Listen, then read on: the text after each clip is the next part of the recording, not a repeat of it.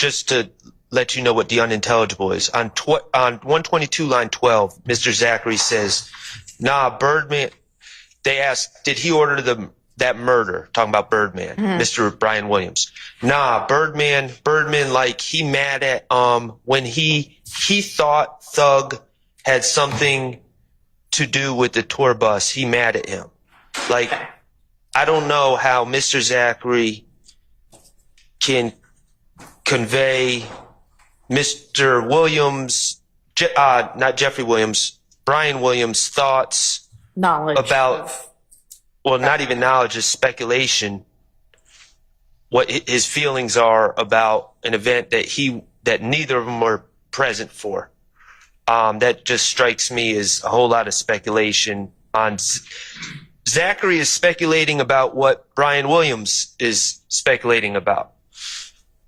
And I just can't see a world where that would be coming in. Okay, well, I think that Mr. Adkins is essentially conceding that unless the state is able to establish a foundation for how Zachary can testify to what Birdman is feeling, that they wouldn't be able to use this. Right? Correct, Your Honor. Okay. Your Honor. Yes, sir. The state of Georgia had Mr. Brian Williams on their short list. They did not call him. Same with Rich Homie Kwan or Mr. Lamar. I specifically asked the very first witness in the case. He testified several times. I can't remember his name. Belknap. Belknap. He's with City of Atlanta Police Department. Whether he is alleging that Mr. Brian Williams was part of any type of conspiracy, any type of gang. And he said, no, it's entertainment for show. He has no information. He was not making that claim. So it's total hearsay. There's no co-conspirator link. This would be just, I heard him say something or I didn't hear him say something, so I would object on that basis. Okay. Besides, reading someone's mind and what your court said. Okay, well, I'd like to cross-examine Mr. Brian Williams. What he's saying is, no, I don't think he had anything to do with it anyway, but. Your Honor, if I thought Detective Belknap had discussed some of that Mr. Birdman was a blood, but we're not saying this is a co-conspirator statement, right, for one, and who the state calls or doesn't call is irrelevant to the evidentiary considerations for today. Sure. Is the state's position. I mean, I agree. I disagree because being a blood, quote unquote, I'm not saying that the gentleman is, I'm not trying to tarnish him or maybe say something accurately, but that's come out in this trial. That's not illegal. Agreed. Okay. Agreed. I just think as to this issue, if and when it potentially arises at trial, we take it up then. But at this point, the state understands that they don't have a foundation to be able to use this. Correct. Okay.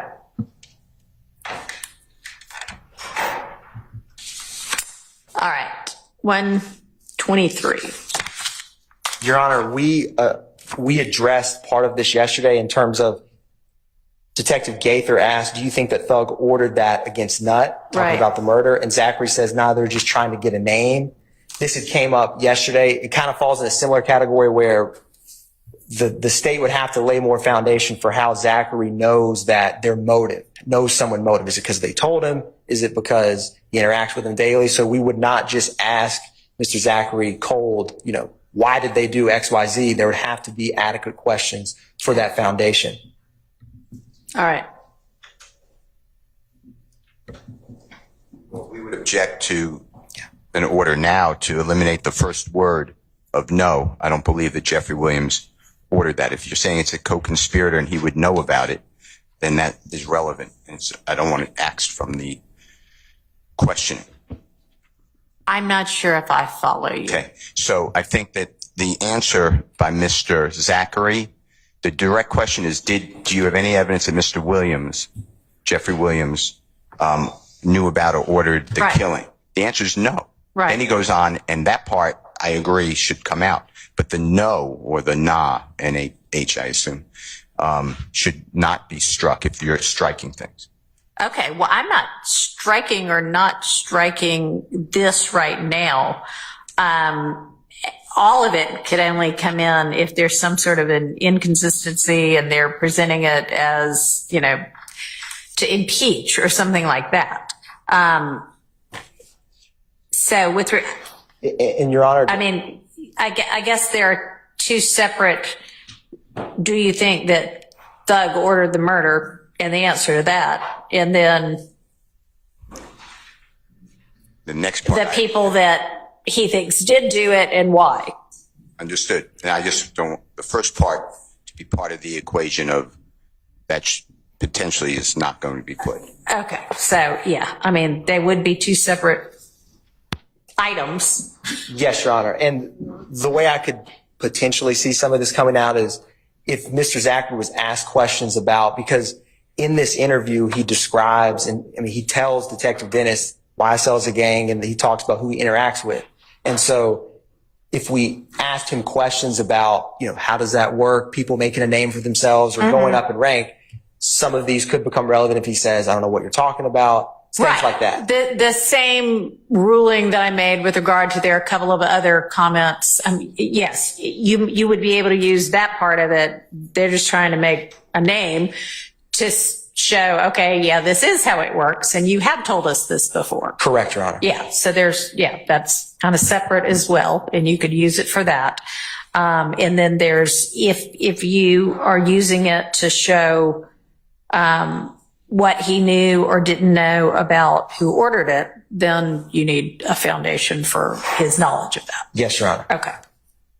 That clear for everybody? Yes, Your Honor. All right. Your Honor, could I just add one, a 24B to my list? And Yeah, it doesn't sure. even show up. Okay. It doesn't show up in the transcript, but I think it affects Mr. Williams, frankly.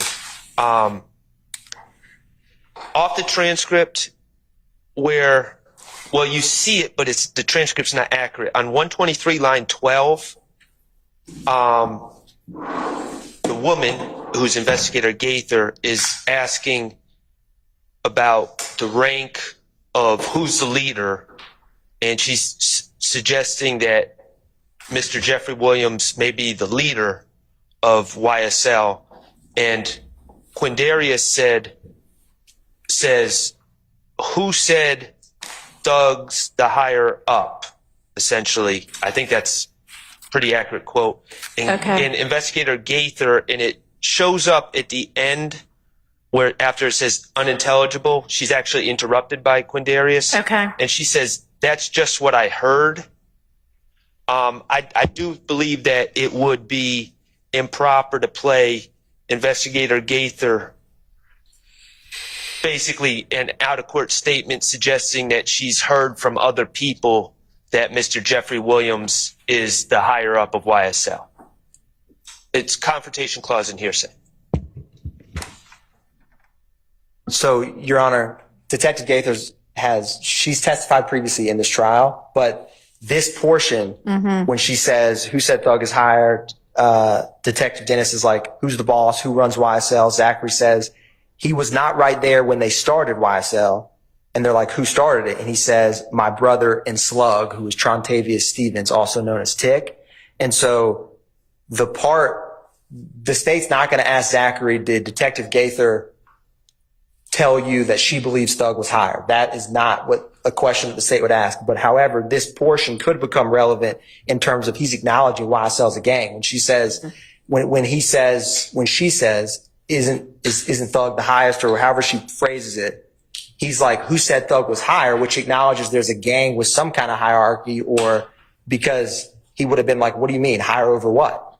So, so the state, if Mr. Shart's objection is to Detective Gaither's, words saying, I heard Thug was higher, the state does not intend to be asking Zachary about Detective Gaither's opinion on Defendant Williams or the YSL gang. But this portions of it in relation to Zachary saying who he believes started YSL and his own brother, that kind of stuff, he has adequate foundation. We'd have to ask him on the stand to explain that. That's kind of the state's And I don't have a problem with anything that Mr. Atkins just said. All I'm saying is, and they could ask about that, and quite honestly, I think the defense likes Mr. Zachary's answers. All we're objecting to is if it's played, there's a prior inconsistent played to the part that Investigator Gaither says, that's just what I heard, referencing that Mr. Williams is the leader. Okay, so you're saying if for whatever reason it does end up getting played, strike the, I mean, that's just what I heard part. Correct. Any problem with that? No, I agree with Mr. Shard on that. All right. Or the state does. Sounds good.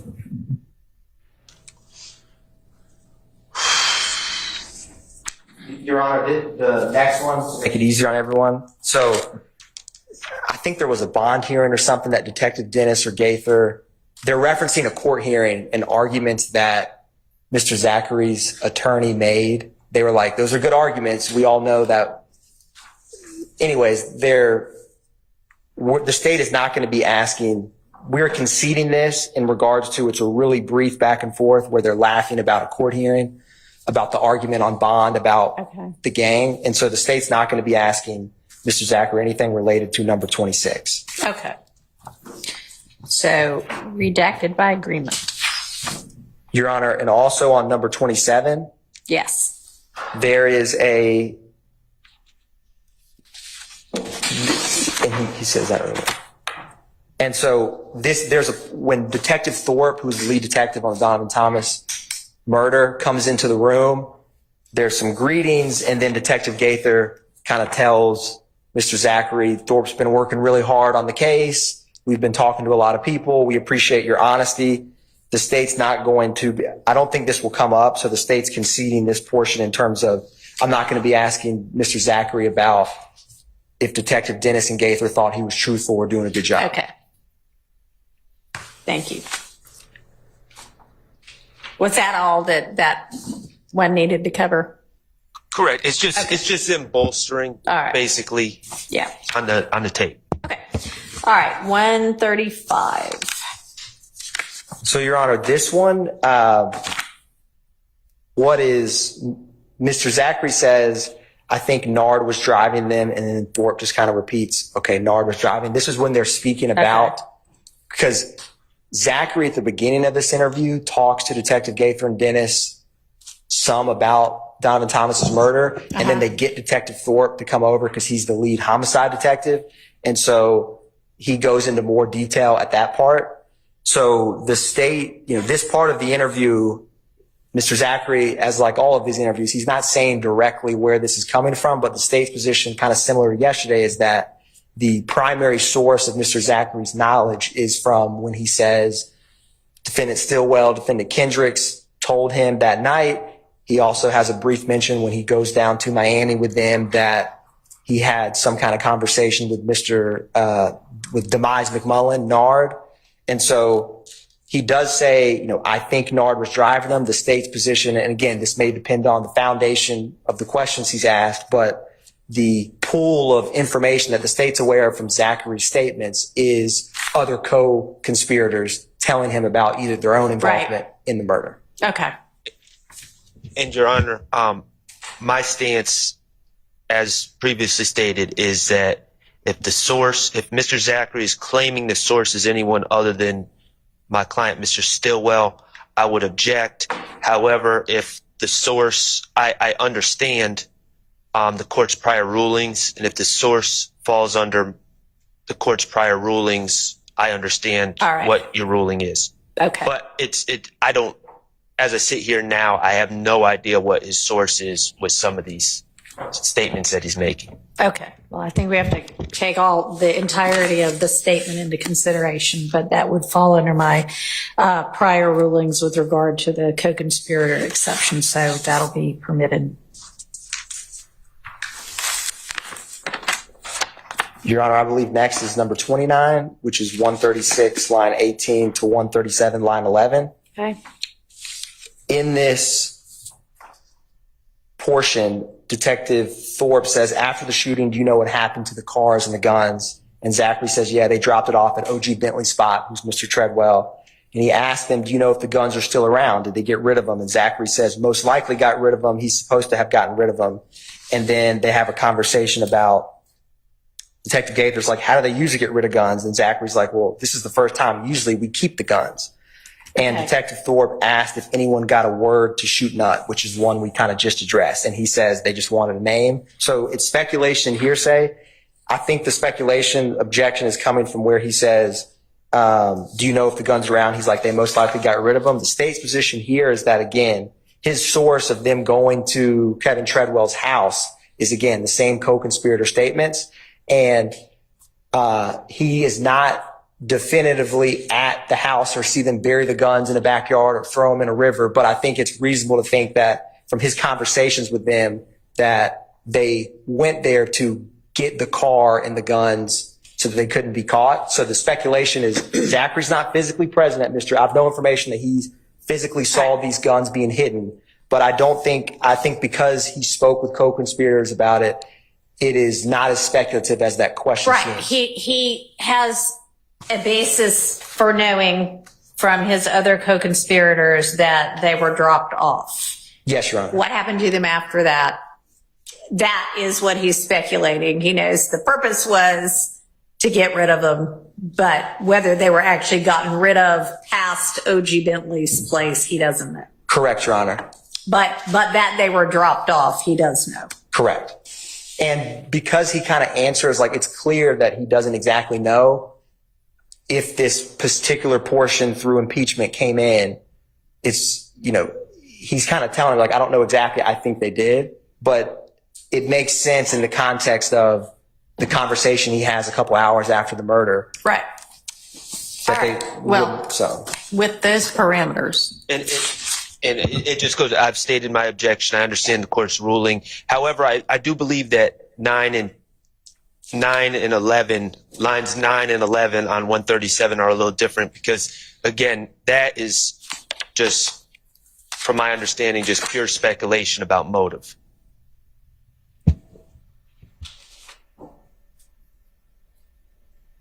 And this is kind of similar, Your Honor, in terms of the state would have to ask him foundation about how does he know they wanted a name? Sure. All right.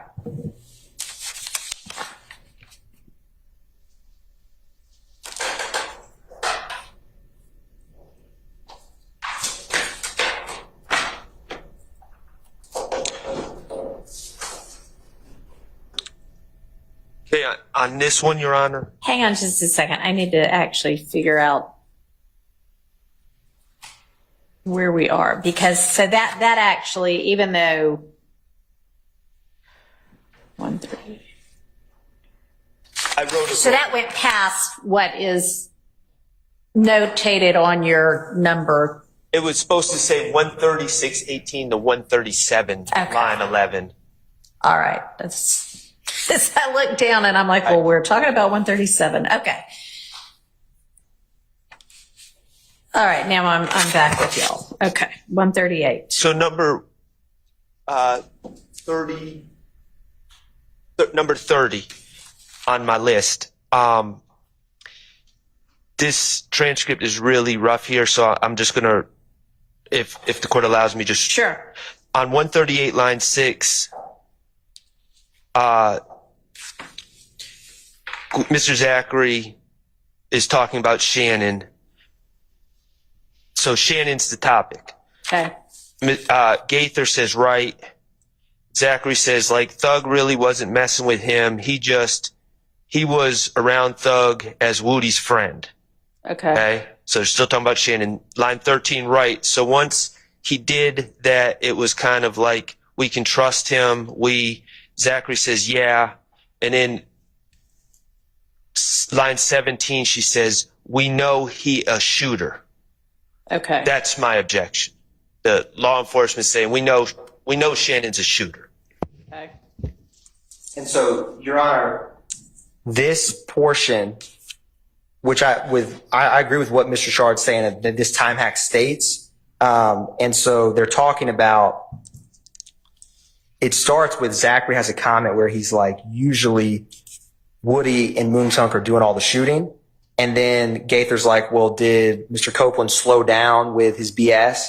And he says, when he's around a lot of folks, he gets pumped up, and they're kind of asking, how did Shannon Finnan-Stillwell get into the picture? And so he's like, well, he was friends with Copeland, comes around, and Zachary says, no one really knew Mr. Stillwell that well. And then, the way that what they're talking about is after the murder of Donovan Thomas, Gaither's like, well, once he did that, and that is the murder of Donovan Thomas, that we could trust him, know he's a shooter. And Zachary's response is, he started messing with Shannon hard. I take the he being defendant Williams. And so the state feels that Detective Gaither's question to get Zachary's response, if the right questions are asked on the stand, could be relevant because, for one, Zachary on some level confirms what she's saying, because he's like, after she says, they can trust him, they know he's a shooter, Zachary says he started messing with Shannon hard, kind of confirming that, he started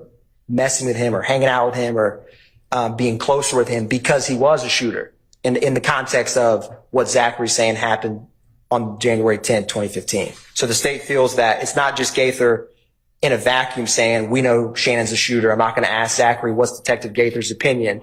But yes, my apologies, Madam Court Reporter.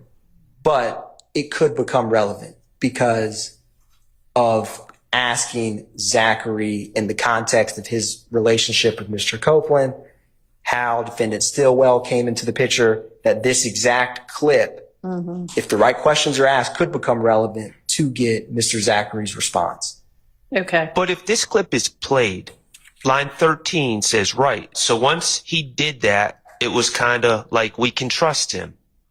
And Zachary says, yeah. And then we could easily go to line 19. He started messing with Shannon and then they go into Woody becoming a new Slug and Shannon becoming a new Woody. But none of that requires line 17, law enforcement saying, we know he's a shooter. That's my objection, specifically that line. I understand. Right. So up above on line 6, what gets said then? They already knew Shannon liked something. I just have it say that until. Like that until. It doesn't make a lot of sense, but that's what they're kind of interrupting each other. Yeah. My note, Your Honor, is Zachary says, so lines like 2 or 3, Detective Gaither says, did Woody slow down with his BS? And Zachary says, nah. When he's seen that there's a lot of folks around Woody, they pumped him back up. No one knew Shannon like that until Thug, not really messing with him. He was around Thug because he's Woody's friend. I agree. Yeah, that's on the prior page, right? That's 138, line 10. Right, Mr. Atkins? That's where you're at?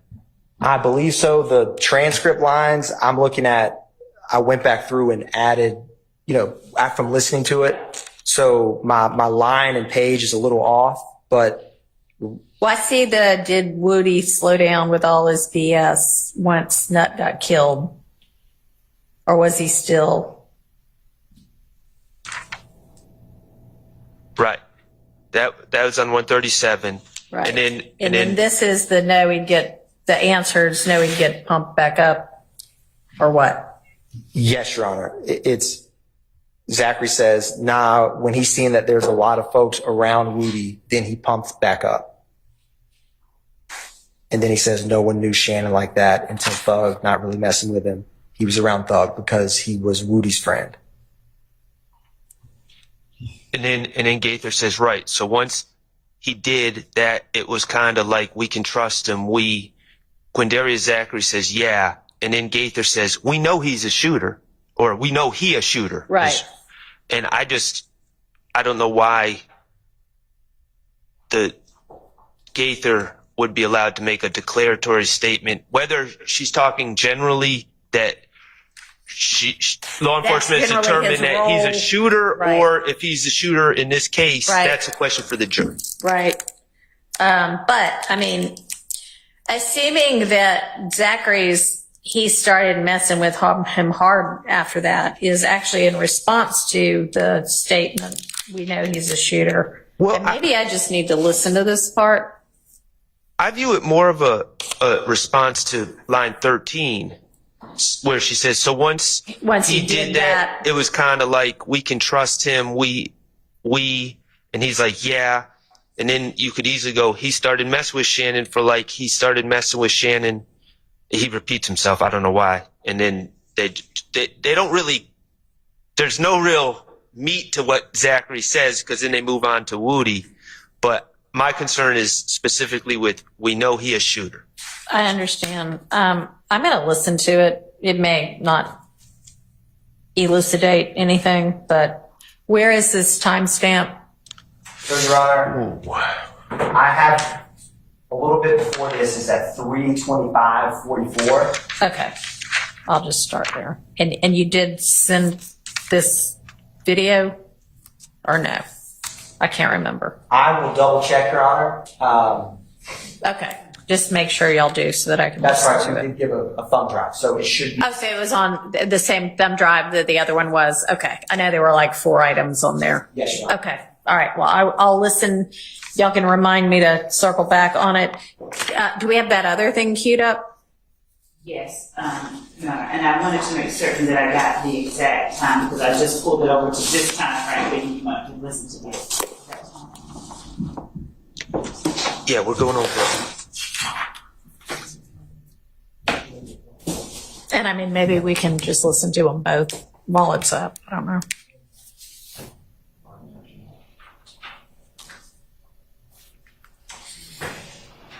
Keith, forward that to, can you forward it to Carrington?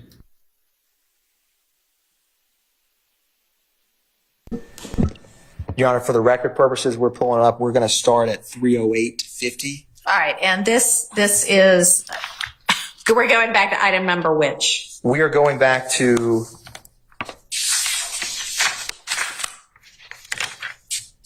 this. Actually, kind of tackles a couple items because this is all about who shot Lucci's mother's home. But I believe what prompted us to go back was Item number 23. Was that the one we were? yes, Your Honor. I think it was 23 Yeah. because we weren't sure if Zachary physically saw these guns or Right. Okay.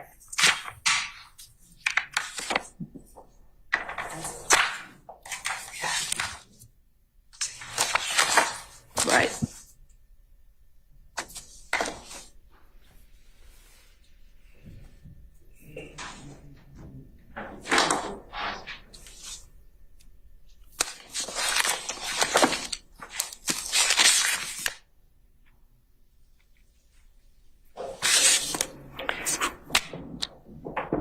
And I've been told that if I plug a headphone into the computer, if I'm on Zoom, maybe I can hear it better. I don't know if that's true. I have to get on Zoom first. Are you playing it through Zoom or are you playing it off your computer? All right, let me then join Zoom.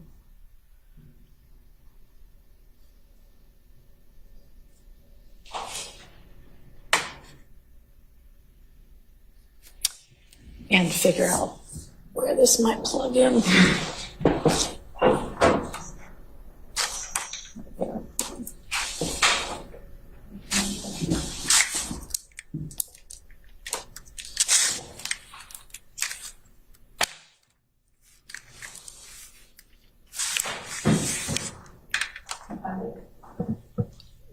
Your Honor, before we play, so 3:08:50 is when they first start. Literally, Detective Dennis asked him who shot up Lucci's mother's home. And then I'm happy to start there for the court if the court would like. There's about 3 minutes of conversation, but when he specifically starts talking about what kind of gun did Shannon have on it, which is more tethered to number 23, I can jump just to that part. I want to just ask the court if you want me to play a little bit before or go right to when he's discussing the part about who had what firearms.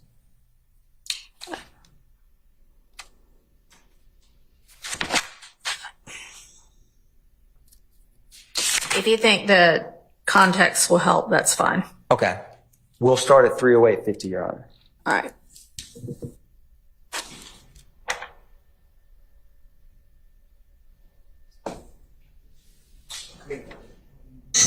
Officially 308.41.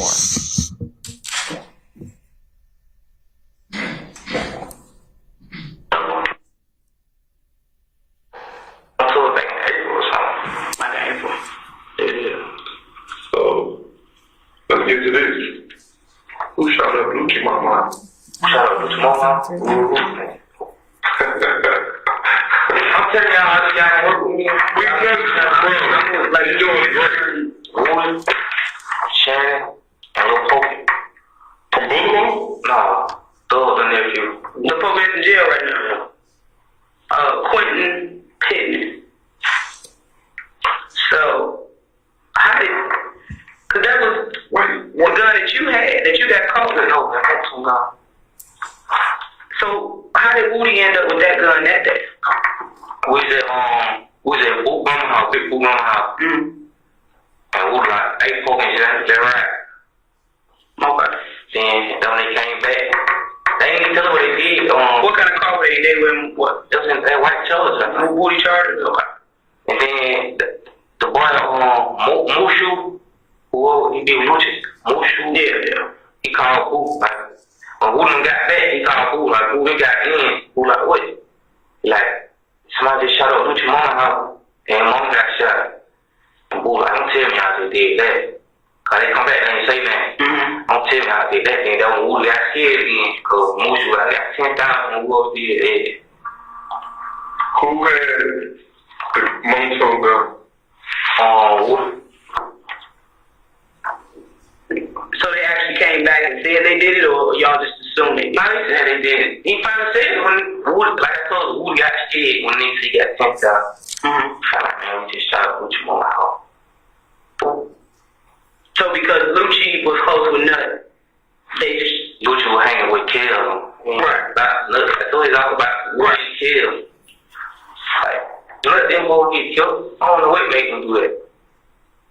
Did you know Nut? Yeah. He gave me $20 and stuff. You know, I put him on, get some gas money, phone bills, doing stuff like that. So he's like a big homie. Yeah, he cool with the whole city. I'm gonna tell that's what everybody said. So everybody speaks highly of him, but he still was a street nigga.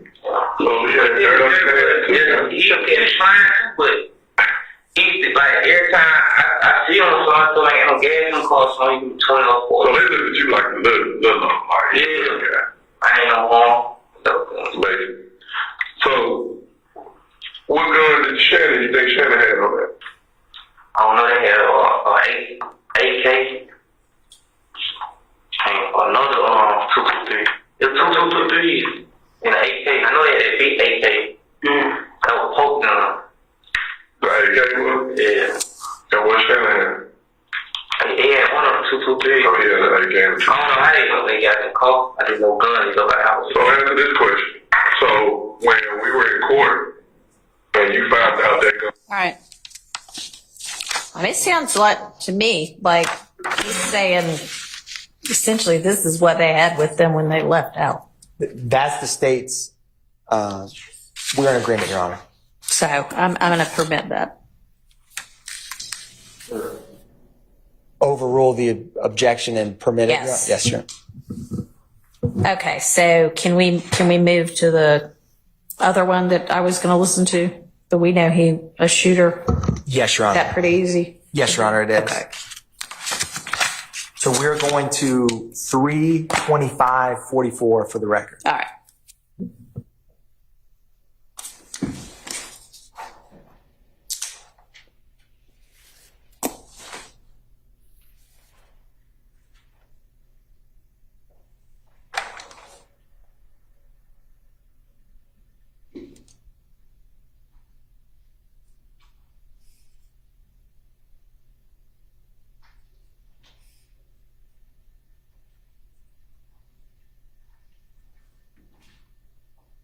$325.29.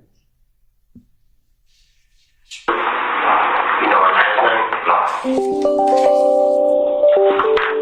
You know where she rented it from? So, after the shooting, Do you know what happened to the car and the guns? Yeah, they dropped off at OG Family Spot.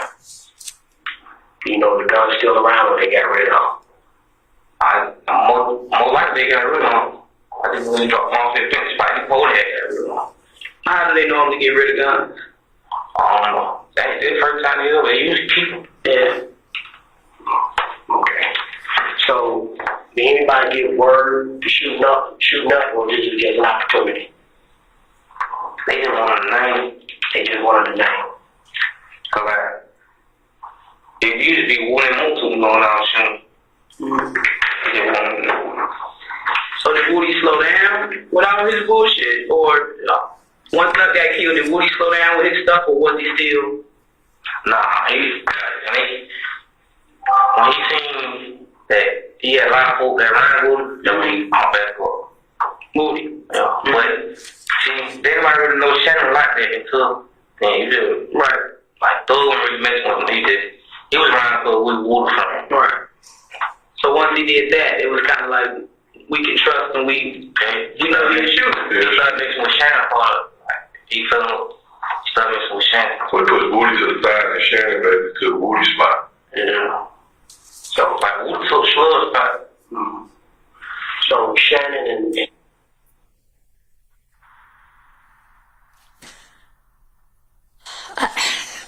It is really, I don't know that it can be determined that he started messing hard with him is in response to him being a shooter, to him doing that, to him coming around with Woody and it being okay because he's Woody's friend. I mean, I just think that I don't think you can base that Thug started messing hard with Shannon on him having been a shooter. I'm going to exclude that. Understood, Your Honor.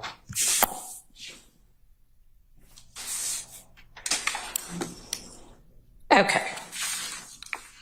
So moving to 144.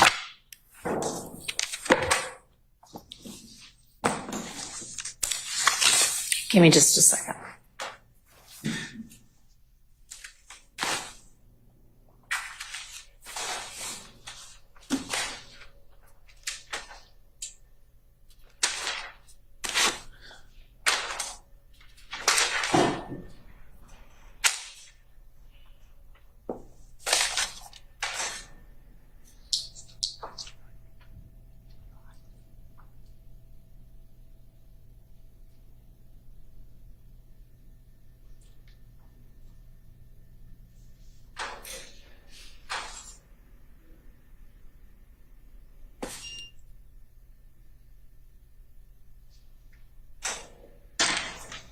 All right.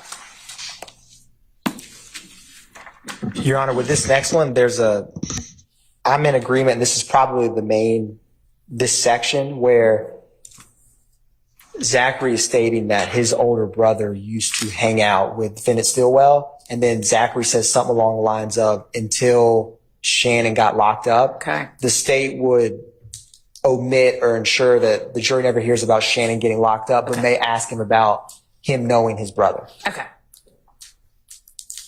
That takes care of that objection. Yes, Your Honor. All right. Thank you.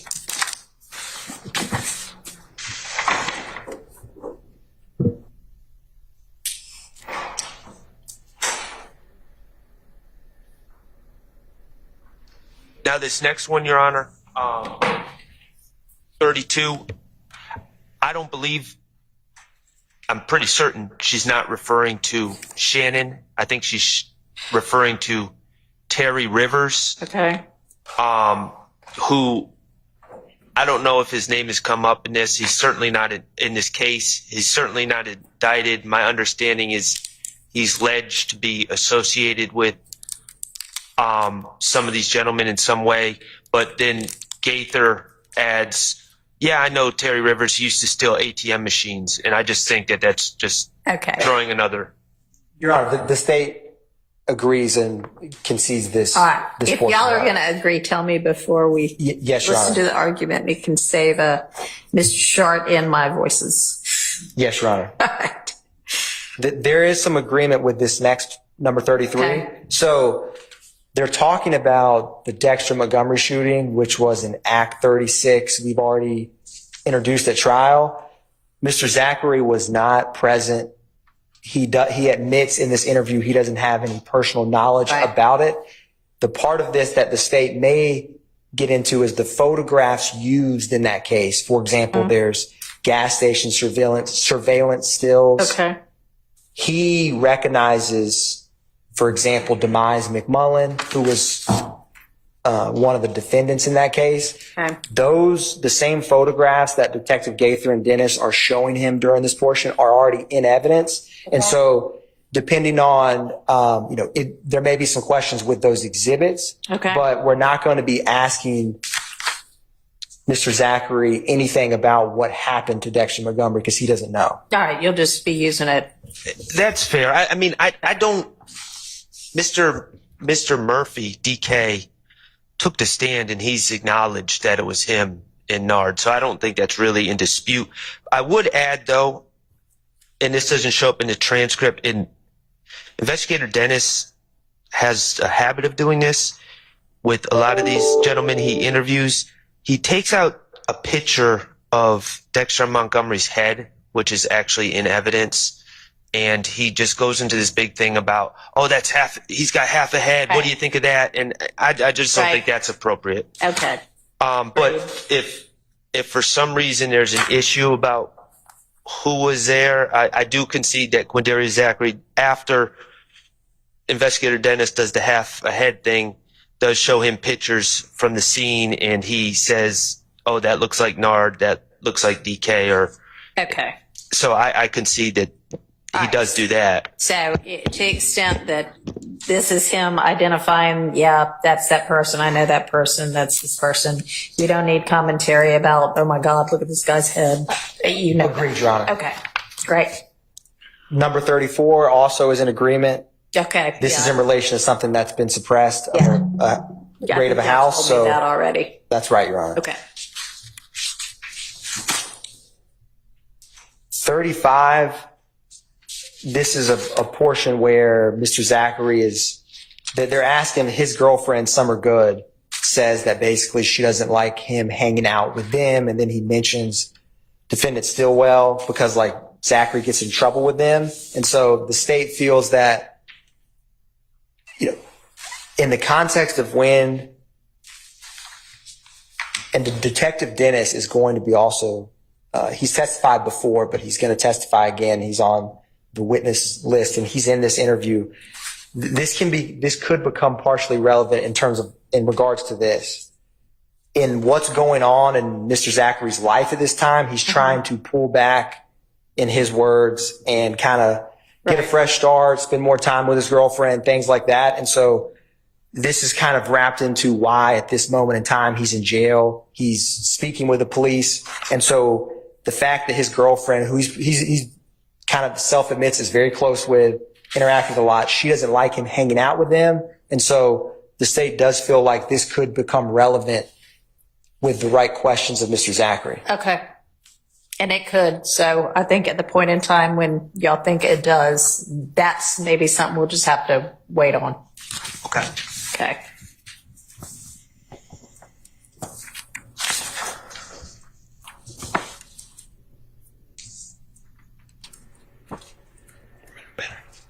Your Honor, the next one, number 36. So Zachary is discussing when his brother died. And what he says is he died when Haiti Gang robbed him. Okay. Haiti Gang is kind of a subset and affiliated with If Gang. And so the state feels like this is very relevant because Zachary's older brother, who in an earlier part of the interview, he says was one of the Zachary founders. Says, correct. Yeah. That the fact that Haiti Gang robbed and killed his brother, that is relevant to how he kind of got involved in a gang. So it's not as much about what happened. We're not going to be asking him details of his brother's murder, but this portion could become relevant when we ask him questions about his brother.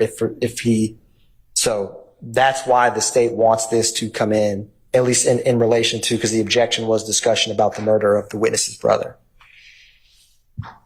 So it'd be a brief discussion of that, if at all, depending on how he answered. Okay. Well, I mean, 159 looks to be like the details of it. So even based on what you're talking about, this part may not come in. Yes, Your Honor. Like, we won't be asking him like what street his brother that happened on, or Okay. we would just be asking him, or we may never get to a part where we have to play this to discuss this part, but it's just about the fact that Haiti gang robbed and killed his brother. Okay. That's the part the state wants is relevant. All right.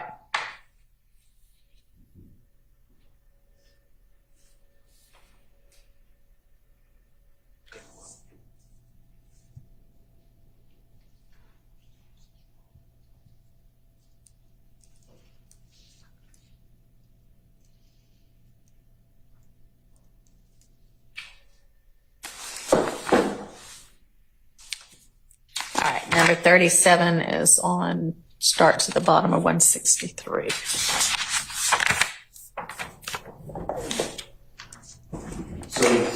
Your Honor, this portion is when he's discussing the shooting of Dwayne Carter's tour bus. Mm-hmm. So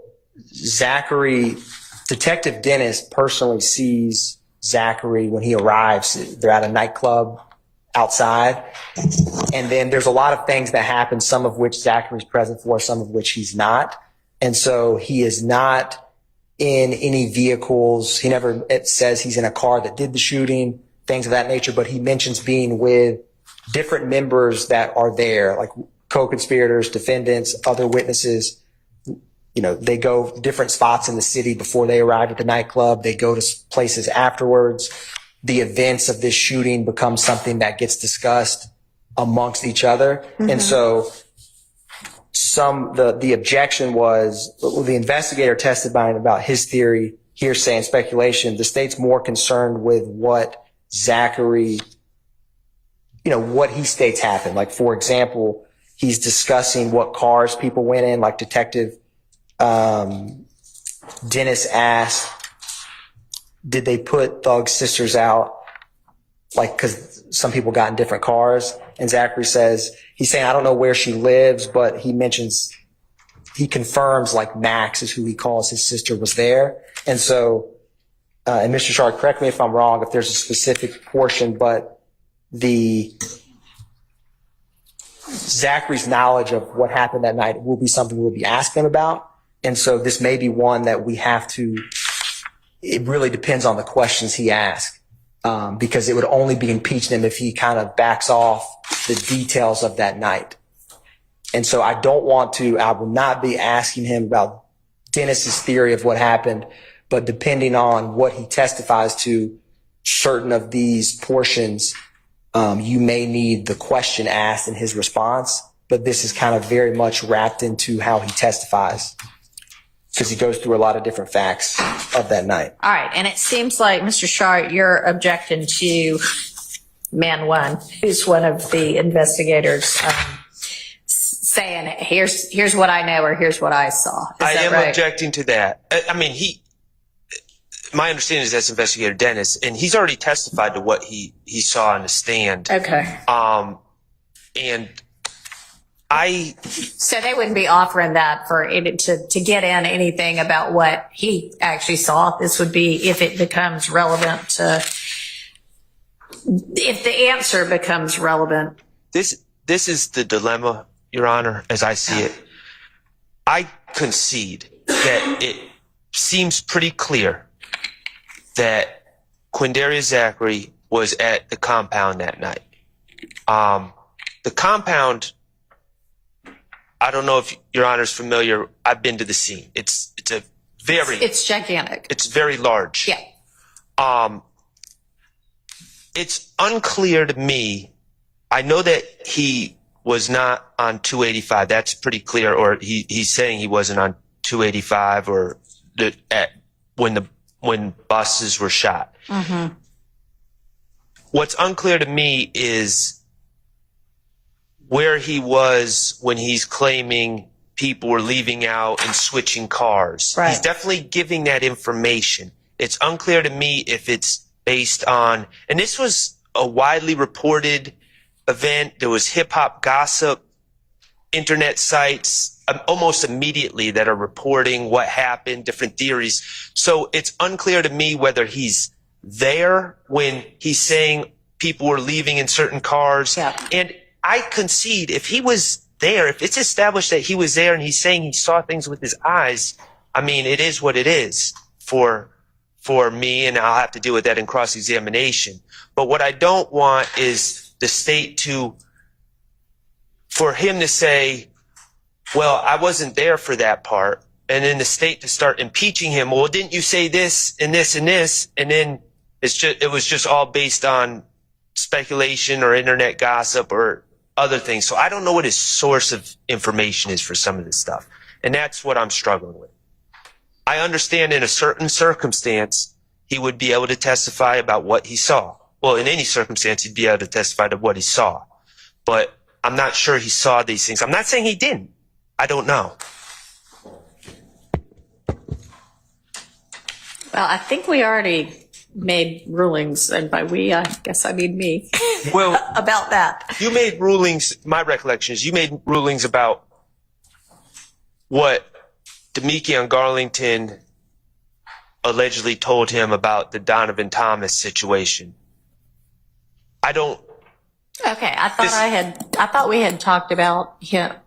Maybe we haven't, but I mean, to the extent he gets on the stand and says, yeah, I wasn't there, I don't know any of this, the state can cross-examine him about what he said before, and it may be that it's established through, not cross-examine, but examine, and then y'all can cross-examine him about whatever the inconsistencies are.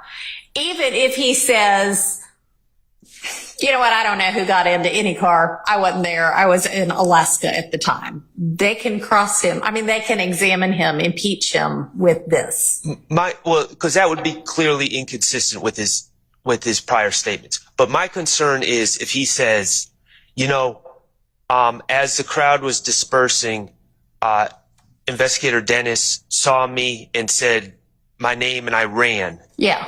And I ran from the scene and got into a car and left and went home.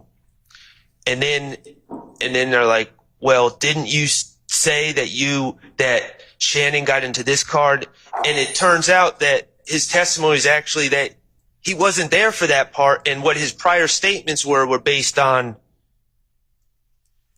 something else. but who knows whether it's true that I understand. what his testimony is, you know, whatever, next Wednesday, that he says, oh my gosh, the cops saw me and I ran and I went home and got in my bed.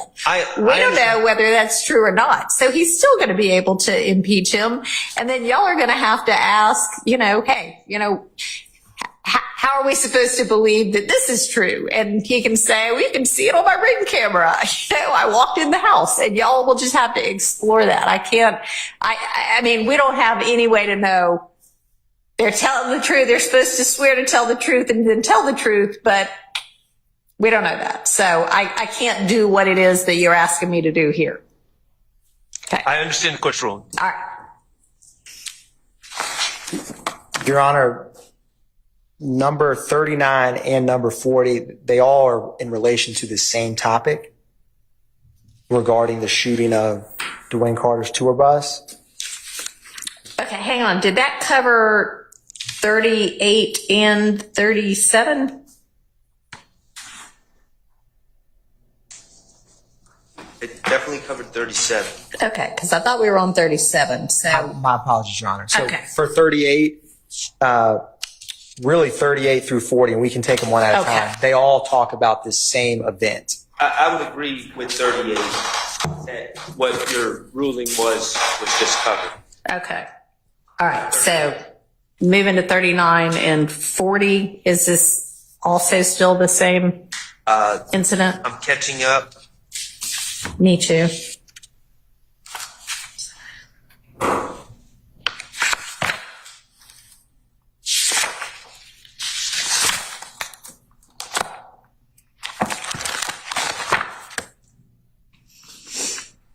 Okay, so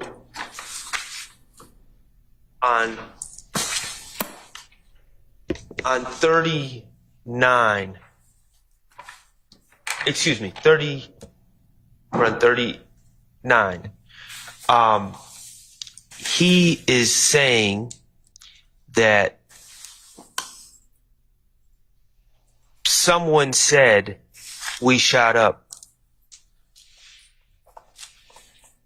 the tour bus, but there's a pronoun we, and it's unclear who the declarant is or where that's coming from.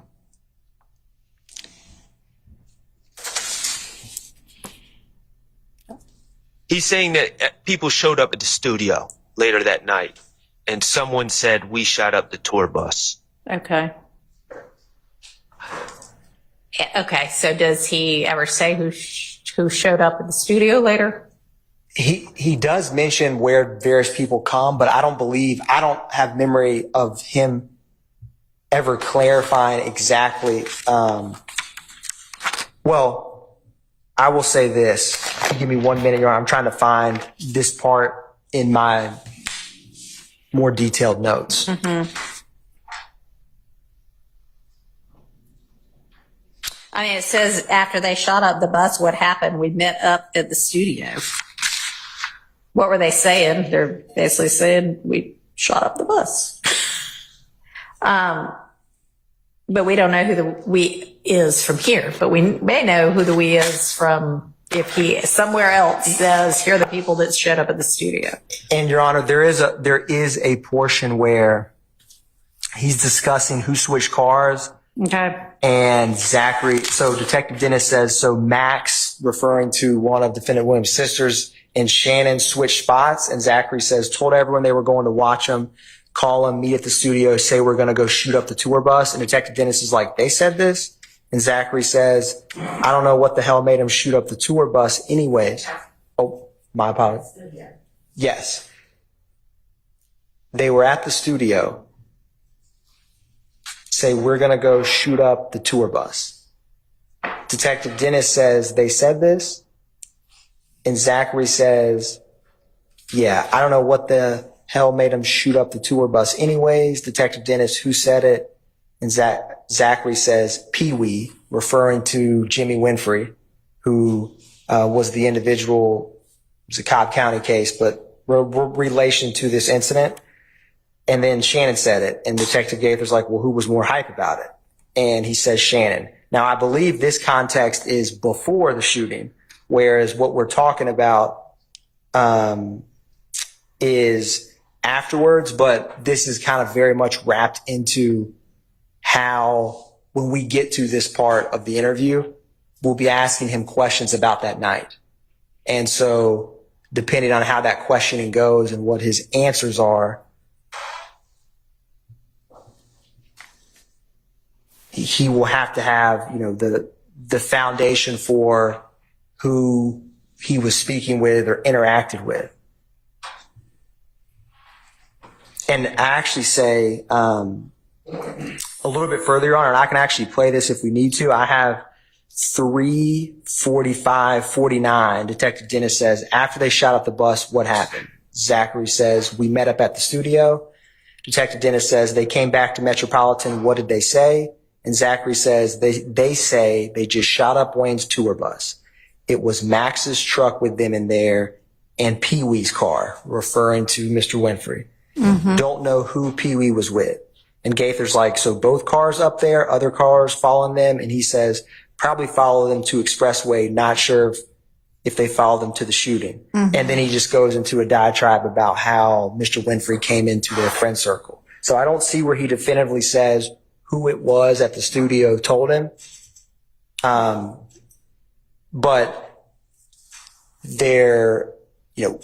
this event happening, there's a lot of communication about it because it becomes a big incident that happened. And so I don't know definitively who at the studio told Mr. Zachary, but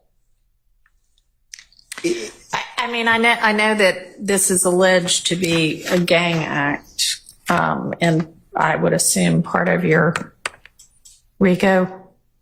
Correct, Your Honor. Okay.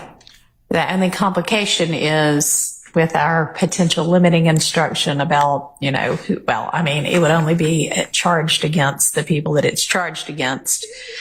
And it's Act 39. It's only in relation to the RICO count because this incident happened in Cobb County.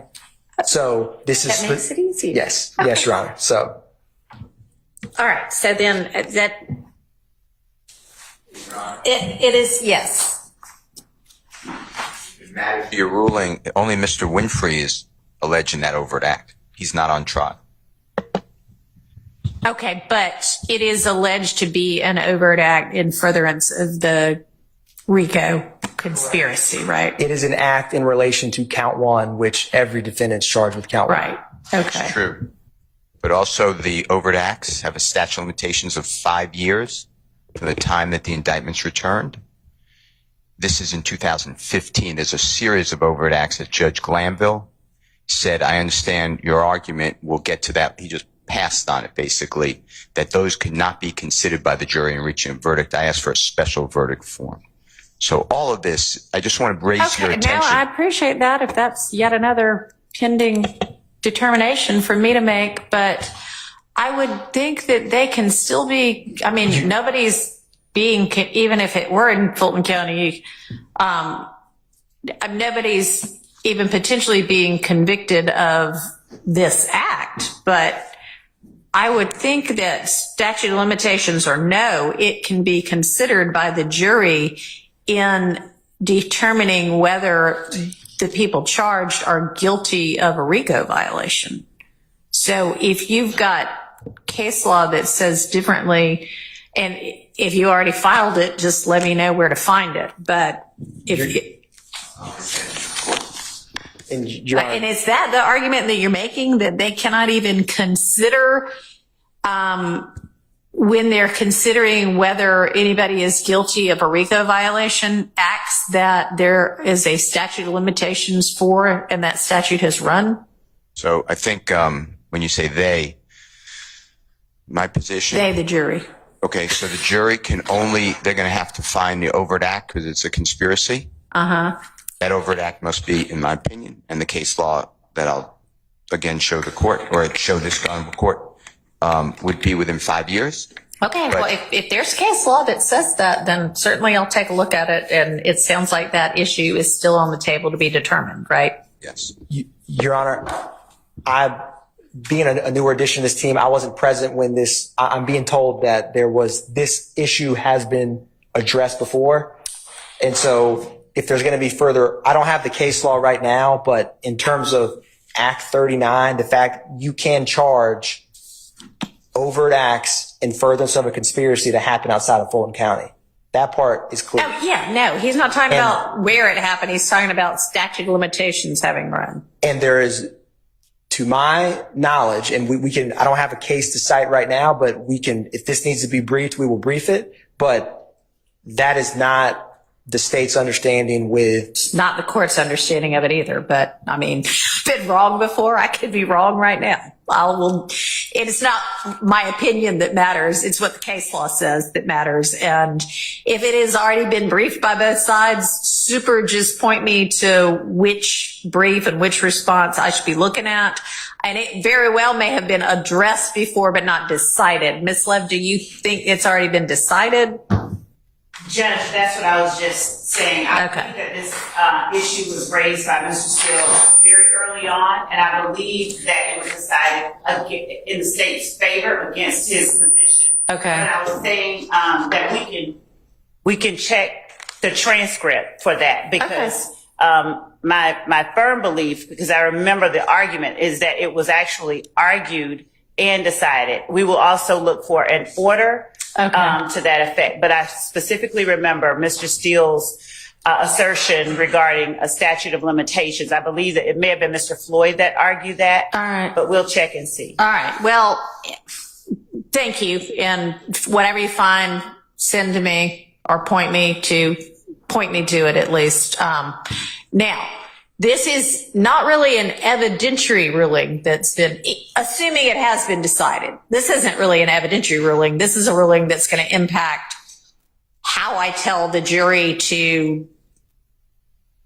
deliberate on issues and what kind of verdict form we need. And so it really is something that I don't find myself bound by whatever the prior ruling was, even if it was made. I want to take a look at it myself and make my own determination based on the case law.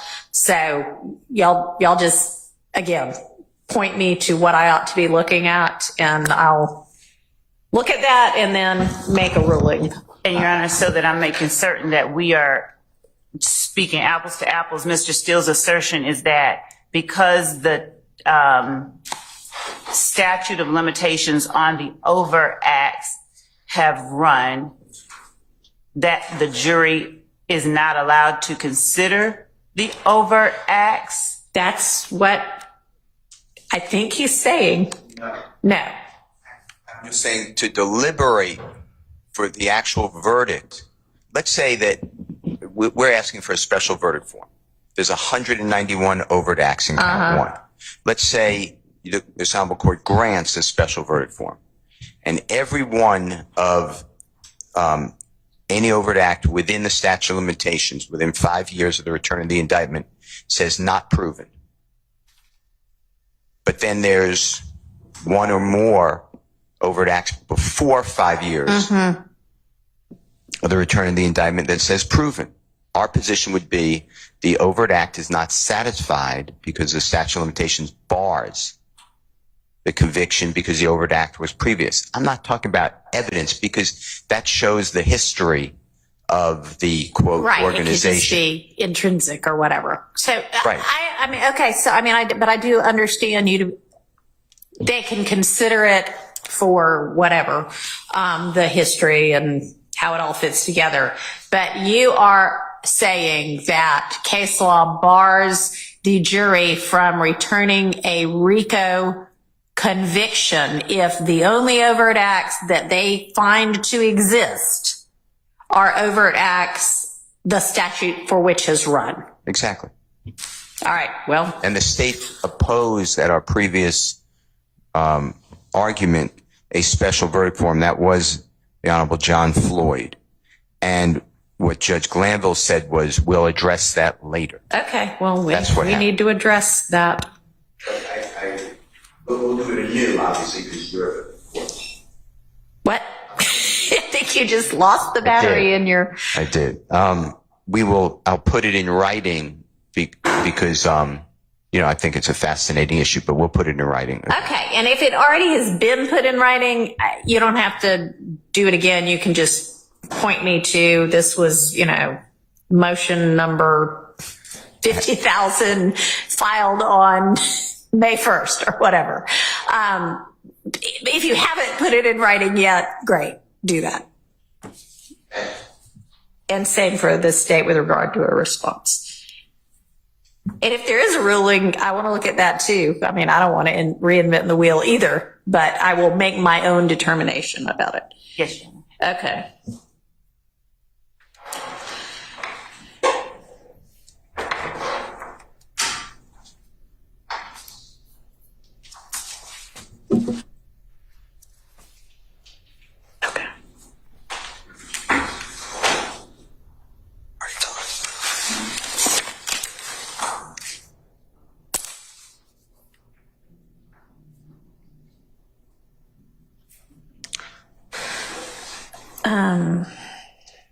All right, so where were we? Your Honor, we were on 176, line 6 is what we were just discussing. Okay. And just to be clear, if the foundation is laid that Mr. Zachary is falsely asserting that my client stated that, then I understand that that's just going to be a subject for cross-examination. However, if it comes from a source, allegedly comes from a source other than my client, our stance would be that would be either rank hearsay, something he read off the internet or something, or if it was said to him by someone else. Okay. I'm just using an example. Sure. Pee-wee. That would be spilling the beans. And that's, Okay, well, and I'm rejecting your spilling the beans argument with regard to all of these things as they're going down and immediately after they go down. Now, if his source is off the internet, then that's a different story. But you have you have a basis for, I mean, they all get, whomever they get together at the studio afterwards and talk about it. So. Yes, Your Honor. And Zachary says we met up at the studio, and then Detective Dennis says they came back to Metropolitan, and he says they say they just shot up the bus. So he's kind of responding to like a person he's around. Mm-hmm. So, but understand, and we will ask him the right foundation for that before just asking an out of the blue question of, you know, they told you they shot up Little Wayne's tour bus. Okay. And the next, certainly the next two, Your Honor, the state is in agreement in regarding Mr. Shard's number 41, page 178, line 1 through 2. It's a comment that Gaither makes, so the state. I'm going to withdraw. Can we do it 140 first? I mean, 40 first? My apologies. I skipped over that. 40 is just him saying what he feels that there were cars following on the expressway. He wasn't there for that. And he actually says they probably followed them to the expressway, but I don't know if they followed to no shooting. Yeah. So he's just speculating there. He's basically saying beats me. Yeah. Yes, Your Honor. We will not be asking about those cars on the highway. 40 is out by agreement. 41, I'm going to withdraw, and I just think it's needed to add context. All right. I think it would be improper in some ways, but quite honestly, it involves Mr. Steele's client and Mr. Adams' client, and Mr. Zachary says no, so I think it's needed to provide context to the no that Mr. Zachary gives. All right, thanks. I can see that. And Your Honor, number 42, the state's in agreement of. Okay.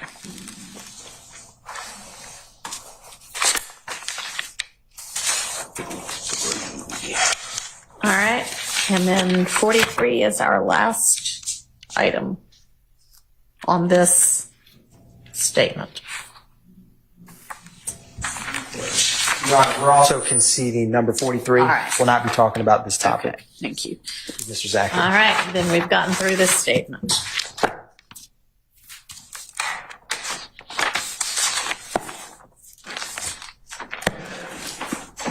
All right, we'll take a break in just a second.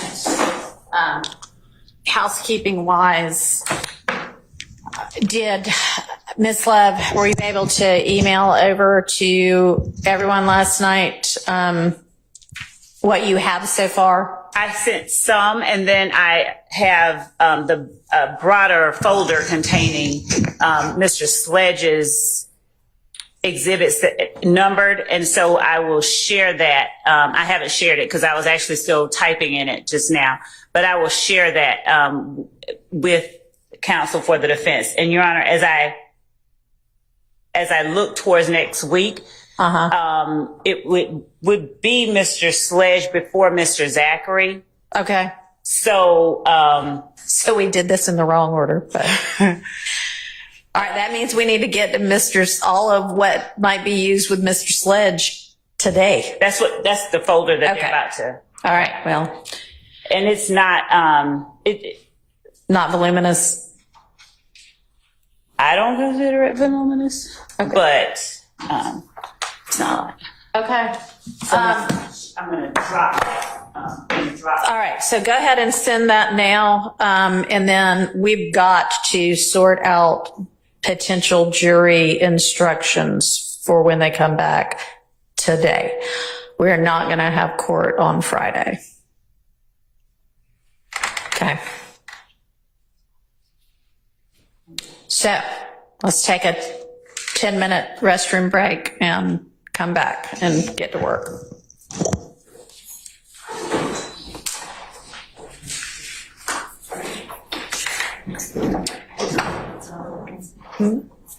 No, and somewhere else and see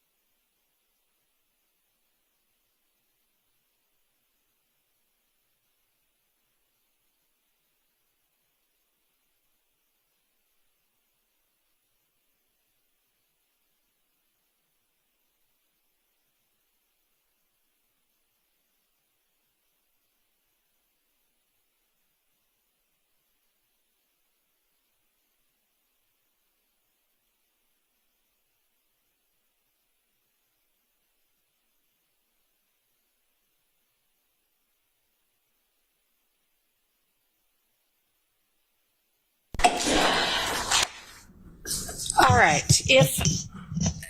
If y'all have just now gotten the evidence that is going to go with witness Sledge, I don't know if y'all are ready to tackle that right now or. It can't be because it's still sending and uploading. So I'm on Dropbox trying to.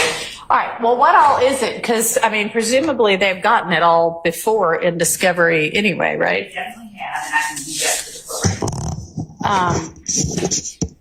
for the Yes. I can address, Mr. Sledge gave a prior statement can be played on evidence reviewer, following his arrest for the 2015 alleged shooting of houses. He was arrested as well as Mr. Zachary. Okay. I can address that. And there was one on what Mr. Adkins sent. There was one jail call that was identified, and I can address that as well. I don't know if there's more, but his statement I can address, the jail call I can address. So those two, he's correct, identified those and given them to those. The statement is the statement we mentioned earlier. And the jail call is that Mr. Shard is correct in those. And we are ready to respond to whatever it is that they bring up while we're sending the rest of it. Okay. The prior statement he made in 2015, he's brought in regarding the ag assaults, and he is questioned. He's Mirandized. He gives a statement. He denies any involvement.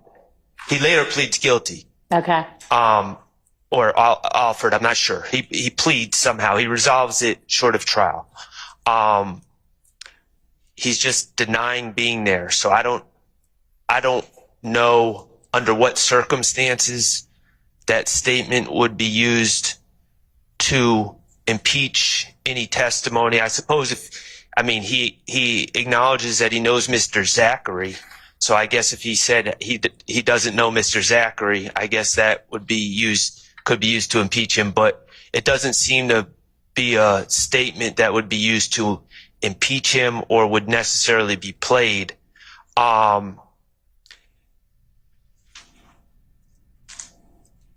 His jail call, I've listened to it. It's essentially him. He had a preliminary, he was charged with the murder of Donovan Thomas by Detective Thorpe.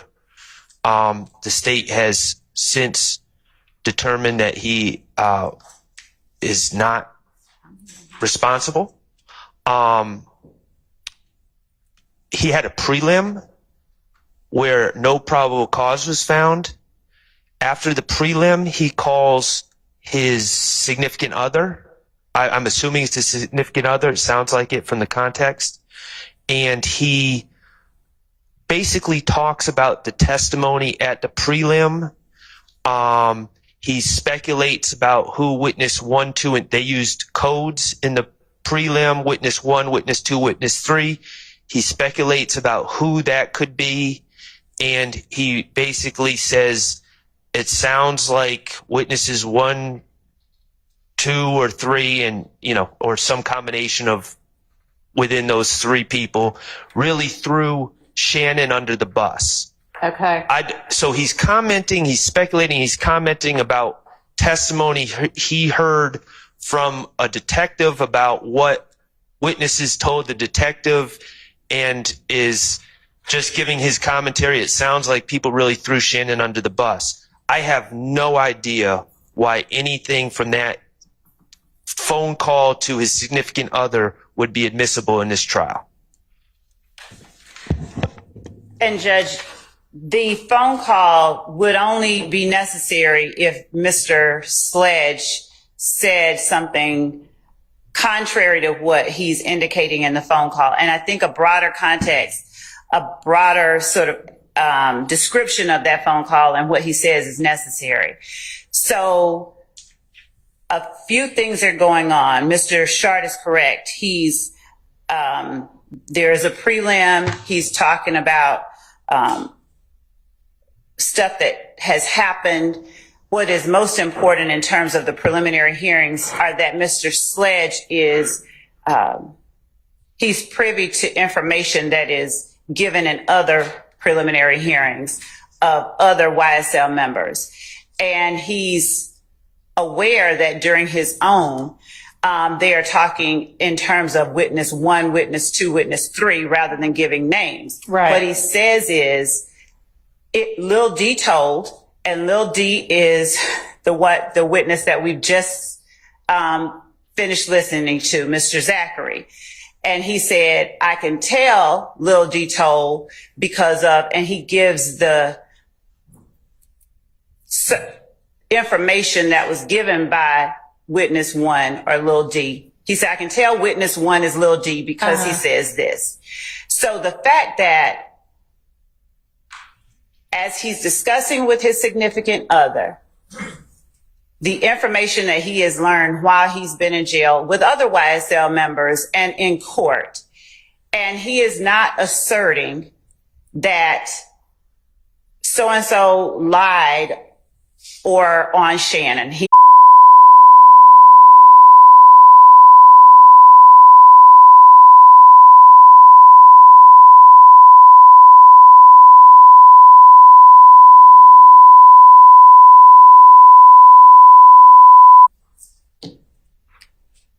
It establishes, 1, the nature of you do not tell.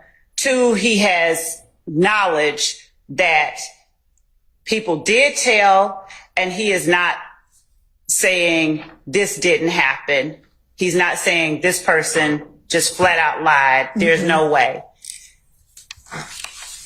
And it also explains indirectly why certain things may have happened. By certain things, this part is just an argument that would be made later. But if I were to make a statement, closing arguments, that of course Mr. Zachary changed his story.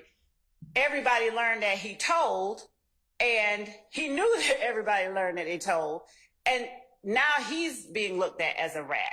So the call that Mr. Sledge makes and the content of that call are necessary for a number of reasons, and they become very relevant when put in the context of other evidence that we will be introducing at trial.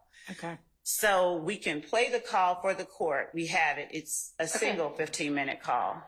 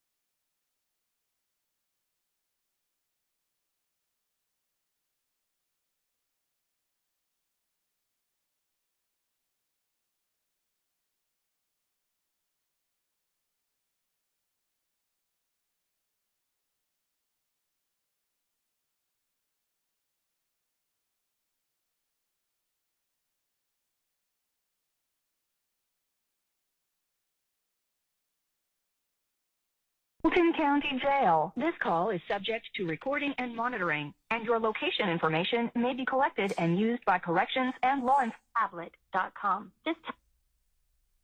During special moments as .net to learn more. What you be telling Quanah for her to be doing all she be doing though? Man, I ain't even talked to Quanah. I seen Quanah in the courtroom with Tip today. I swear to God, I ain't even talked to Quanah. I seen in the courtroom today with Tip. I was shocked when I looked back. I don't think what made me look back. Cause when they first started calling the charge out, that nigga peanut them bad and punched the damn thing and got up and walked out. Some folks did miss you today, though. You know, they would call me and told me everything. What did he say about the bond, though? He said, yeah, I'm sorry, but that is entirely too muffled for me to understand what they're saying. I'm happy to listen to it at lunch if I need to, but until I can figure out how to hear it through Zoom, or, you know, if y'all want to, sometimes attorneys will bring another speaker, but if I need to hear what's being said, I can't from there. Sorry. So I do have figures, but I'd rather test it and then, well, I can try and test it, but I can send it to the court. I mean, if there's an interview we need to get through anyway, why don't we just do the whatever the small, I guess, more discrete objections are to that interview. So Mr. Shart's characterization of the interview is correct. What he does during the interview is essentially he's telling the police, you know, you don't have to do your job. So there is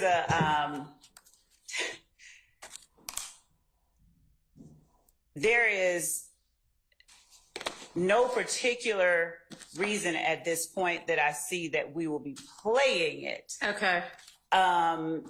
It is not, it's a statement that a witness has previously given, and if a reason arises, I just don't see a reason beyond, you know, you didn't want to tell him until you, I don't see a reason that I'll be playing it, but it's his statement that he gave, and he's denying it. He's saying to them, do your work. All right. Well, Mr. Short, do you know what the discrete portion of that is? And then maybe we can just see whether, even if she does maybe want to use it for some reason, she can say, oh, I'm definitely not going to use that.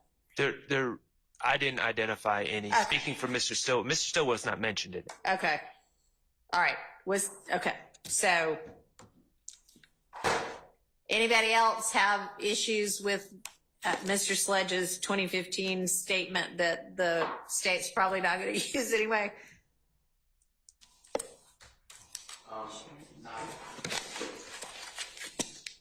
Not on behalf of Mr. Williams. All right. If it comes up, though, obviously we'll. Well, there's nothing in that statement that is harmful to Mr. Williams, but, you know, depending on the circumstances, we'll find out. All right. Well, anybody else?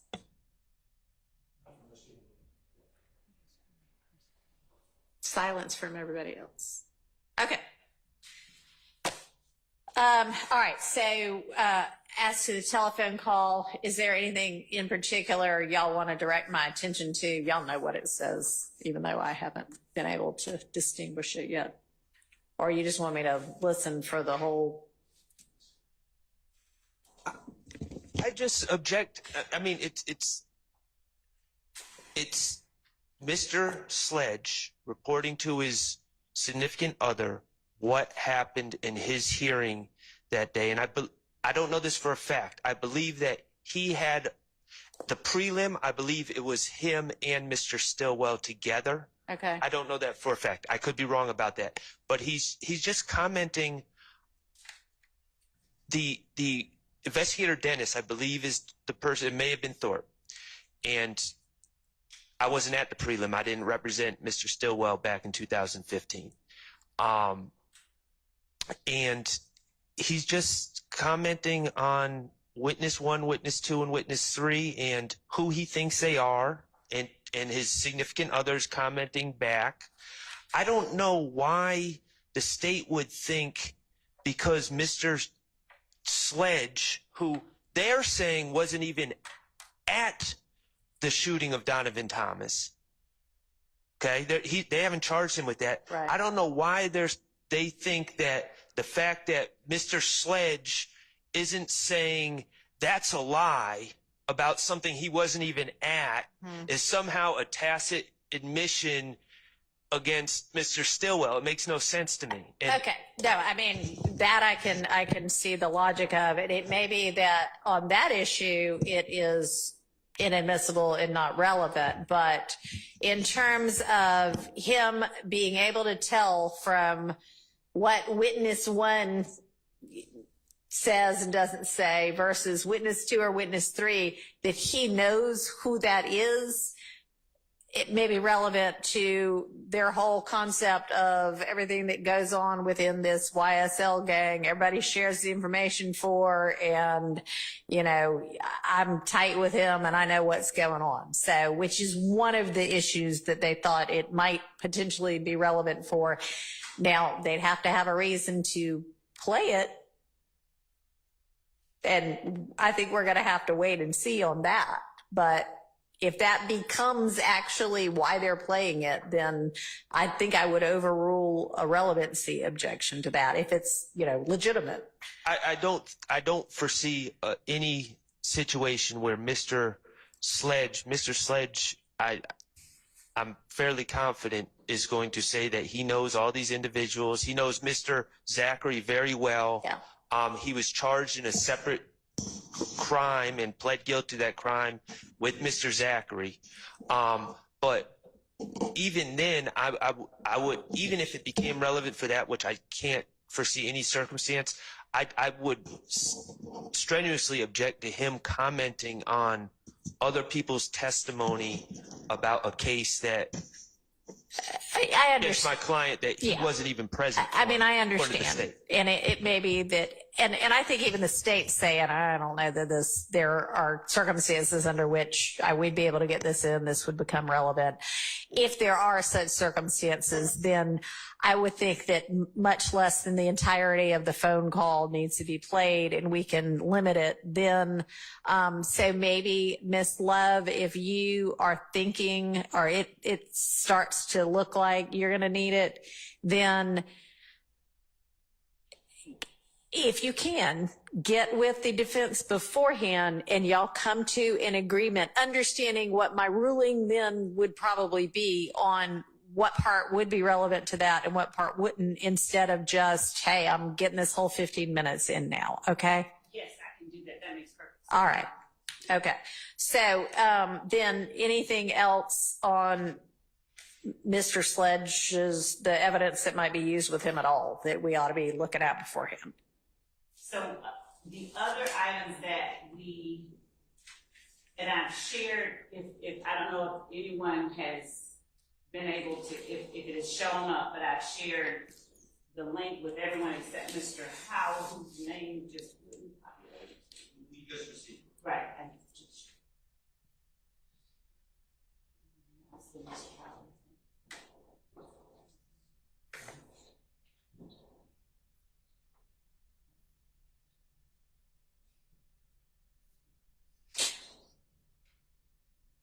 All right, so what other evidence is there? There's the phone call, there's this interview, what else? So there are also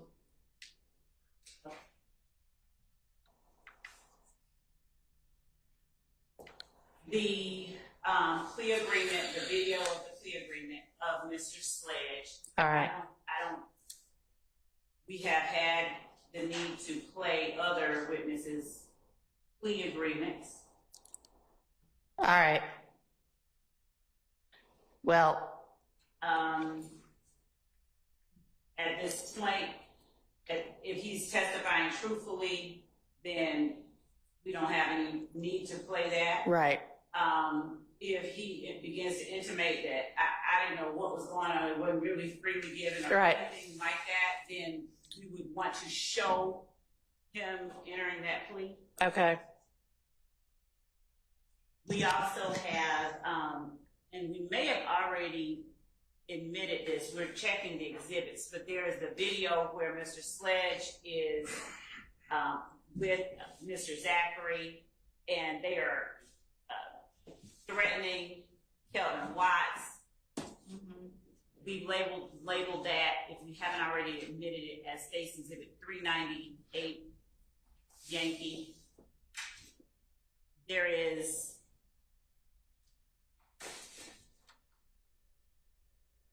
Mr. Sledge's cell phone records, which we would be using or asking Mr. Sledge, is this your number?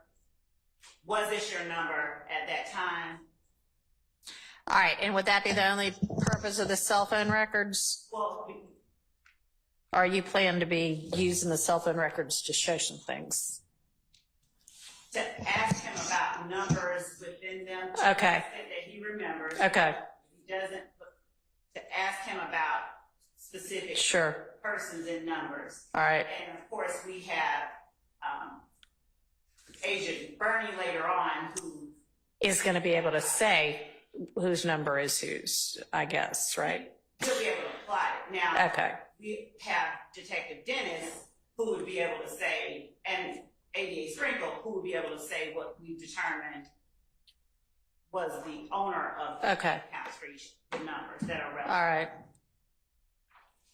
Do y'all anticipate, did the defense anticipate objection to that?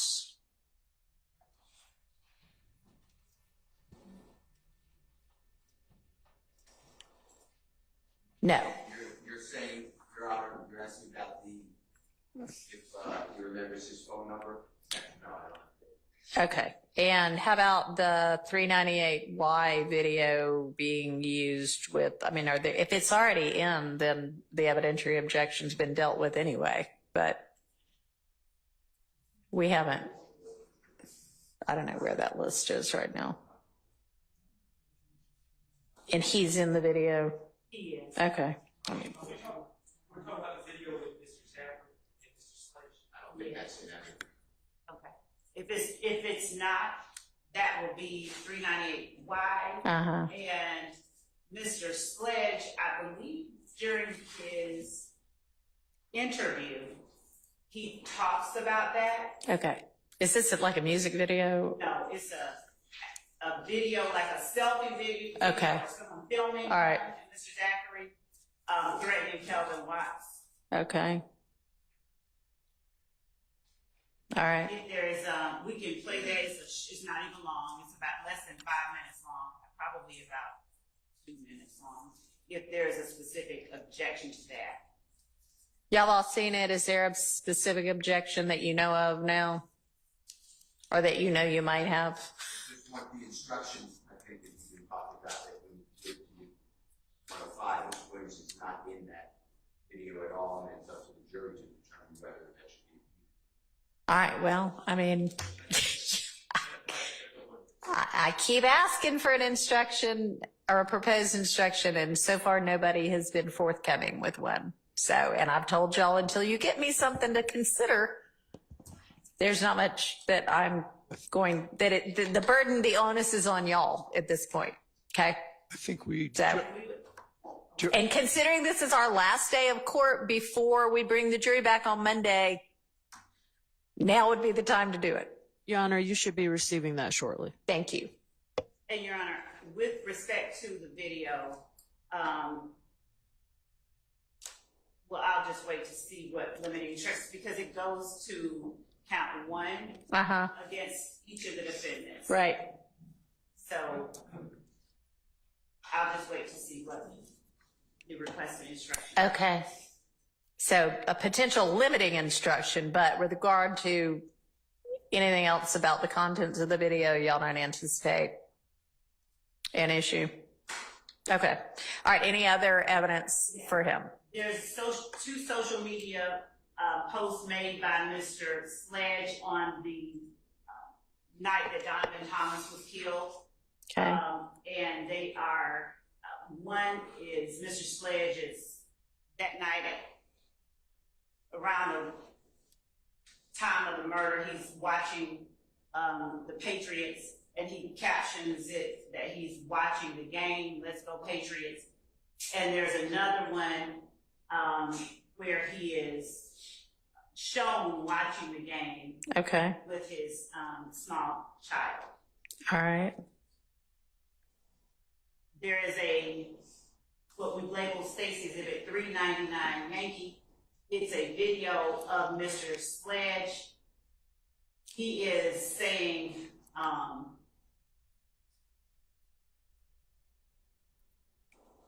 if you go in the courtroom and tell, if you testify, it's not great.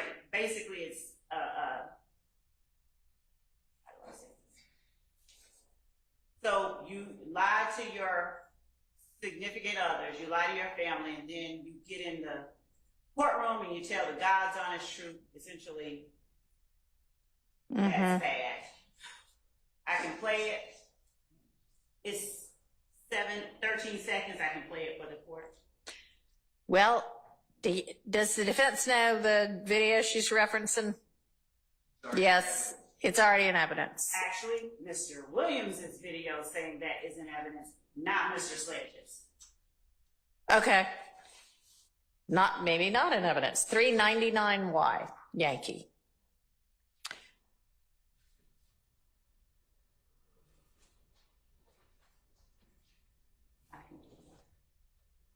And I'll just All right. share it so we can. Okay. Share it via Zoom.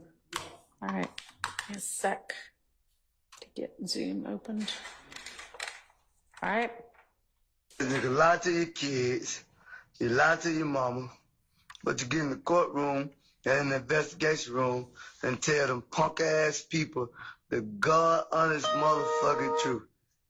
Pussy ass. That's it. There's a word he uses at the end. But yes, that's the extent of that video. And this, we'd argue, it shows the sentiment that YSL members have towards, frankly, towards, people telling them. Okay. Object to that. All right. And That may be that. I think this video, it could be argued, shows Mr. Sledge's sentiments. Mr. Stillwell's not in that video. He's not speaking for Mr. Stillwell. I don't know. There was no vote to make Mr. Sledge the spokesperson for this group of gentlemen, and I would object. And Mr. Sledge is not sitting here with us, so I don't know how that's a comment. he already pled guilty, right? He did. Did he plead guilty to the RICO count? He Okay.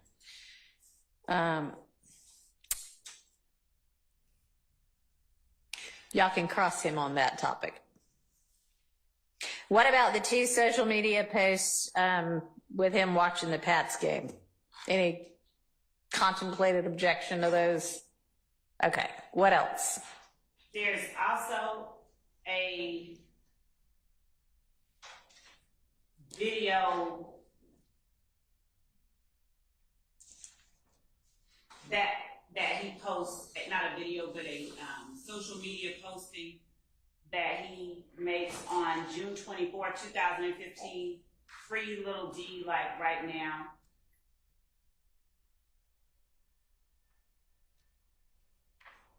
And that is, looking to share it. Is he saying it, or is it just like a written post? It's just a written post. Okay. It's just, Okay. Anybody anticipate objection to that we need to deal with now? I don't know specifically what she's referring. Oh, is that it? on the screen is the post. Oh, no, I can do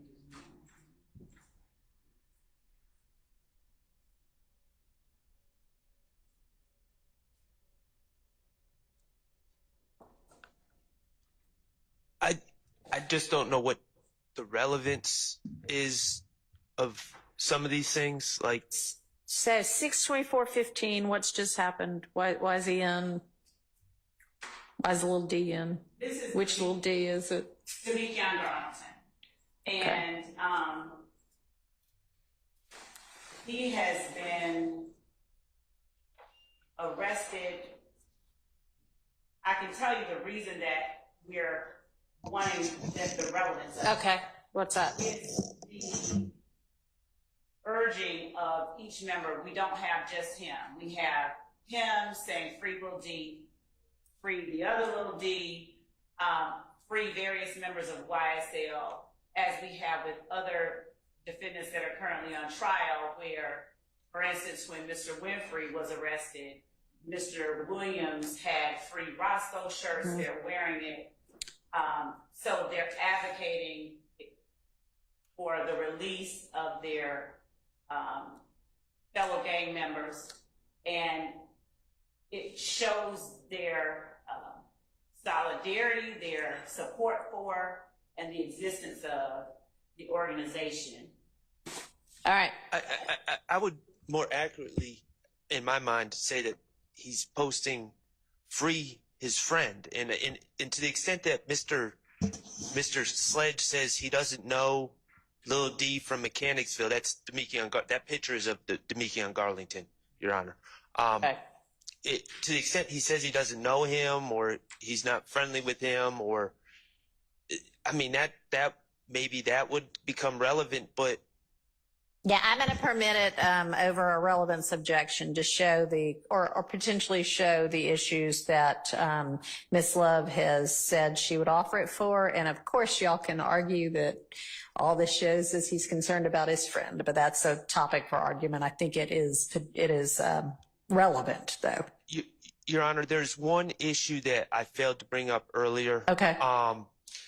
Regarding a video of a plea, and we dealt with this earlier in the trial, and I know that we did some redactions. I would object if they're bringing it in to show that if it becomes an issue and that a plea was freely and voluntarily entered, going through the Boykin rights and things of that nature, I would understand. Going through the state's factual rendition and their of the plea and just their testimony and their story, we would object. The factual rendition, unless you have him then affirm, yep, that's what happened. And unless he's now saying, nope, that's not what happened. That part is it all just depends on. That's exactly.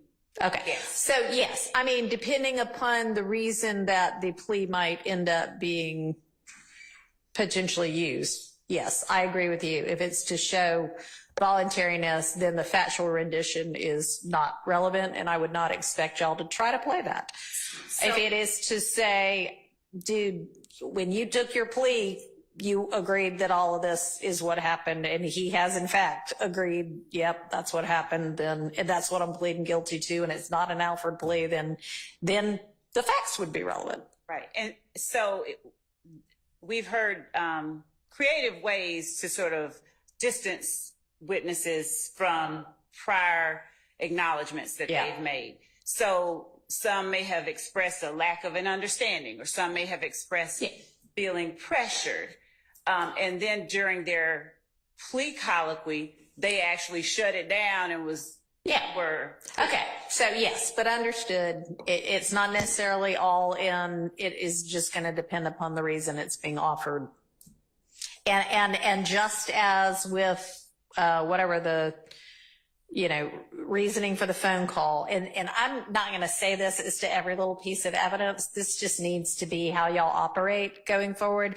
At the point in time when you anticipate, oh, I actually am going to use this. I didn't think so before, but now I am, or whatever. You tell them so that all of us don't have to be scrambling. Okay. Okay. Advance notice to the other side about things that are likely to be evidentiary issues, so we can deal with them at an appropriate time and not be sending the jury out every 10 minutes. And so, Judge, we will definitely abide by that instruction. And I guess we'll ask for more granularity. a little bit more clarification if in the middle of questioning. Obviously. And I mean, that's why we're kind of going through all of this now, is so that most of it you're already going to know in the middle of questioning. Here's how I can use this. Here's the part that needs to be redacted out, whatever. But, you know, like for one of them, you said, I just really don't anticipate in any way using that. And then if you're like, oh, you know, we're in the middle and we take a break at lunch, you tell them at lunch, at the beginning of the lunch, yeah, I'm going to use this after all. It's just as much heads up, as much advance notice as possible. And given that you are supposed to be providing all of the evidence in detail for, you know, the first 30, and I think you're almost to the point where you're supposed to provide it for the next 30, this shouldn't be an issue. But, okay. Mr. Harvey. You wanted to say something. Yes, one other point, Judge. With the previous exhibit and this exhibit, we previously had a ruling and discussions about the commentary on these. Oh, I can't even see that because of what's on my screen. But yeah, I don't think, unless the comments are relevant, let's not have those on there. So now, sometimes the comment might be relevant. But we don't know who's making the comment. We can't cross-examine the commenter. And we have had Judge Glanville rule that the comments come out previously. Okay. I mean, who is this that's commenting? 70 likes, one comment. Okay. You know, all right. So I agree with the prior ruling, and I don't know that this is how you were going to present it on the stand when you use it. This just may be how you've got it now. But make sure before it shows up on a screen with a jury that whatever limits have been placed on this, you abide by them. I mean, I saw the slide from the opening that had something on it that had been specifically talked about and ruled that you had better not in any way put that before the jury. And lo and behold, it's up there on the screen. Not going to get back into it, but that should not happen again. If you know that comments aren't supposed to be on here, you need to make sure before you throw any slide up. And I'm not saying that this was how you were going to use it. I know you're just giving this to us right now, but just make sure everything is clean to the way that it is supposed to be. Okay. And to be very specific, so there's no misunderstanding, the comments, what the court has just said about unless there is a relevant portion in the comments, for instance, the witness on the stand comments about something else. Okay. And for those instances, I would do as the court has instructed and say, hey, these are social media posts. This one right here, I am going to attempt to keep in, and I'll share it as I'm going to present it. Right now, it doesn't have Nope, you're not going to share it as you're going to present it. You're going to share it with each tranche of 30 witnesses, okay? If you know oh, somebody has this incredibly, damaging, I want to use this comment, I'm going to use it with this witness, tell them as you're going through your tranches of each 30 witnesses. Okay. Yes. Okay. But the comment that is made by the witness, which is on the left side, that we would do on the screen. Yeah. Mr. Harvey agrees that, yes, he's talking about the likes and comments and what have you on the other side. Those don't need to be included. I was in agreement with him. All right. Super. Thank you. Everybody's in agreement. So the next one, Your Honor, is the post on June 15th, 2015, where Mr. Sledge is saying free Jimmy Winfrey and FUXK12 and KANT hold the real one down. And he tags Mr. Williams on the left side. Right. So this is absent the comments on the right. This is the post that we would. All right. And if you already have that as an exhibit number, you can tell us now. Otherwise. It's State's Exhibit 401 Yankee. Okay. And the exhibit number, as we have it listed, is up in the upper left corner, almost imperceptibly. Oh, all right. Okay.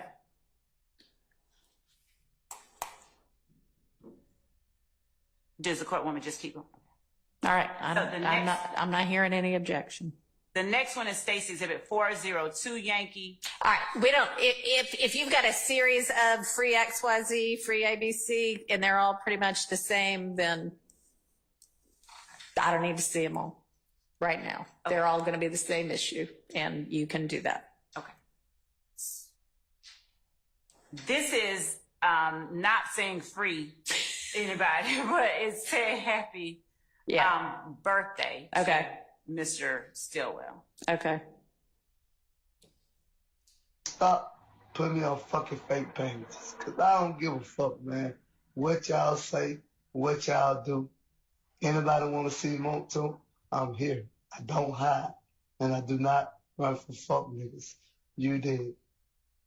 Your Honor, this is relevant, and we would seek its submission for you hear the comment, but then at the bottom underneath the photograph, it has FR, for real, 100, 100. And then the two little green snake emojis. Yeah. Which are alleged to be a YSL gang symbol. Okay. Yes. Yeah.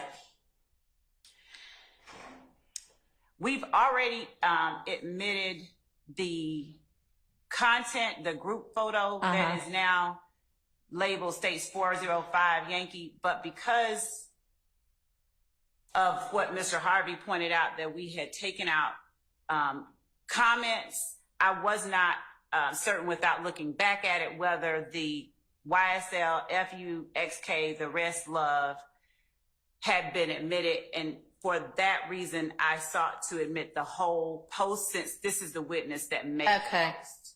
All right. Well, you can go back and look and see.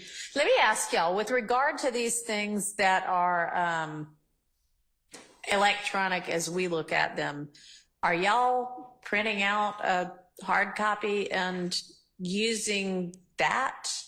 No. So we are in fact giving to the court reporter and showing to the defense contemporaneously with publishing showing it on jury the screen digitally. Yes. Okay. And so I guess the reason I'm asking is, so whenever you used 405Y before, how do you now know whether it contained the comment at the bottom or not? We have given the court reporter hard copies. Okay. That is not the case with all of the exhibits that have been tendered. We have, but that's how we know what. So y'all can go back, well, you can go ask Ms. Weaver on 405Y, does it contain the comments or not? Right, we can go back, and it won't be labeled 405Y. We have the list of the exhibits, and we have the description. Okay, well, whatever it was labeled at, let me ask you this. If it was labeled 205Z before, and now and we find out that it does in fact contain those comments, you're not going to re-tender it as 405Y, right? No. That's only if it doesn't contain the comments. Correct. Okay. And definitely to the extent my colleague is expressing that the court may not understand me to be saying explicitly that we are printing our exhibits that we have tendered and shown digitally, and we have given to the court reporter the physical printout of any digital exhibits. Okay, the physical printout as well as the digital exhibit, right? Or by the end of trial you will. Right. Right. For Okay, the digital. that's fine. And I know that Ms. Weaver, whenever we get probably in a couple of weeks that the jury's gone, we'll take up, let's figure out what evidence is actually in and out. Maybe that's what we'll do that week.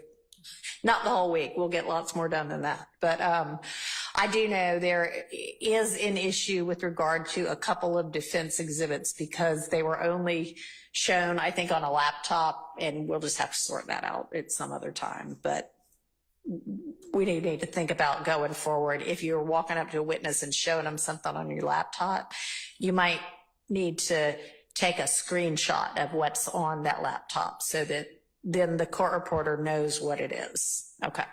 All right. What else? This is a similar social media post? All right. So I'm going to basically rule generally, unless you think that there is something particularly, oh gosh, I think that there's going to be some other kind of relevancy or 403 objection to something. The posts that are just seeming to show his posting about gang life or indicating gang insignias or anything like that, those would be relevant. And if you think there's some kind of 403 thing as to something, then pull that up. But I don't need to go through every little bit of evidence. I want to be hitting the evidence that you think the defense is going to have an objection to, that we need to hash out beforehand.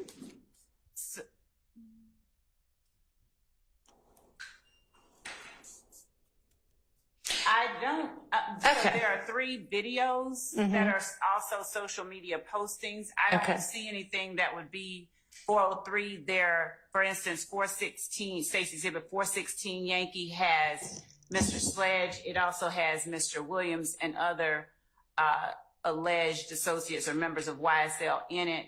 And they are sort of just congregating it. I can let, since I've shared it, I can let defense look at it. It's labeled in the shared document as well. All right. Well, and ideally, again, after they've got the big list with the 30 and all of the exhibits, then they can do their homework and they can actually tell me, like Mr. Sharp did for Mr. Zachary's statements, hey, here's what I find objectionable about that. So once y'all got that, y'all can do that with everything and it'll be more smooth.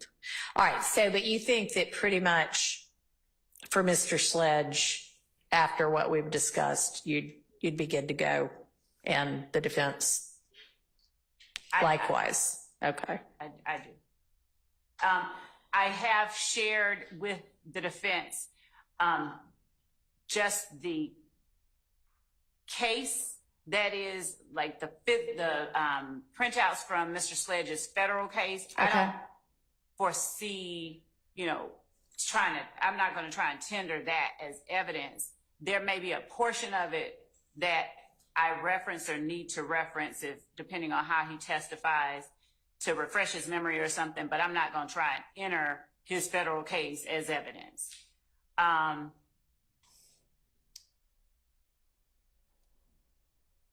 And I think that's it. Okay. Mr. Sledge. And his certified copies of the conviction, his proffer, his factual acknowledgement, the physical documents, those we have labeled as states 394. Okay. All right. I've gotten the proposed limiting instruction now, and Mr. Matthews, you are requested in my other courtroom for the trial calendar. You know what that issue is, so can you run up there to the judge handling that case real fast? We'll recess I'm probably just going to stay here, but we'll recess for 10 minutes. It shouldn't take longer than that. And I'll take a look at this proposed limiting instruction. All right. And then we'll come back.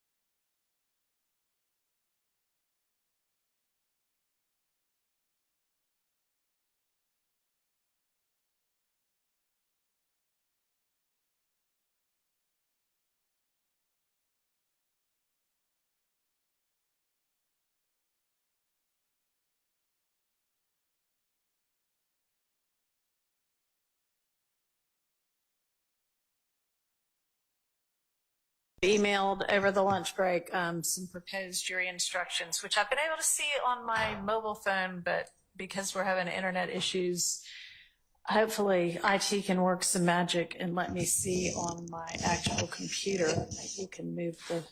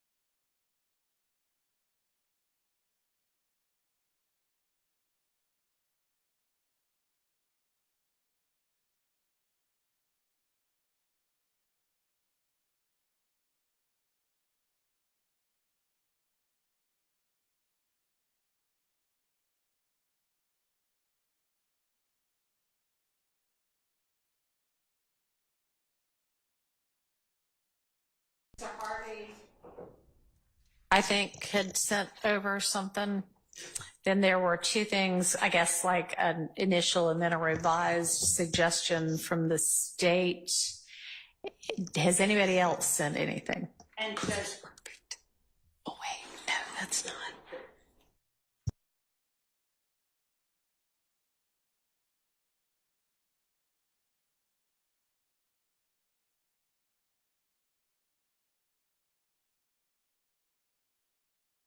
the suggested instruction sent by the state dealt with the Right.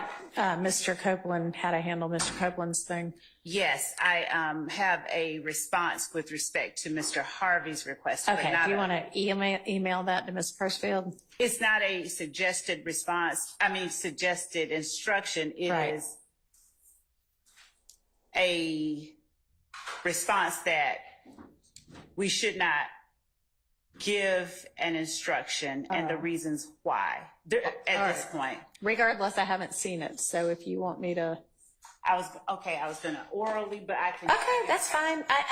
If it's not in writing, that's fine. I thought you were, I maybe misunderstood you. I thought you were saying you had sent something over. But no, if you just want to orally say, here's why I don't like Mr. Harvey's instruction and why we shouldn't give one, that's fine. I think if we do give it, we need to work on it. And I'd also like to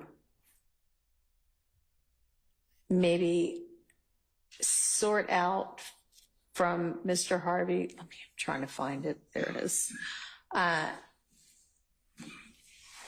So there's the kind of limiting concept about RICO versus other counts, but then there's also included in the same instruction, hey, here's how you might consider prior statements. And are you just proposing that I give some general instruction like this at one point and then we move on? Or I'm not sure what you're proposing. Okay. When, for example, we have Mr. Copeland on the witness stand, we've spent an inordinate amount of time going through his prior statements to weed out those portions that may or may not be admissible. Mm-hmm. But the point of the prior statements is that he is being impeached from his testimony at trial. And if it is impeachment evidence, then it can be considered with regard to the credibility of Mr. Copeland and for the act in question, but not for any other purpose. That is, I guess, my point. And, you know, we just got a potential witness list with exhibit descriptions, which includes the captions impeachment in some of the categories and some of the exhibits. And I know those are potential depending upon what the witness testifies about, but we're clearly in impeachment territory with Mr. Copeland. So I understood Your Honor to say, look, this may be admissible against everybody because they're all charged in count one, and that was the first part of my proposed instruction. That's what I understood you to say yesterday, and I don't really have an argument. You know what? Thanks for bringing that to my attention, because you're right. I guess, yes, during this exercise, yes. I guess at some points I've been thinking about, okay, substantively speaking, how does this come in? And you're right. If we're thinking about certain of these things as coming in only if they are prior inconsistent statements, then yes, you're absolutely right. So yes, thank you. Well, that's why it was okay. Joined together. Okay. So I guess thank you for that clarification. And then also what I'm asking is, are you suggesting that I just give this general instruction to the jury, you know, basically whenever we restart the trial on Monday? Or are you saying before each kind of thing comes in, well, I don't necessarily know whether you need to do it beforehand. And that was the old rule prior to the new evidence code. And I think the old cases, and they were old cases from like 1990. Can you try to speak into your mic? Oh, I'm sorry. I know it's a lot to do at once. The old cases were from like 1998, and they said you got to give it beforehand. And you said that yesterday. Boy, I think you got to give it beforehand. And I don't think that's the rule anymore. And I think if you look at the new proposed jury instructions for the Superior Court jury instructions, yeah, it says, and I'll quote, note, new code section requires the judge to give limiting instructions when applicable on request. Probably better to give, if applicable, whether requested or not. Now, if witnesses are not impeached by prior inconsistent statements, then it's unnecessary to give it. If they're impeached after and there's a prior inconsistent statement that may be admissible, I think after that evidence comes in, not before, because you won't know necessarily. Sure. You can say, you know, this is admitted as impeachment, and it goes to the credibility of this particular witness. That's my request. Okay, so that's why it's in two phases. Well, yeah, or two paragraphs. Yeah, as you proposed it, that's kind of what I'm trying to sort out. Is they are two different topics. Do you want it as just one big instruction, or? And no, I don't think that it's appropriate every time a witness is impeached to say, hey, this might be impeachment, or this is or was impeachment, and here's how you consider it. Well, and not talking necessarily to kind of impeachment evidence, but sometimes there's other evidence that comes in for a limited purpose. I agree. And I have asked for instructions when I thought, and the state has objected, and they've said, look, it comes in against everybody, and I understand their argument, and I could probably give the same argument that I know Ms. Love is going to stand up and give. Yeah. But I have asked for those instructions, And when evidence comes in as impeachment, I'm going to ask for the instruction and have it limited to that particular count and that particular person. Your Honor, I would. Yeah. Just as to Mr. Harvey's words regarding evidence that comes in as impeachment, I'm hearing, and I'm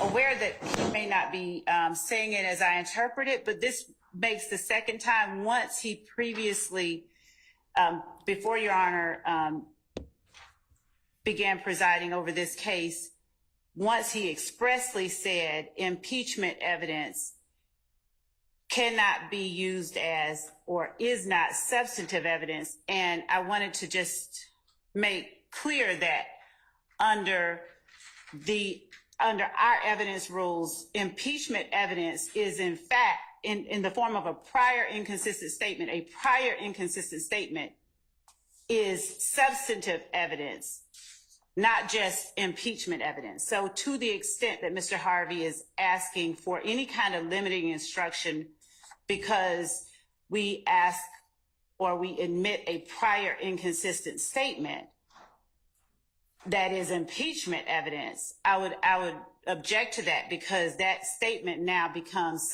substantive evidence that is admissible, not just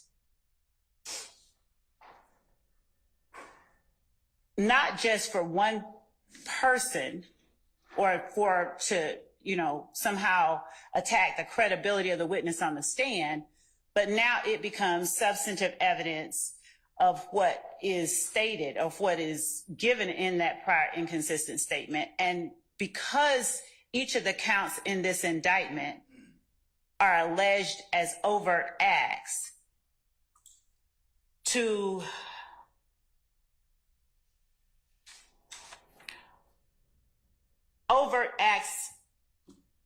in count one, and everyone is charged in count one, a limiting instruction based on Mr. Harvey's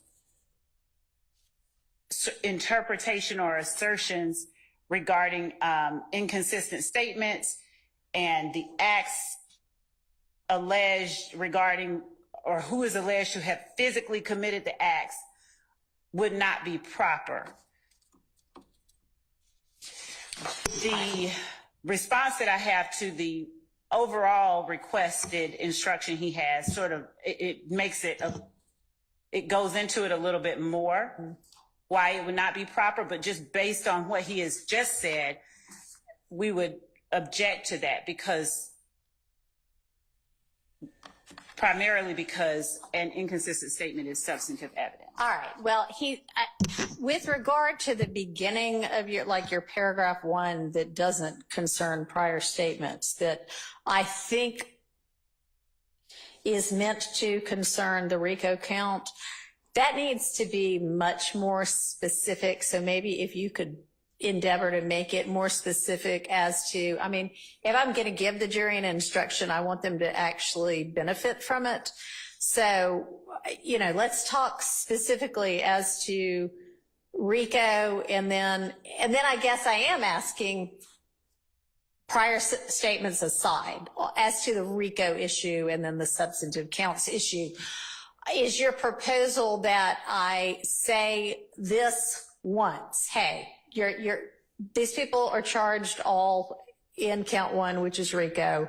Certain people are charged in other counts, other people are charged in different ones, and we can be specific about it. But as you hear all of this evidence, keep in mind that it can all be considered against everybody with regard to your determination of whether the state's made its case on count 1.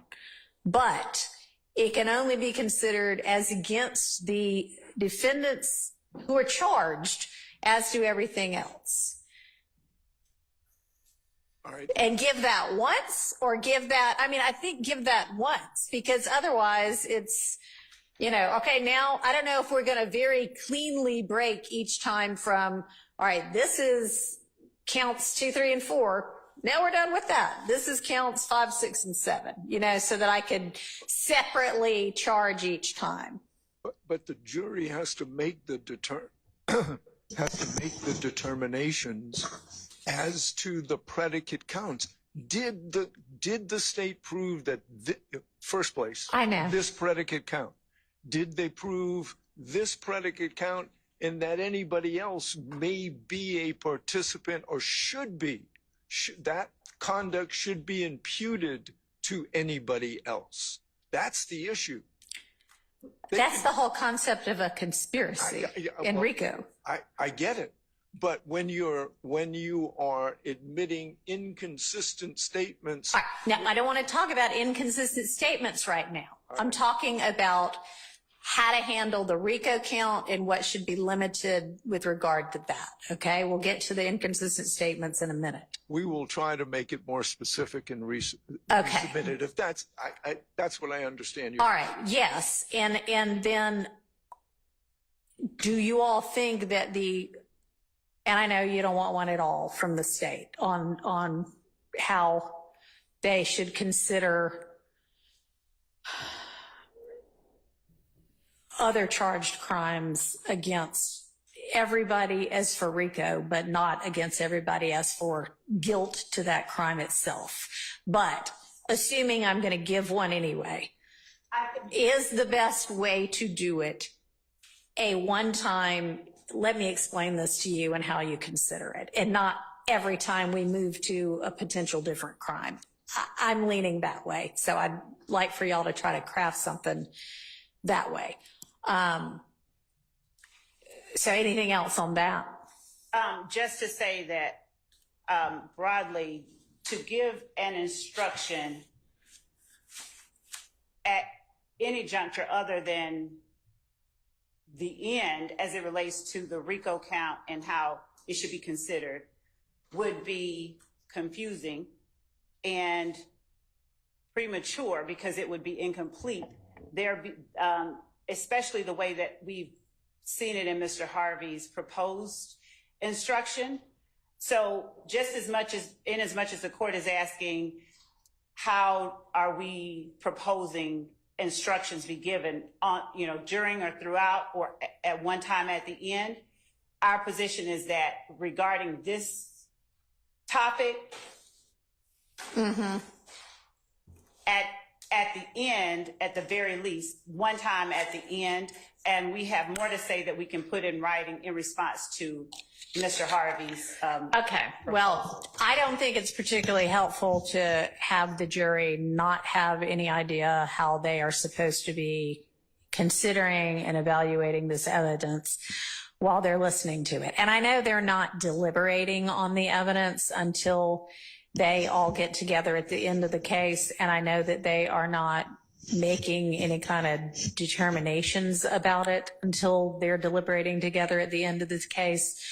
But as they're taking it in, it might be helpful to have them know how to be conceptualizing it.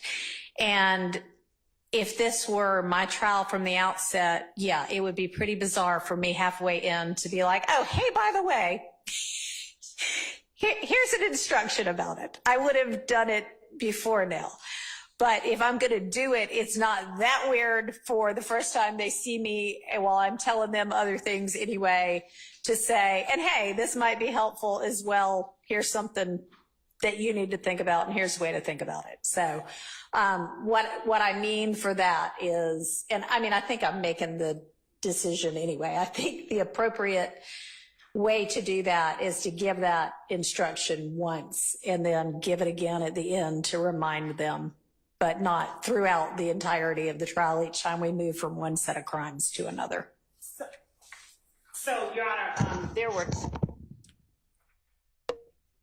I'm going to let Mr. Atkins address part of what the state's response is, and then if the court will permit me, I just have to say a little bit more after he addresses the first part. Go ahead. Your Honor, I just wanted to highlight that I think an important thing to consider, because there seems to be conflating the concept of relevant evidence and admissibility at trial.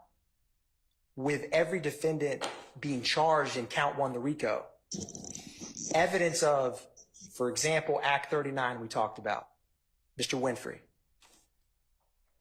If the jury finds that that overt act was made by Mr. Winfrey, that is relevant evidence to their overall determination.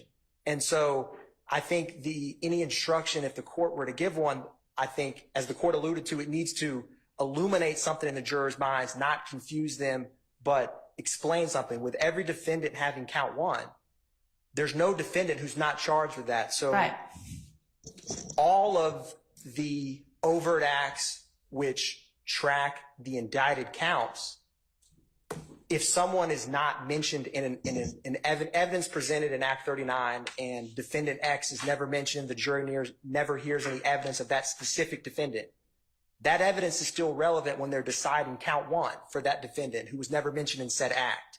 And so and of course, RICO trials of this nature, the jury instructions, they take a lot of heavy lifting legally and thought. And the case law makes that clear that what instructions the jury are given, it's very important to be clear and concise because it's naturally with so much evidence it's important to get those instructions right. And so I think that is just an important thing to keep in mind of relevancy versus admissibility. And some of things in regards to relevancy, if they're admitted by this honorable court, any argument can be made at closing of why it is not tethered to their client or why the state didn't prove count 1. And I just wanted to share that because I think it's important when thinking through this and to ensure as well, given the endeavor of jury instructions at the end of trial, that whatever we instruct the jury now, we don't want to instruct them something different later after a more fleshing out of all of the jury instructions, because of course jury instruction as a whole are what's considered from appellate courts in terms of if one specific instruction was proper or improper. And so I just wanted to highlight that for the court while we're thinking through this. Okay. And Your Honor, I just wanted to tag on to that, that I heard Mr. Harvey reference predicate acts, and I wanted to just emphasize how overt acts are not necessarily predicate acts, and we don't have to have any predicate acts in this case. And Mr. Harvey's instruction that he's given the court so far is just wrong in that it implies that evidence introduced under count 1 is not something that can be introduced against every defendant, just to follow up on the admissibility or relevance distinction Mr. Atkins just made. The other point that I wanted to make is that understanding the court's inquiry and concern about instructing the jury and making it clear for them how they are to consider evidence as we go along, my question regarding the instruction that Mr. Harvey has proposed is what problem exists right now that we are trying to solve with the instruction?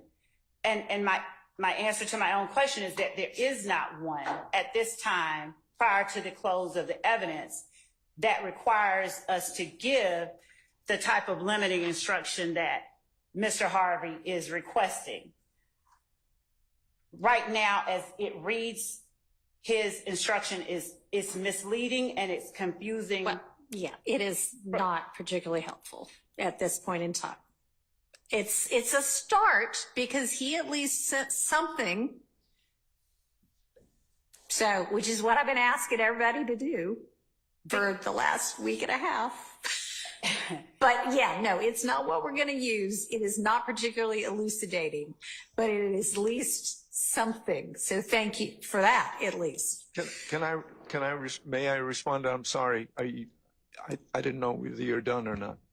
I was just going to point out that his instruction, it sort of implies something, but that proof of a substantive RICO violation is not an element of the conspiracy violation that we've alleged in our indictment.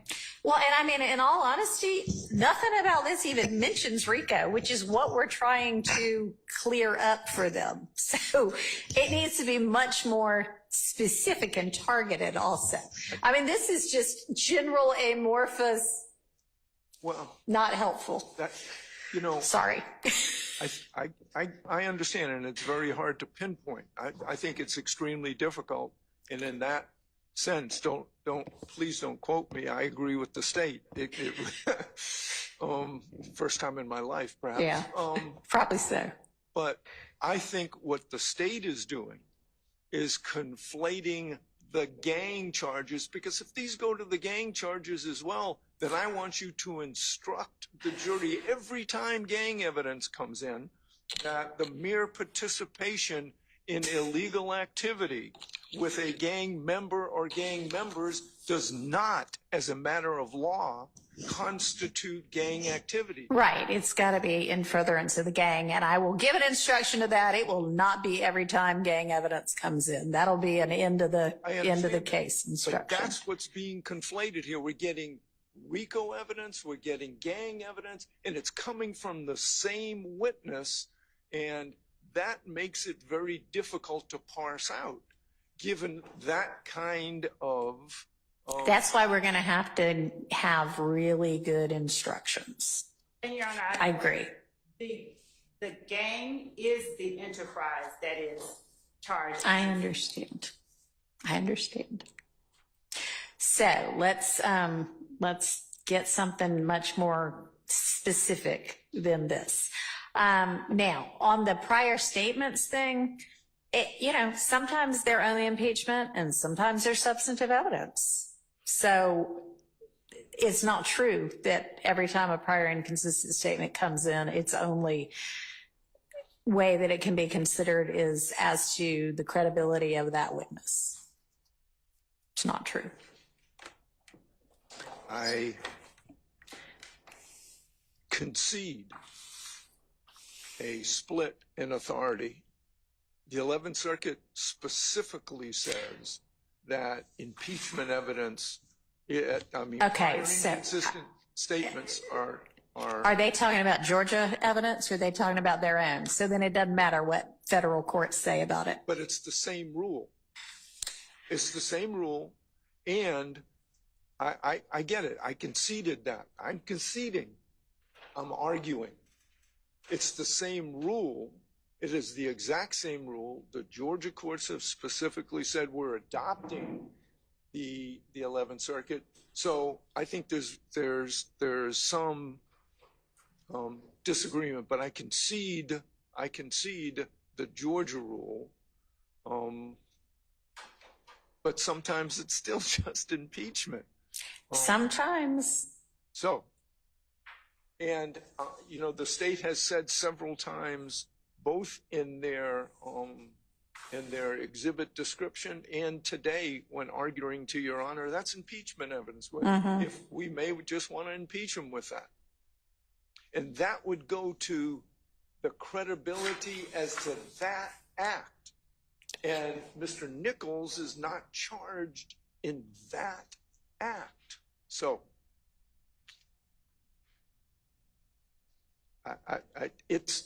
I think, and again, I agree, it's very complex and it's hard to parse it out. And I think it's difficult for us in the court. I know it's difficult for the jurors.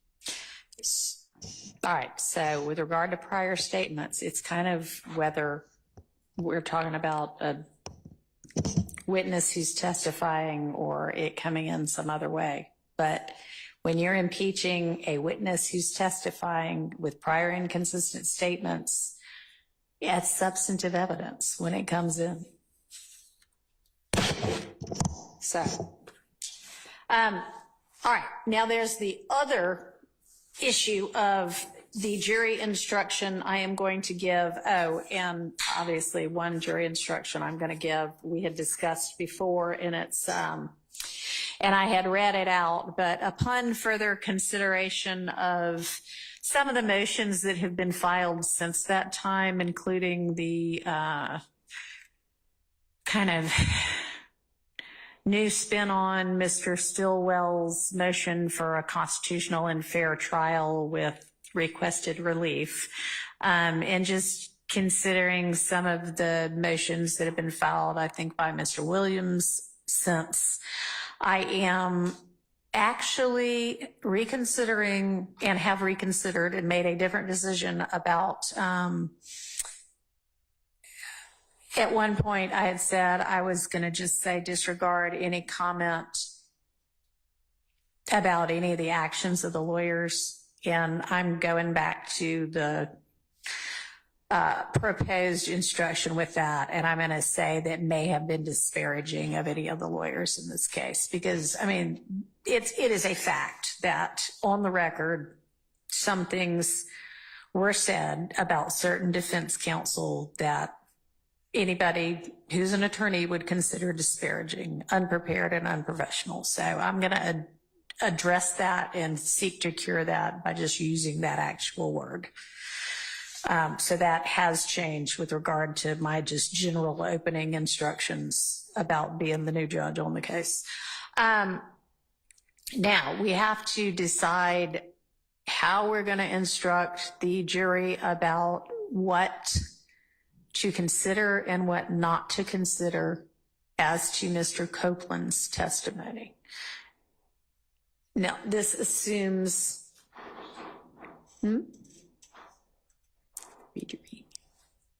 this assumes that Mr. Copeland decides to testify.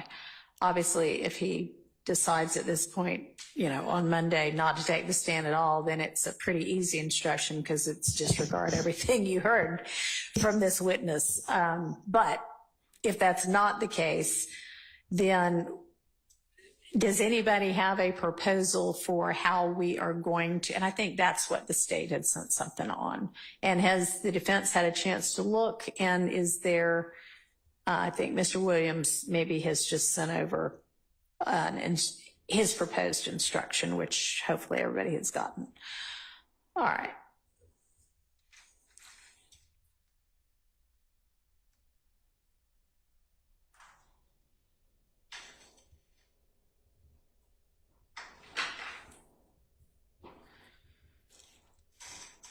All right. So Mr. Williams' motion, his language, that looks pretty good to me. Obviously, we don't need to include the case law sites, but I mean, that looks like a good thing to sort of work from. Now, one thing I guess I was asking, but not very clearly yesterday, was it seemed like there was kind of a fairly clean break between the topics that were covered before the recusal motion and the topic that was covered after the recusal motion. And that being, I think like on the one day, the question opened with, all right, now let's turn to the murder of Nutt or the murder of Donovan Thomas or whatever.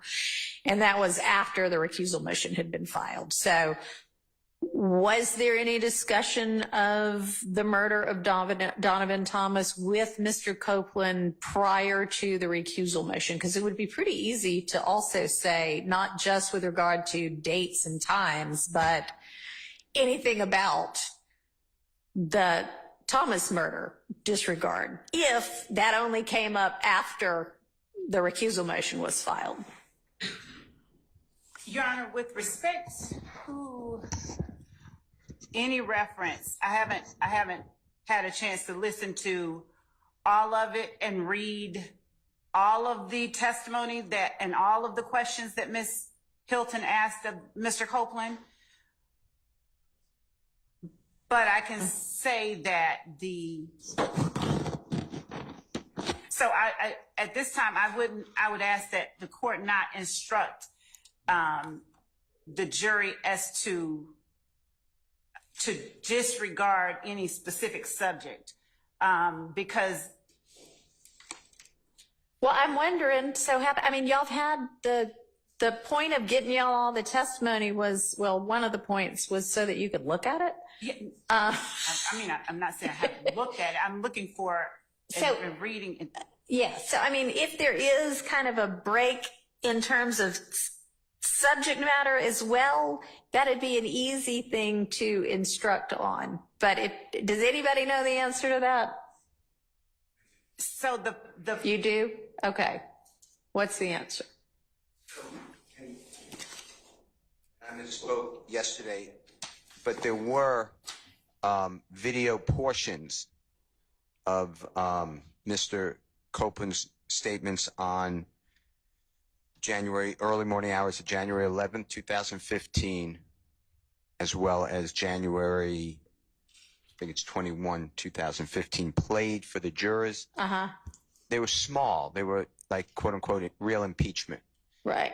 After that, though, after the motion to recuse was filed, is the wholesale playing of various recordings. So I don't think that it would be appropriate to say disregard everything.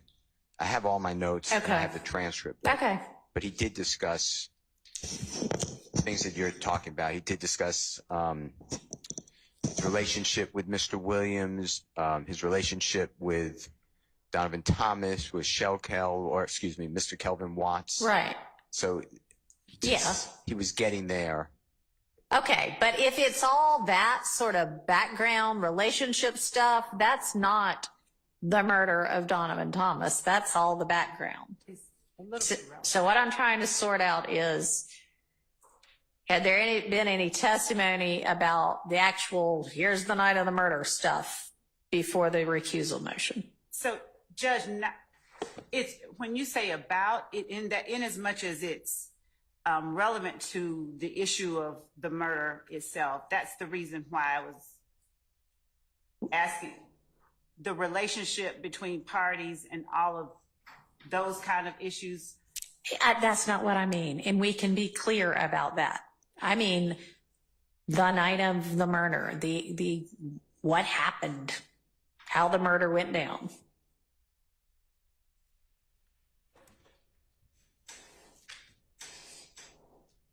I think it's safe to say that as far as Mr. Copeland is concerned, the specifics of the night of the murder information or evidence was given post-recusal motion. All right. Is there anybody that disagrees with that? All right. Thank you. Specifics of the night.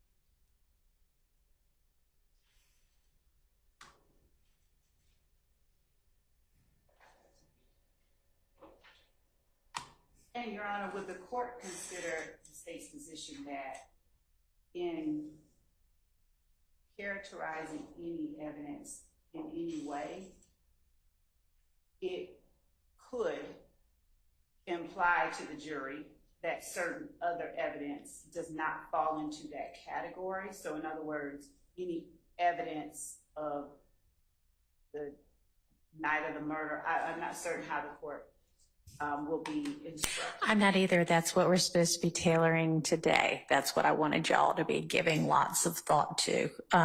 But yeah, no, I want to tailor it in such a way that I don't mislead the jury about anything.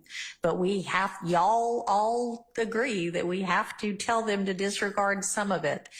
And I mean, yeah, maybe the cleanest thing to do is, XYZ date, but people don't normally think about their lives in, June 3rd. Okay. I know exactly what June 3rd had to do with, unless it happened to be their birthday or something like that. But so, yeah, I mean, I'll consider all of what you want to offer me, but okay. Personally, I'm not speaking for, I went by my notes as well as a transcript, but my notes have more things, I guess, they were my notes, but I don't have anything specifically talking about the Donovan Thomas murder before Mr. Weinstein filed the motion to recuse. I do have like a January 11, 2015 interview by Detective Thorpe of Mr. Copeland. Yeah. Is admitted over objection, and it was played from 3:29:46 to 3:30:13. And I have to go back and remember what that was about, but I have little things like that, but I don't have any specific. That's very helpful. And I knew there were a couple of small snippets of videos played. So if you've actually got the timestamp as to what parts were played, then it's easy enough to have somebody look at those snippets and see what it covered. Can I announce now or? Yeah. So everyone can check. I have State's Exhibit 378Y, as in Yankee, D as in Barry, 6, and these are the time slots, 6:46:34 to 6:46:44, and that's the January 28th, 2015 interview. Okay. And then I have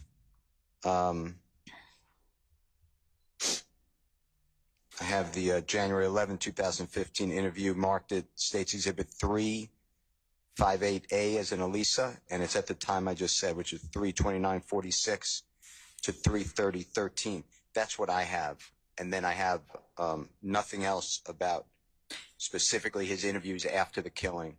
Okay, 3:29:46 to 3:30:13. Okay, thank you. And that's at 358A as in Elisa. All right, and I think that's our review had only revealed those two, anything from those two videos also.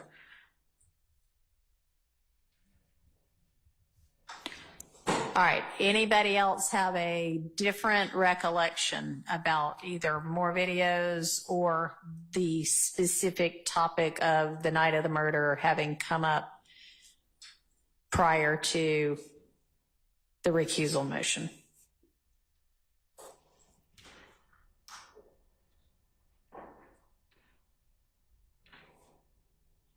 If so, please let me know.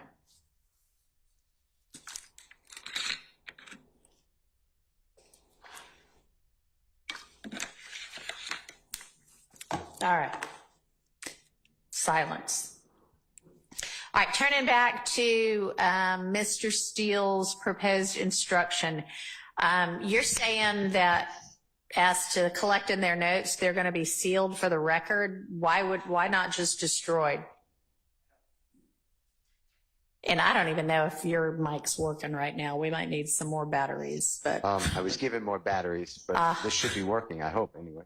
I just, from doing death penalty cases, that we don't destroy anything, but we don't get to look at it. The court can look at the notes, I guess, but it goes under seal. That's how I've always been taught. I mean, why would there be any relevance whatsoever, even on appeal, to what jurors might have written down about something we then take from them and tell them to disregard? I understand. This is just Okay. how I mean, if it were a death penalty case, I would do it that way, but. I'd have to look at the law, though. But Okay, well. But I can't answer your question other than, yes, I understand at the end of the case. All right. No one gets Frankly, their notes. I don't need to tell them what I'm doing with them anyway. So if I do seal them for the record, I'm not going to tell them that. If I'm going to destroy them, I might tell them that. But so if you want to give me a law on that, great.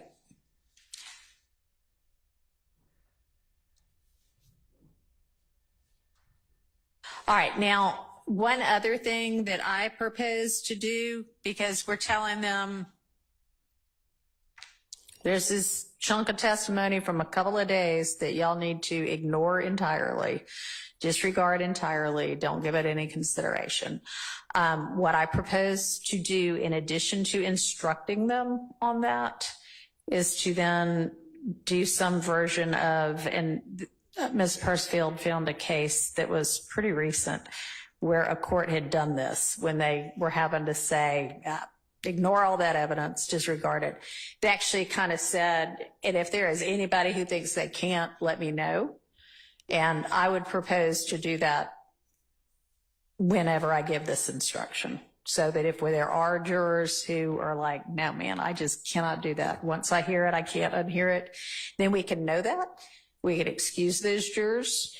And I mean, I guess if it's 8 jurors that say that, then we might have a mistrial. But better to go ahead and figure out from the outset, as far as I'm concerned, can you do that? Instead of just being left with, oh, they're presumed to do it. Okay, so thoughts on that? But it is an appellate court case. Ms. Persfield, do you have the site for it? It looked like a pretty good idea to me. Judge, that is Davis, Davis v. State, and that is at 307 Georgia, 746. I don't have a pinpoint, but I believe it's towards the Yeah, it's towards the end. It's either the last or the second to last topic that the appellate court addresses. And it even includes the instruction, and I may look at that and maybe borrow some from that as well. So y'all can take a look at it too.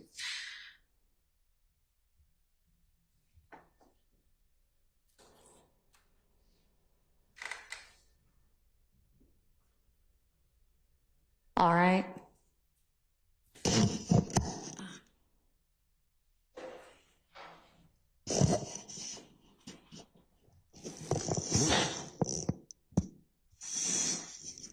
And do y'all all agree that if Mr. Copeland decides on Monday he is not going to testify, that everything he's said so far gets disregarded? No, Your Honor. No, you do not? No, Your Honor. Okay. All right. I'd love to hear it, but I'm not sure how that's going to work unless everybody agrees to it, because nobody's going to get to cross-examine him. So if y'all all are like, yeah, every one of us wants everything he said recusal motion, super, stipulate to it, I don't have a problem with it. But otherwise, tell me how that's going to work. Actually, does everybody want every bit of what he said pre-recusal motion? Yes. No. Okay. Then how do I let them consider anything that everybody doesn't agree to pre-recusal motion when nobody's going to get a chance to test him further? So, Judge, there's the issue of what Mr. Copeland wants to do, what he decides to do. I know. He may later on, change his mind. Sure. And so I would just ask the court to allow us to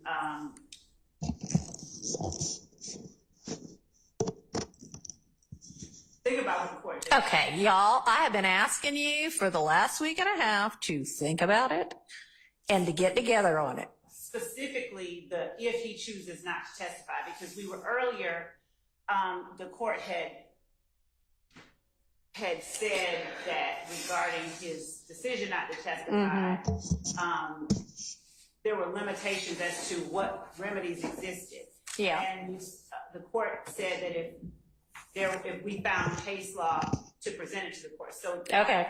I have been looking at that issue, and before I present the court a specific case, I want to make sure it's on point. But I'd like the ability to present that. Here's the thing. It's Thursday. We are not having court Friday or Saturday or Sunday. I'm bringing the jury back Monday. So understanding that, all that I'm saying is that even if the court brings the jury back Monday, and on Monday Mr. Copeland chooses not to testify, Monday would be premature to tell the jury to disregard what he said, because he may change his mind on Tuesday, and then he comes in on Tuesday and they have to now consider what the court has told them to do. undisregarded. Right. Yeah. Well. So I would ask that. Well, let me ask you this. Assuming that we have him in before we have the jury in, and he says, "I'm good to go, put me on the stand," which he will not say in that way, but we still at that point need to say, as to the 13th, 14th, whatever, disregard that, right? I mean, that's the time to say that, right? Yeah. Yes. Okay. So I hear you. It may be that he says one thing on Monday, which is throw me in jail, and then by Friday he's like, I don't like jail, I want to come testify. Then, yes, they get to consider what he said on the 7th through the 12th or 10th or whenever it was, 12th, I guess. But I don't think we leave them hanging in the meantime. In the same way that sometimes we have to break from a witness if a witness gets sick. Yeah. They get sick in the middle of state's direct. It would be not yet right to say disregard. Okay. What does anybody on the defense side of the aisle think about that? So, two things, Your Honor. First, I think Your Honor indicated that you want to make sure the jurors are able to follow the instructions. And so I don't know how we're going to be able to, without telling them to disregard, make sure that they're able to disregard the instructions. Secondly, if there's evidence that they're not supposed to be considering, I don't want them to be evaluating other people's testimonies further on in this trial while still considering something they're not supposed to be considering. I think so too. I mean, it's not ideal, but it may not come to pass, but I think that at the point in time when it appears to us, if it appears to us that he's not going to testify, we need at that point in time to say, discard everything you heard from this witness. And then if he later says, you know what, get me out of here, I want to testify anyway, then is when we say, okay, I know I told you to disregard it before, but he's available again to testify, so here's what you can consider. The rest of it we're picking up from wherever. I just think that's the best we can do. So I'm still looking at that issue. Just okay, well, I mean, that's fine. If you come up with something, let me know. All right. Okay, so have y'all yet gotten together on, if he does not testify, what parts everybody agrees they want? Because there were clearly some parts that everybody wanted. Yeah. Or are you just, because y'all were all like, oh yeah, there's some good stuff in there. So if y'all all agree to it, fine. If you don't, also fine. Probably none.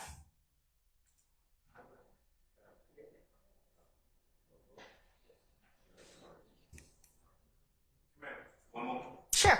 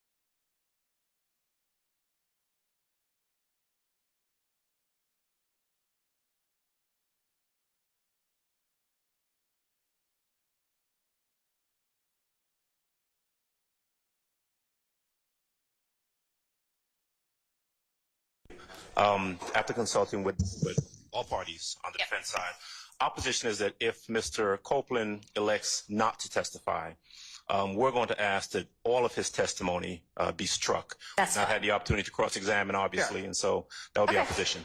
All right. Thank you. Yes, ma'am. Okay.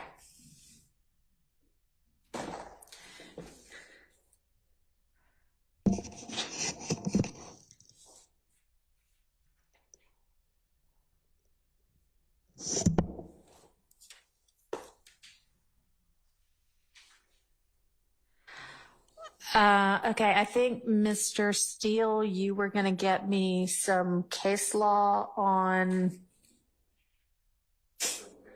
what was it on? Something. I assume it's the statute of limitations. Yes. I have a whole brief on this, Your Honor, but Okay. in the meantime, if the court wouldn't mind looking at State versus Conzo, it's C as in Colette, O, N as in nice, Z, O. It's 293, Georgia Appeal 72. It's a 2008 case. And they talk about, Okay. it's in, All right. I'll take a look at that. There's also a federal case that's on point, and I have to find it. I know it happened. It was a lawyer charged with money laundering. The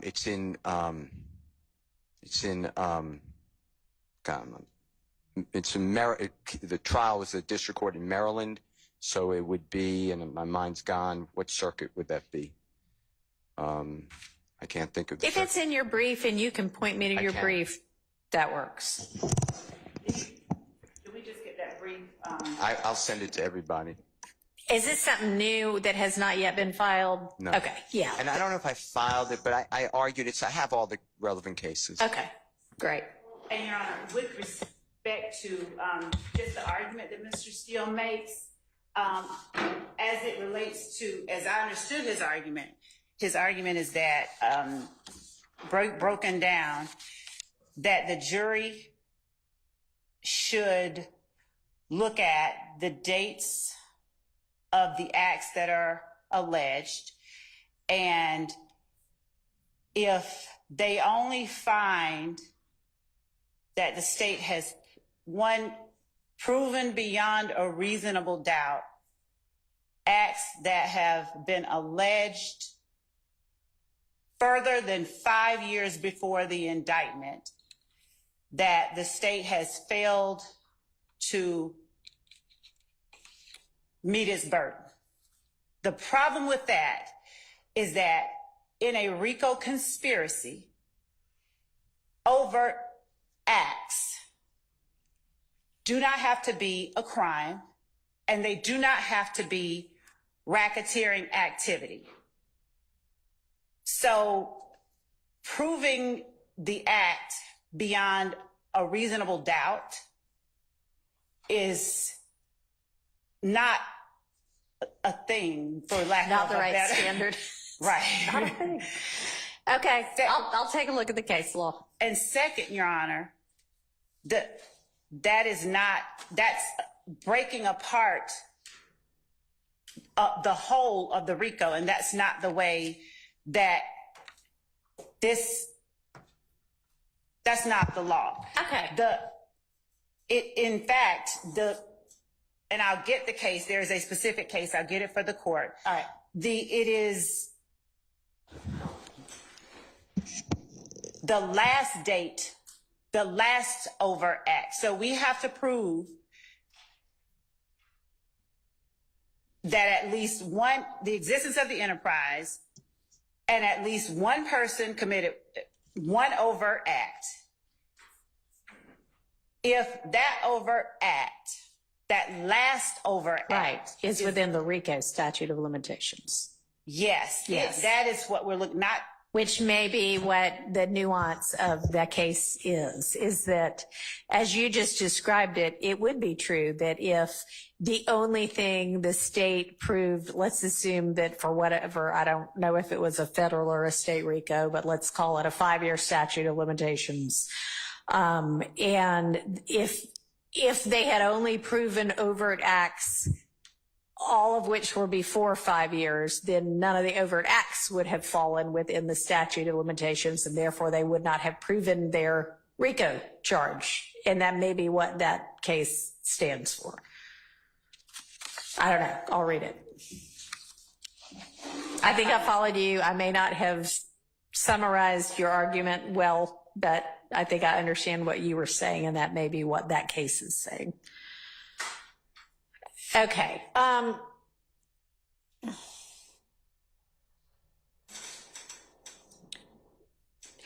What I'm going to propose at this point is that we recess for about an hour, at which time I would like for you to all put your heads into these proposed instructions and then come back with, you know, something to work from that is whatever y'all want me to consider as to each of these things, and let's try to finalize what I'm going to say on Monday. Okay, so we'll break till let's break till 3:30, which is an hour and 10 minutes. 20 seconds. Yeah. I just do something to. Yeah. Sure. We've raised this a lot of times. It's been overruled. Okay. But I just want you to, because it's going to come up, God forbid there's an appeal. I don't want the court to feel like we sandbagged you. Okay. I don't want to feel like that either.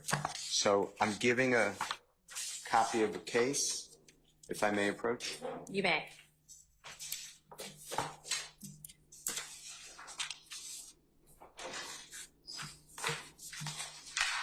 Thank you. Your Honor, on the copy that I've given, and it's United States versus Vendetti, VANDETTI, 623 F second 1144.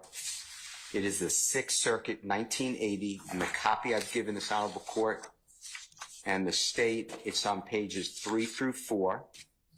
And then there's another case that I have copies, I have to find them though.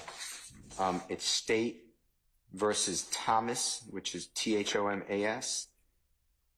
And it's 364 Georgia Appeal 148. It's in Division 2. It's 874 Southeast 2D 195. That's 2022. And that's citing to a case that we've all cited a lot. State versus Jefferson, JEFFERSON, 302 Georgia 435 807 Southeast 2D 387 2017. The Jefferson case and State versus Thomas deal with a guilty plea of a non-testifying co-indictee in a conspiracy gang case. The United States versus Vendetti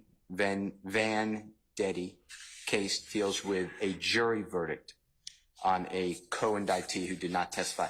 The reason I bring this up to you is it won't have any effect on Mr. Sledge because he's testifying, but the state has successfully over objection brought in, I'm just remembering Mr. Winfrey, but I'm confident they're going to try to get in Mr. Johnson's client, I can't remember, Eppinger, EPPINGER, etc. And I just believe that that's a confrontation clause violation. All right. And where in, you said pages 3 and 4? Yes, it's in division on page 3 on the right-hand side. Okay. And it starts at the very first full paragraph to determine whether the testimony. All right. That's in the Vendetti case. Thank you. No, thank you. And it's a lot of it.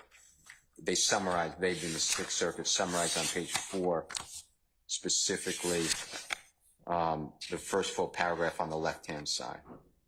Okay. Thanks. No, thank you. I just wanted to use the time. All right. Thank you.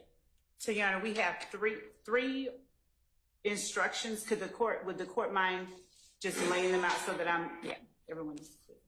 So, I think the most challenging one is going to be any sort of a 105-ish limiting instruction on how they are supposed to consider evidence as to the RICO count versus as to the substantive count of the indictment that might be an overt act alleged in furtherance of the conspiracy, which I assume, like, for instance, a few of these defendants, but not all of them, are charged with the Donovan Thomas murder. I assume the Donovan Thomas murder is an overt act in the RICO count.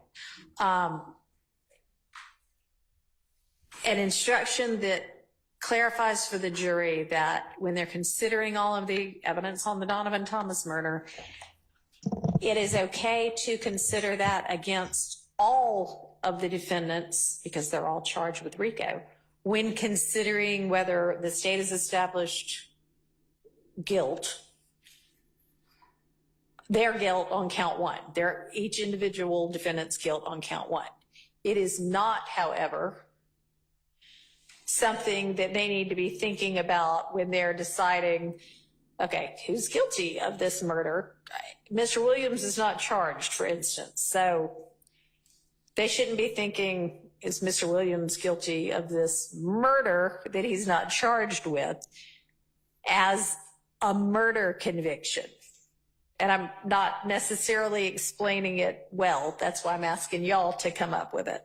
So would the court, within this, and I know that I think this is what the court is asking is, but within the context of that type of instruction, would it not be necessary to have, or to give to the jury the elements, like we would need to go through the elements of the charge to say how, when you say consider,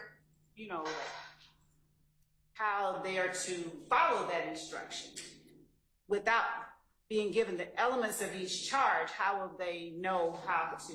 So I don't know if maybe the way to, or the place to look at it to begin with is where in the pattern jury instructions, there's a pattern instruction about, sometimes things are considered for limited purposes or against some defendants and not others. But I'd like for us to get more specific than that, because if that's all I say, that is really not helpful, because I haven't said, and so here's what you do consider it for as to this person or this count or that count.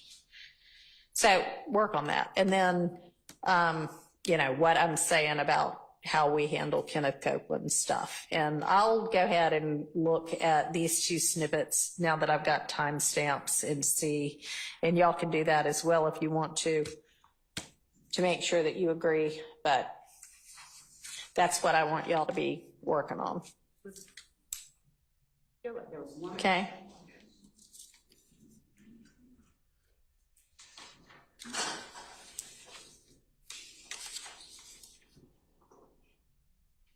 All right, so we're in recess till 3:30.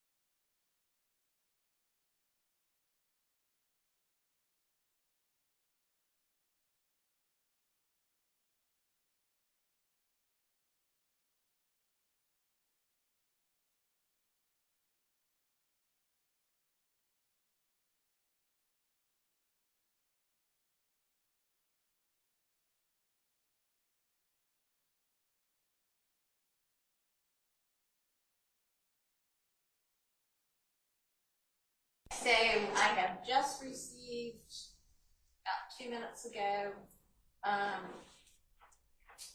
the state's, well, no,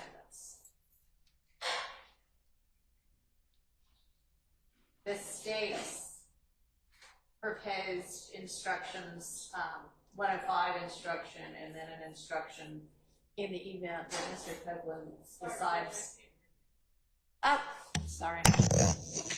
I know, I have to tell myself to talk into the microphone. Sorry about that. Okay, so a few minutes ago, I received, and I assume y'all all did as well, yes, the state's proposed instruction on 105, and then a proposed instruction in the event that Mr. Copeland does not grace us with his testimony beginning Monday. So I'm just looking at those right now, and those look pretty good to me. I don't know if y'all have had a chance to look at them or not. I don't know if y'all come up with your own instructions for us to ponder, but this is the only new one I've gotten so far. I think y'all were all hard at work until you just came in on something as well. So if y'all want to forward what you have, that would be great.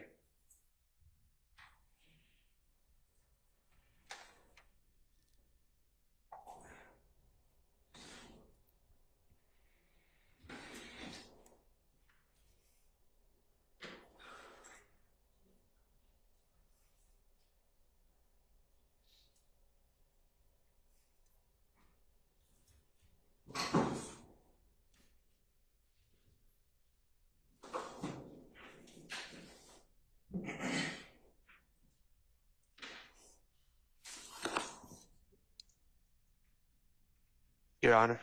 Yes. Regarding the jury instructions, I think Ms. Westmoreland is working on typing one up. Okay. But I'm just going to say it is very lengthy and also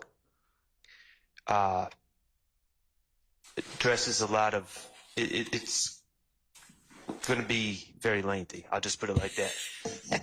Because we feel that it needs to address every alleged overact and who it would not apply to. Okay, well. So we could possibly come up with,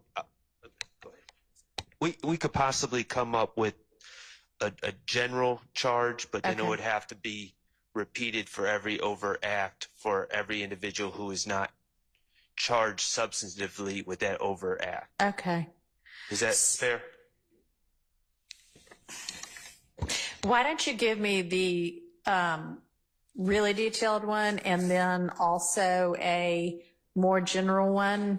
And it may be that even if we don't use the really detailed one now, we use it, at the end of the trial when we're giving them all the instructions. But I'll take a look at both of them. And I know we are going to need to sort of give each other a chance to look at what's been cross-proposed and then make edit, come up with something else, and then actually figure it out, which, maybe can happen in the next hour and a half or 2 hours, maybe can't. But this is finally a good start. So, do you need a little bit more time before you send whatever you're going to propose? Okay. To do it right. Like 30 minutes? Like how long? Just to do it general.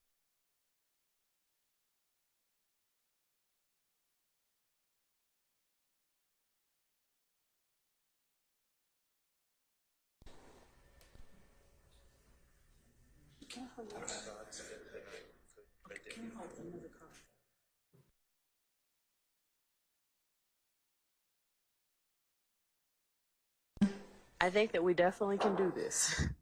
And I think that that it deserves, attention. And as you mentioned earlier, that we need to be specific so that the jury understands what we're trying to, what you're going to convey to them. With that being said, I think that it's going to take longer than an hour. Okay. So I guess I'd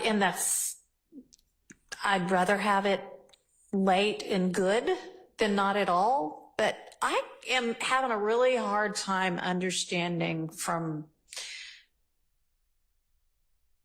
not necessarily everybody, but not simply one person or one side either, why when I say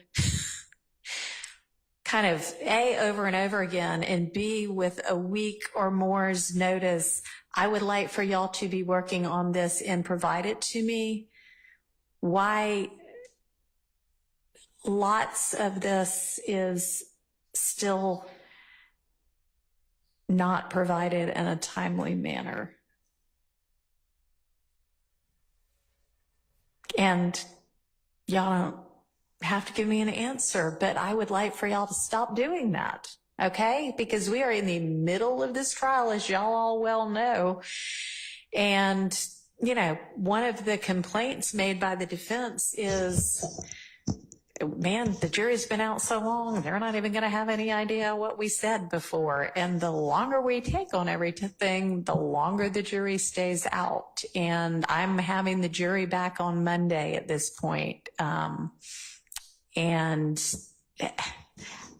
it should not have been a surprise that we were going to talk about this today. And y'all should have already had whatever you wanted to propose ready and in final form. So let's please try to be more timely with the tasks at hand. Okay.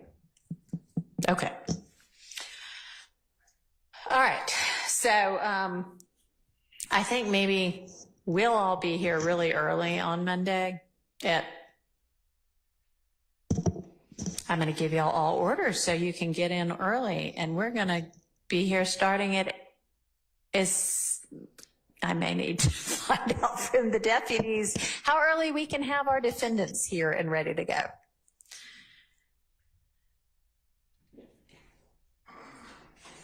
What time do you do? I mean, I was thinking 8 a.m. and I know that means an early day for everybody, but since we can't spend 3:30 to 5 talking about this, what can we do? What's the earliest we can do? Can we do 8 a.m.? All right. We're going to be here at 8 a.m. on Monday. And we're going to, finish. And y'all work together over the weekend, over Friday and the weekend, to the extent you can, to narrow down any disagreements or discrepancies and bring to me only what still needs to be hashed out Monday morning, okay? Yes, ma'am? Judge, I just want to make sure, so as our position is that some of the instructions would be better given at a different time than Monday. Is it a certainty that the court is definitely going to give it at that time, or is the court open to hearing any, law or any? It's not a certainty, but it's a probability. And yeah, if you've got law, I'll consider it, but you don't have to wait till Monday morning to send it to me either. But it is a probability. Thank you. Okay. Yes. Your Honor, do you want objections to the state's proposal or just the re-proposal so you can then evaluate it? A separate proposal in writing. Right now, I don't think necessarily want objections. What I'd like is for y'all to try to work together on something. Okay.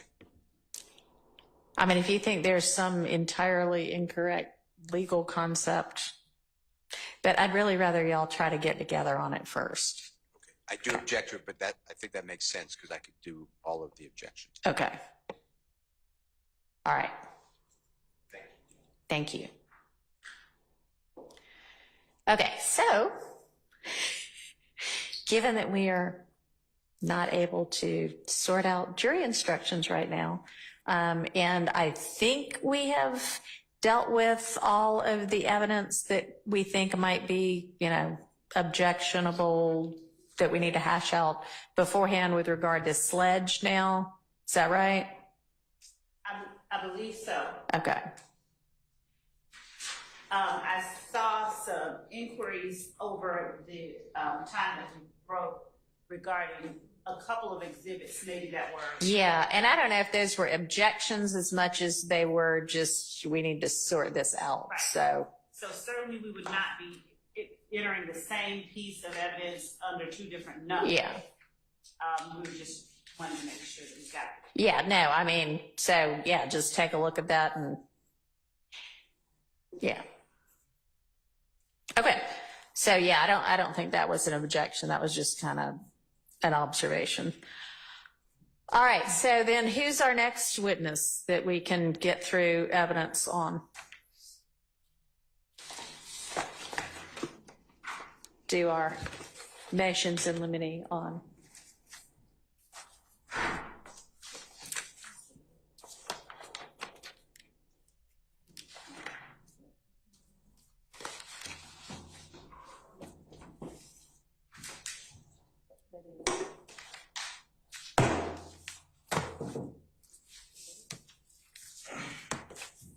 Oh, and Miss Love, I know that you have now given to defense counsel the detailed list, right? But have you given that to the court? Didn't you give them something? I shared with them the bucket of physical exhibits for Sledge and a list from yesterday. And I'm about to send over another bucket for another witness. So as opposed Good. to be able to give all of the exhibits themselves. Mm-hmm. That's what. So are you then not just, so I understand, are you re-providing the actual exhibits? That's what I had. Okay. I mean, that's fine. Fine with me. What I want to have happen, though, is have you now only done that for Sledge and you're about to do it for one other? The actual exhibits? Yeah. Yeah, because Sledge was the next. Right. Okay. So what happened to the tranche of the first 30 witnesses? So I was working on that. Okay, they were due yesterday. So that's what I'm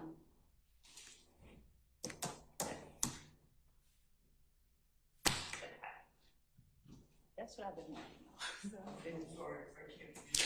She really hadn't said much. I haven't said much. Yes, I She was speechless for a minute.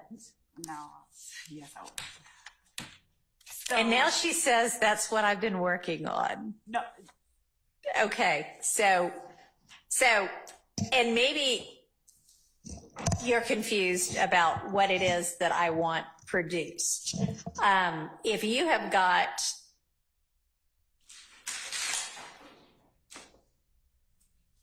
if all you're using, for example, with Thomas Burnett is demonstrative pictures of the infinity, and they have all the demonstrative pictures of the infinity, and demonstrative pictures of the infinity serve, XYZ date as, item number 73B, that's fine. I don't expect you, unless it's easier for you, to reproduce those things. I do want you to identify it specifically enough that they can go, oh, here are the 10 pictures she's going to use. And I hope you don't have 10 pictures because that would be excessive with this one infinity representative. So does that help a little bit? But I do want it to actually have happened for 30 witnesses at this point in time, because we can't So the way to operate this trial is not witness by witness at this stage of the game. Okay? So do you need clarification beyond that? no, no, Your Honor. Okay. I have all of the exhibits in folders. Okay. So what I was doing was trying to extract the specific ones. So for the 30 witnesses, we have ones and send them over. Okay. And so I won't do that. I'll just go through the folders and put it in a table, because I was actually going to do that for the ones that are listed. I was actually sending the list yesterday. Mr. Atkins sent it for me just to say, hey, here's what we're sending you. But okay. Whatever is easiest. And I mean, if it's easier to have them each give you a thumb drive, that's fine too. I mean, logistically speaking, you know, I just want them to know with some degree of specificity, here is the actual evidence they are going to be using with this witness, not social media. But I understand. what social media? Okay. But they should have been served at this point in time with everything you intend to use with every witness. They have. Okay. And understanding the court's instruction about making sure about anything that the court told me to give to them by noon. So both of those. Okay. I understand. And yes. Okay. And so when can they expect the next 27 or 28 witnesses info about which exhibits? So I'm just going to upload. Okay. Because it'll be probably quicker to upload them to a Dropbox link than it would be to sit and, or maybe we can have some team members. Some uploading. So. Okay.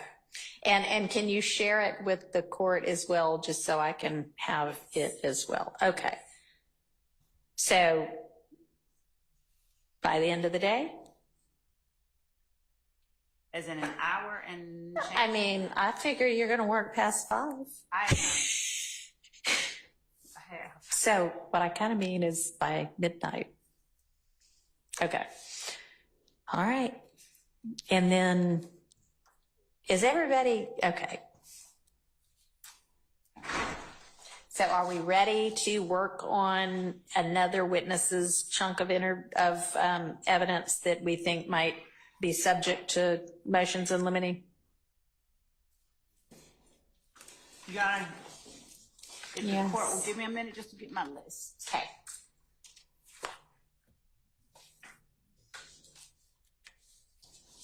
Your Honor? Yes. May I bring up another potential issue? Yes. So it's my understanding and belief that that there may be some outstanding Brady material regarding Antonio Sledge. Okay. Brady to include impeachment. Okay. My understanding and belief is that the state may have met with Mr. Sledge and he may have said some things that would fall under Brady in a prior meeting with the state. I'm not asserting that as fact, but I am inquiring about that if there was a prior meeting with Mr. Sledge. Okay. At a coffee shop. All right. Was there? Mr. Shard is correct.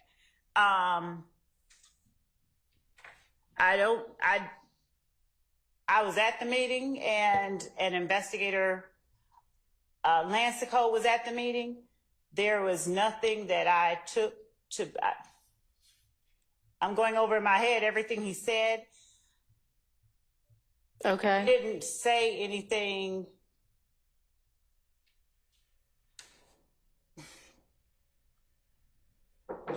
I don't know what part of that meeting. So, do you two want to huddle together and maybe Mr.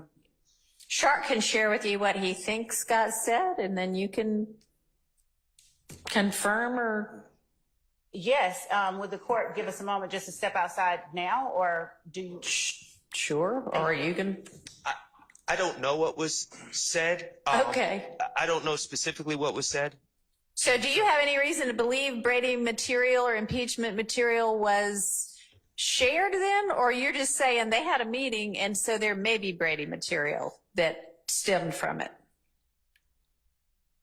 My understanding is that there may be Brady material. That stemmed from it, but you don't know what it was. If I knew what the Brady material was, okay, then I wouldn't have an issue. Well, since Mr. Sledge's attorney was present at the meeting, so if Mr. Sharp has spoken with him, or I don't know where the idea that there was Brady material, there's no privilege, so Mr. Sledge's attorney is a ready source of everything discussed at the meeting. All right, maybe Mr. Sharp, would you be willing to share privately with somebody on the defense? Do you have the same issue with talking to Miss Love that Mr. Steele does? I don't. Okay. Would you have an issue with sharing with her maybe the source of your information? And if you do, that's fine. But I prefer not to. Okay. All right. She seems a little in the dark on what might be.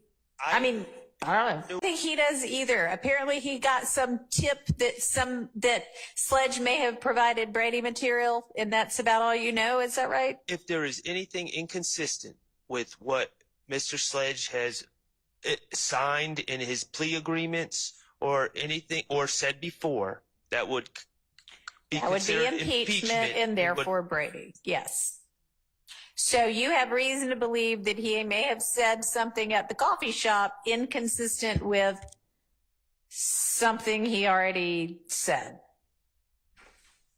I'm asking. Can you be more detailed with regard to which thing it might be inconsistent to, or you just don't know? I don't know. Okay. And that's why I'm asking. Okay. There were four people in the meeting. Mm-hmm. If anyone's recollection of those set of events are different than mine, I'd like to know what they are, because mine is not that he said something inconsistent. And as I said, the people who were there are me, Mr. Sledge, Lieutenant Lancico, and Mr. Sledge's attorney throughout the entire time there. So, all right. Well, it's really the relevant issue is not who was there. The relevant issue is, did Mr. Sledge say something inconsistent at the coffee shop with whatever he has told the state or law enforcement previously? I guess any of those four people could sort that out. The best two would be, the best one would be you if you were the prosecutor there, because I mean, I don't know what else to say. Maybe there's nothing, but maybe if you've got notes, or you and your investigator get back together and think it through and try to figure out whether he said anything that's inconsistent. And I mean, I don't know what else to do. I know. So, we will search our collective memory. Okay. And I am really interested in speaking with Mr. Sharp about what he is talking about, so that I can understand where. All right, so I'm not sure he knows. Different.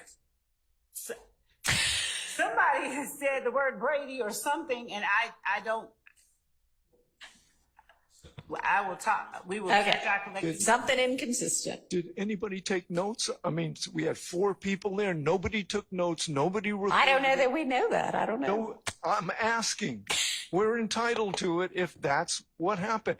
Well, so the answer is, hang on. Mr. Harvey, talk to me. Don't talk across to opposing counsel. I am not. I am just somewhat astounded that we had four people meet at a coffee shop and nobody took note number one. Mr. Harvey, no one has made that assertion. Nobody recorded it. I'm asking if there was a report, if there were notes taken, if there was a recording, we would have something to review to determine whether or not there was something that should be provided to us. Okay. Okay? I don't know whether that happened or not. I would, if I had I did not record our meeting, our conversation, because I would have turned that over. I did not record our conversation. Okay. It was literally a conversation. Right. And that's it. Okay. Sorry, I missed it. I understand then that not a single person took any notes of that meeting. So I don't know if Ms. Lowe can speak to what Mr. Sledge or Mr. Sledge's attorney may or may not have done. I'm asking from the state. It's the state's obligation to provide it to us. Okay. We don't have to go out and talk to anybody. Understand. All right. So I'm just inquiring as to whether there are any notes, and I'm just surprised. Well, I would like an answer as to whether or not any notes were taken. Thank you. Two things. I did not take notes. I talked. Lieutenant Lancico, as she sat there, she looked around and listened and looked around our surroundings. We were not within Fulton County. Okay. So no notes? No. All right. No notes. I would not. Well, there are no notes. I did not take notes. She did not. Okay. My notes are not something. My investigator's notes would be something to which either of the defendants would be entitled. My notes would not. Because they're attorney work product. Yes. However, if there's something Brady in your notes, then as you know, you need to provide it. And if there's something Brady that you hear, then you need to reduce it to writing and provide it. We talked about this before, you know that. Yes. And so you are maintaining that no, you didn't take any notes. No, your team didn't take any notes. As far as you can think right now, nothing Brady impeaching was said. You will give it some further thought along with your attorney. Sure. Make sure that I check his memory was mine. That's all we can do at this point. Thank you for raising it so that they can think about it some more. Yes, sir. Your Honor,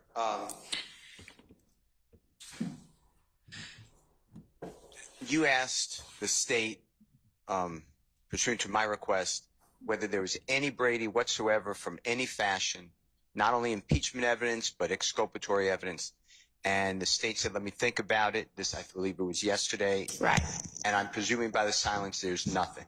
All right. So I think I gave y'all, remember I told you to huddle with your team, not just on Brady, but on anything that is discovery that you intend or think you intend to use that they might not yet have. And I think I gave y'all until Friday to finish that huddle and get that answer back. So, yes. So, I think they're still huddling on that. And by 5 p.m. on Friday, if there is anything, please detail it in at least an email, in writing some way that you send to the defense and to the court. Thank you, Your Honor. All right. All right. Any other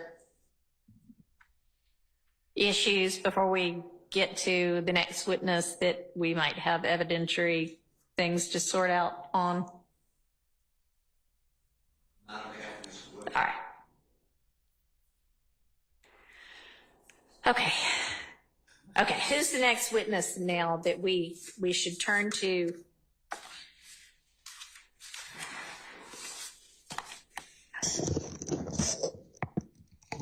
To sort through their evidence.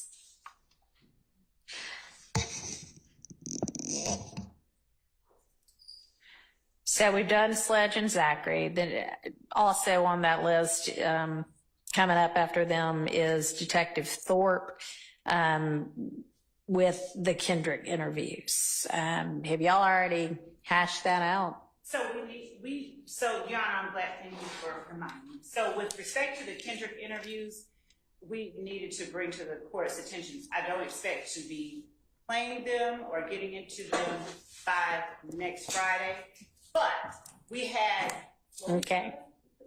Okay, that's fine. But remember, we're not doing this week by week anymore. We're doing as much as we can possibly get through beforehand. All right, but anyway, okay, go ahead. We had previously, Mr. Weinstein, Mr. Kendrick had filed a motion to suppress his statement, and the Honorable Judge Glanville heard arguments from Mr. Weinstein, but didn't decide it. He decided it as to the portion of it beyond a break in the interview. Okay, and that part got suppressed? So that part got suppressed. But as to the portion before, I believe there needs to be a Jackson Deno hearing on this. There's no argument about it because he did not suppress the part before. My witness was here, but he would permitted to put him on a stand. So, okay. So a part after some break was suppressed. Was an argument made that the entirety of it was should have been suppressed? No, I think that no. Mr. Weinstein argued that just. Okay. Well, then it seems like there's not anything pending. Is that correct, Mr. Howell? Sure. I am jumping into this. I know. So am I. I will need to check with Mr. Weinstein. I should have an answer. Okay. All right. All right. So we think that whatever wasn't suppressed is legitimate to be presented. And so there shouldn't be other issues as to his statement or statements. Is that right? Is it more than one interviews? There's more than one part of it, but no, there's only one interview, and obviously you're only using the unsuppressed part. Okay, so, and that'll be Miss Detective Thorpe's testimony at that point in time.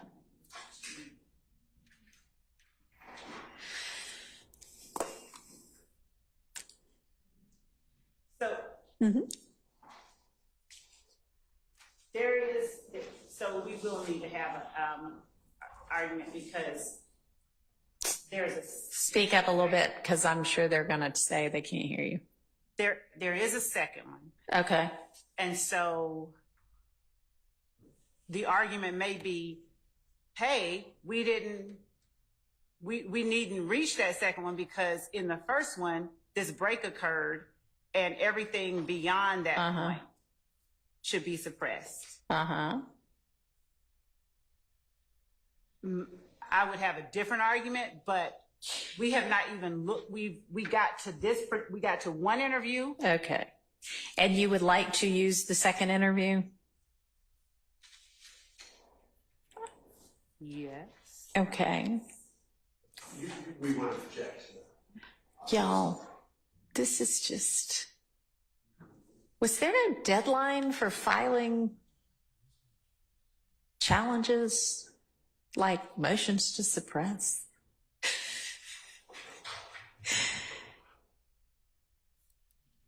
Okay, I'm going to need that motion. If there's a motion to suppress the second interview, I'm going to need that ASAP, and not just this interview should be suppressed. You tell me why. You tell me the legal basis. You tell me the facts that back it up. Give me a specific motion to suppress, a particularized motion to suppress. I love the opinion that the original order covered everything past. All right. Anybody be able to point me quickly to date of original order? It was March 4th. Okay, thank you. This year. All right. Yes. Let's go with March 18th. All right. And I just emailed you. Thank you. And the point. All right, so I'll take a look and see what that seems to say.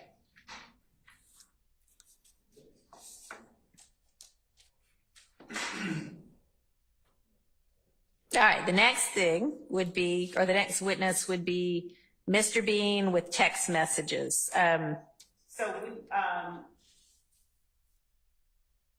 Judge, I think since we talked about Mr. Zachary's interviews, I think that his Mr. Bean won't be the next one. Mr. Zachary would be before Mr. Bean. And there are social media postings. I don't think that there is going to be any kind of an issue, but just I can name them or send them, share them. Well, if you'll share them with the defense, then the defense can see whether they've got objection. Does the defense think at this point that they have objection to Mr. Bean's text messages or social media? I assume y'all know what she means by that.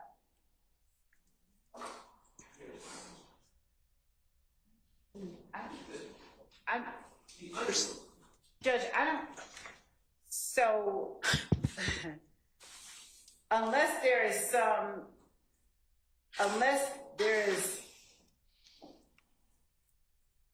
unless something in particular happens to allow us to introduce it, the state is not going to, I don't anticipate using those text messages of Mr. Bean. Okay. All right.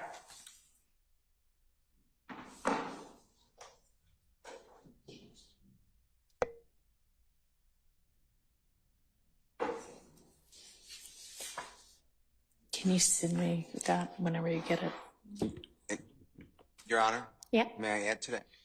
Just to be fair, those text messages, my opinion, come from a phone that was seized on July 15, 2015 from Mr. Williams' home. Mm-hmm. It's been suppressed in all derivative evidence. Okay. So, and I'm assuming that's why the state said that. But if it is going to be used at all, I think we need just to alert the court that we'll need a hearing on that.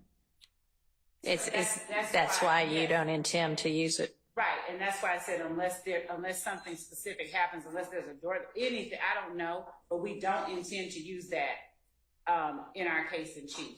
I don't know. I don't foresee a circumstance, that occurs. Yeah, I don't foresee a circumstance where that would be permissible either. All right. If an attempt were made to make an argument that is directly refuted by something that was suppressed, I might ask the court, hey, Your Honor, this argument was made. This is not true. We have a reason to believe it's not true. Here's why we think that. Would the court consider X or Y or Z as a curative? I mean, if you want to provide me some really specific case law that says I can do that, sure, but I wouldn't waste your time on that right now. Okay. So, Bean will probably just be some social media postings.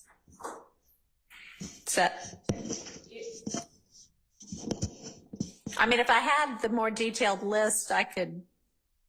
I don't, right now, it would be testimony. Okay. All right. I'm just trying to figure out what we can make progress on while we're here. Kenya Morton interview. So Kenya Morton would, it would be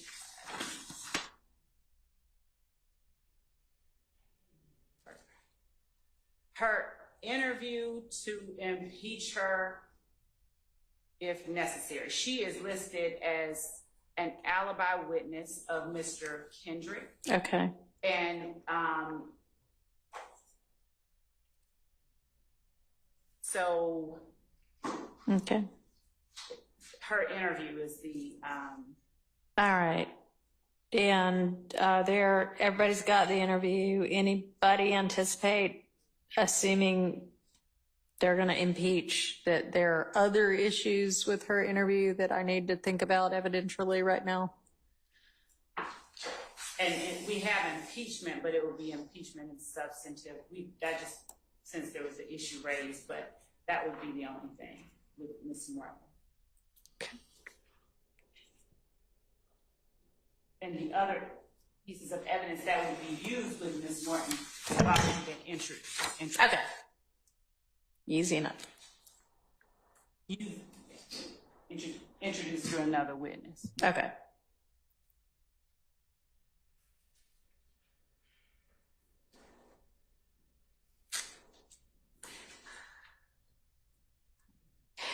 So I've just looked at the very first paragraph of the order on Mr. Kendrick's statements that's filed March 18th of this year.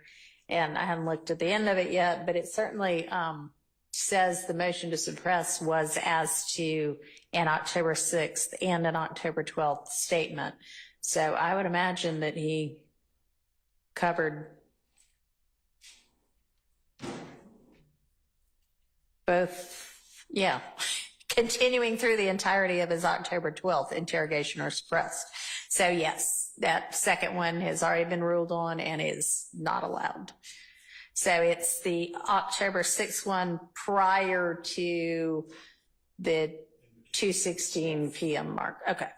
All right. So that answers that. That one was an easy one.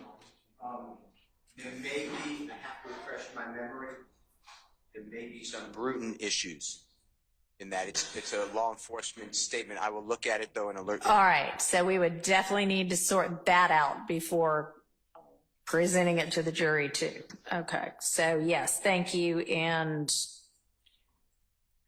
just share with the state whatever you think about that so that they can have a response prepared. And normally Bruton, not necessarily normally, but oftentimes Bruton issues can be cured by redactions. So if you've got proposed redactions that would cure it, that would be immensely helpful. We'll send over anything. Great, thank you. All right, and then next, at least on this list, is Mike Sprinkle, who, I mean, I don't know what all, is he going to be testifying to stuff that's already in evidence or new stuff too?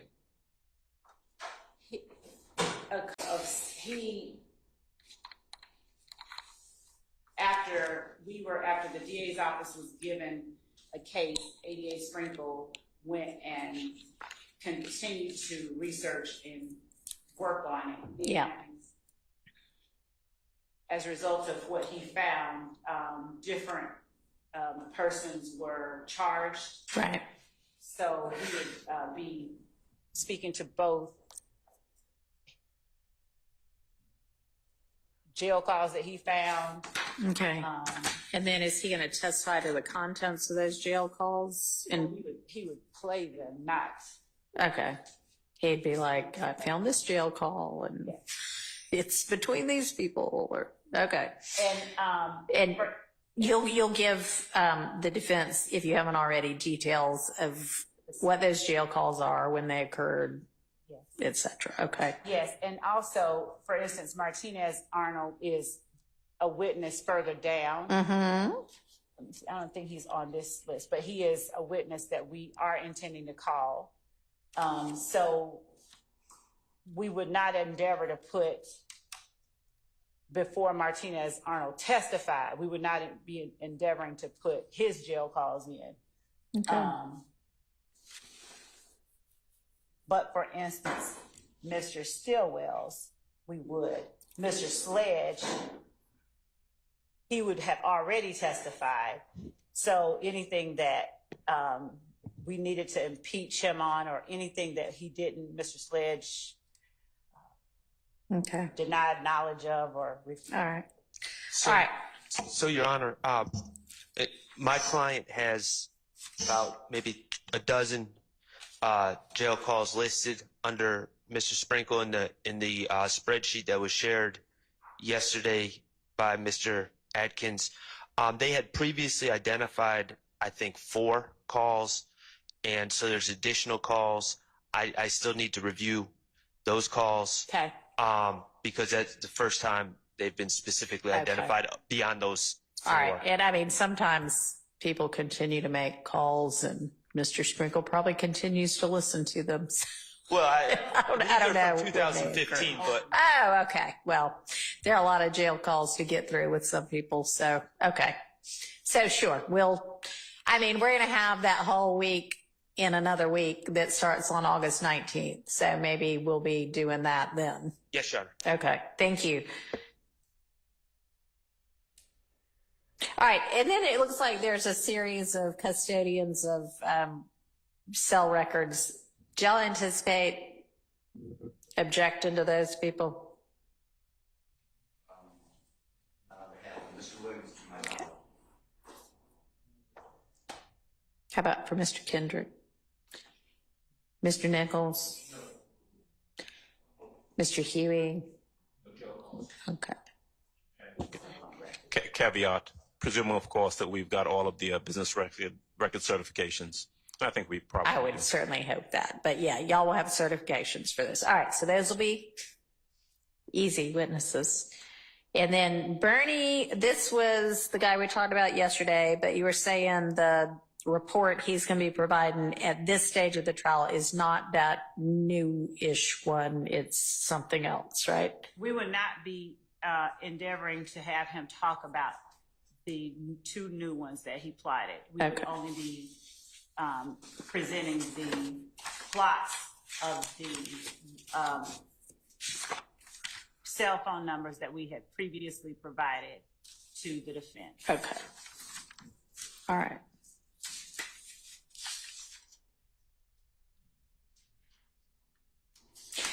And then we've got a firearms analyst, which of course there'll be lots of cross, I would imagine, maybe not, I don't know, on the stand, but do we have any like motion and limine type issues that y'all know of with regard to the firearms analyst?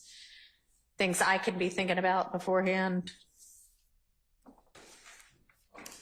Unless there's recent United States Supreme Court opinion, I have to refresh my memory whether there's a surrogate witness, but otherwise, no. It's nothing from us. Okay. All right. I'm sorry, I couldn't hear all of what Mr. Steele said. If you could. Do you mind repeating that? Not at all. Unless, like, a crime lab person left the office, and this is another person coming in to say we reviewed notes, but he or she didn't do the testing. There's a new United States Supreme Court case, I can't remember, but came out within the month. Yeah. That talks about that's a Confrontation Clause violation. Right. This is the same person that actually did the analysis to begin with? So both Mr. Weitzel and Mr. Voss physically analyzed them. Okay. Neither are still with the GBI. Okay, but they're going to be the ones that come and testify. Yes. I don't at this point, unless something has happened to them. I haven't. All right. Well, maybe get somebody on your team to check and make sure they're still lined up. Okay. Super.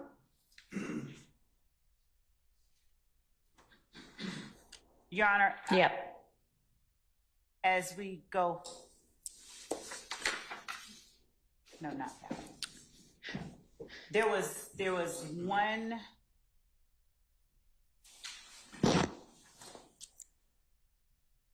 set of instances, and this is something that will be included tomorrow, but just as I'm thinking about it and looking down at the next few witnesses. Mm-hmm. So we have provided crime lab photographs, APD photo lab photographs for the intrinsic acts, the shootings that occurred after the murder of Donovan Thomas. Okay.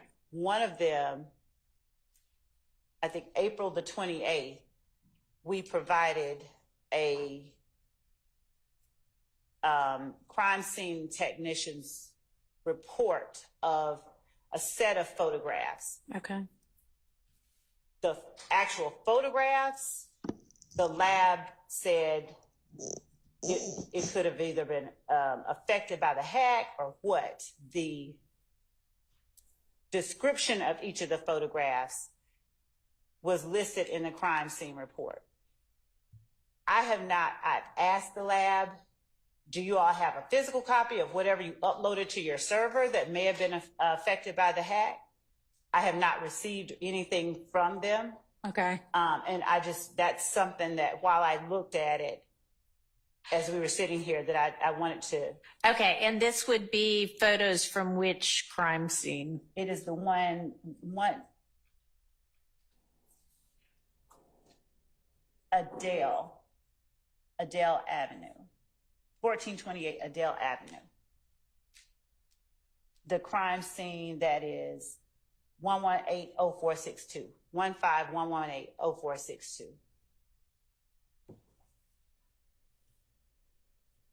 All right, and they no longer have the originals, or what's the deal? Because a description of the photo, I don't know. They've been looking for me. So well, do y'all have copies of them? No. So that's just it. We didn't have the photographs themselves. If we had a copy of them, that would be great. Right.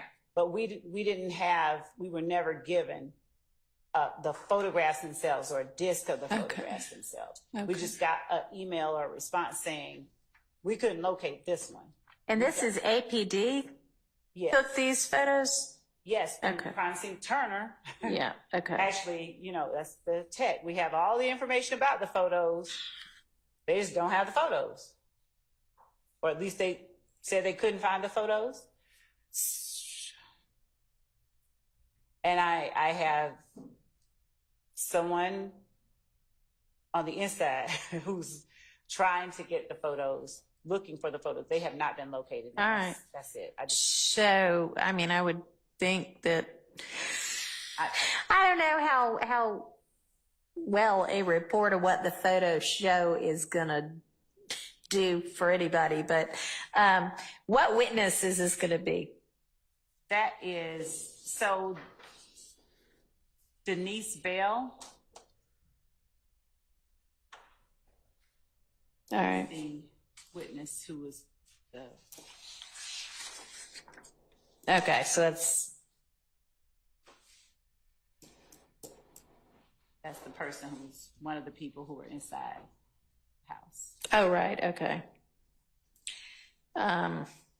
Well, we may just have to have a description from the witness's memory as to what things look like if y'all can't find the photos. Because, I mean, and you can provide the report. Like, I mean, what were you even thinking you might do instead if the photos can't be found?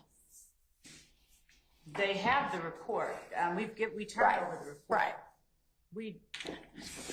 I mean, if they just don't, I mean, there are all kind of creative things that might be able to be done if this place still exists and looks the same as it did. I have no idea whether it does. If the report is descriptive enough that somebody who has artistic talent can draw out a really good diagram, that might be a solution as well. But I mean, I don't know. I doubt if just I don't know. So, okay. That was just something I wanted to. All right. Well, something I'll go in detail about if I have to tomorrow. All right.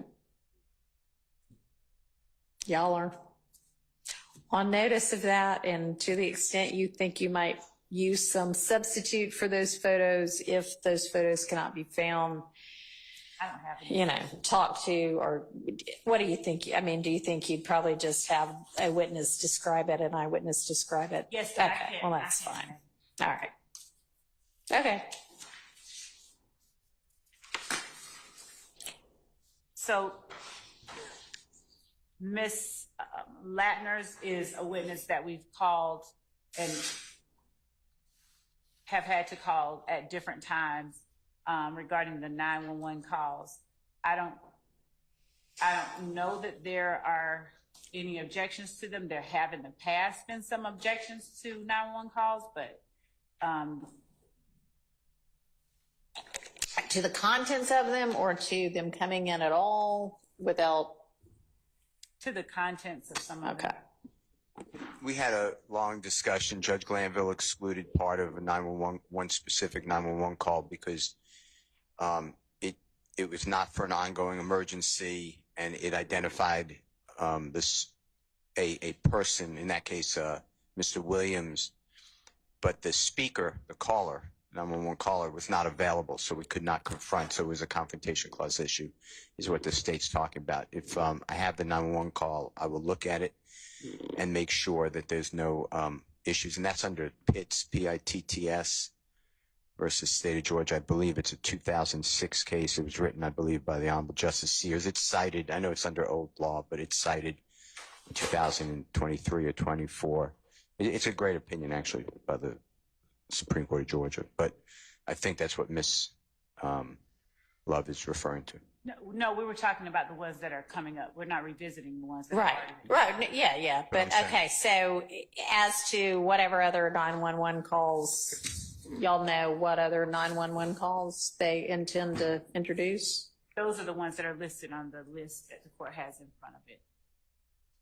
Which I just have this exhibit list that doesn't have any detail. It just says 911 call. Yeah, that's what I have. So I don't have the new list you shared. The 911 call and the CAD report from 1511. Oh, okay. I do. Yeah. Club Crucial, 1428 Adele, and 1903 Drew. Okay. So y'all, the defense, know what all of those 911 calls are going to be? I could link it up, yes. All right. And you're going to be getting that more detailed exhibit list over anyway. So, I mean, whether you have an exhibit number for them or not, you could be like, 1223, 1248, 1255, or whatever, on whatever date.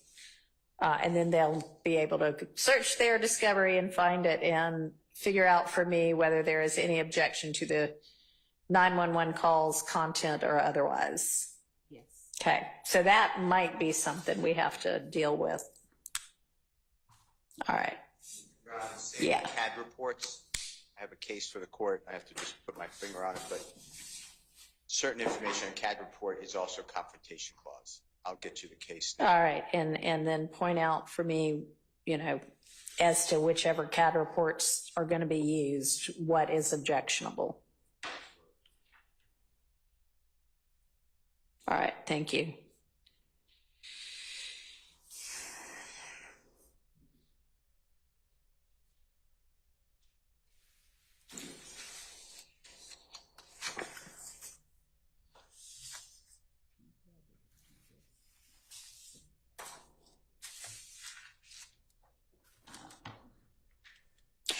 All right. It looks like the next few are not necessarily any objections other than the normal ones in a trial. How about, is this number 26, at least on my list, Tyrone Dennis? Is he just has a lot of different types of evidence listed next to him. Is he law enforcement? He is. Okay. He was one of the lead detectives Okay. that investigated that assisted in the investigation regarding Mr. Thomas. Right. Later Yeah. on. We've heard about him in our videos we've been listening to. That Dennis. Okay. Yes. So, is he going to be, do y'all know generally what evidence he's going to be testifying to? And do you think you're going to have objection to it that we can take up beforehand? So he is also, in addition to being a fact witness, he's also one of our gang experts. I think. I don't know if that was brought out before, but as it relates to the social media, some of the social media posts between Mr. Garlington and Defendant Williams, the we ain't going back and forth social media posts. I think some of them we may have already put in, but the social media posts between Demikion Garlington and Mr. Williams, I'm screaming 30, fuck a blue jean bandit. other social media posts that we've specifically identified, and I'll send over. Okay. Between Mr. Garlington, Mr. Stillwell, Mr. Arnold, and Mr. Kendrick.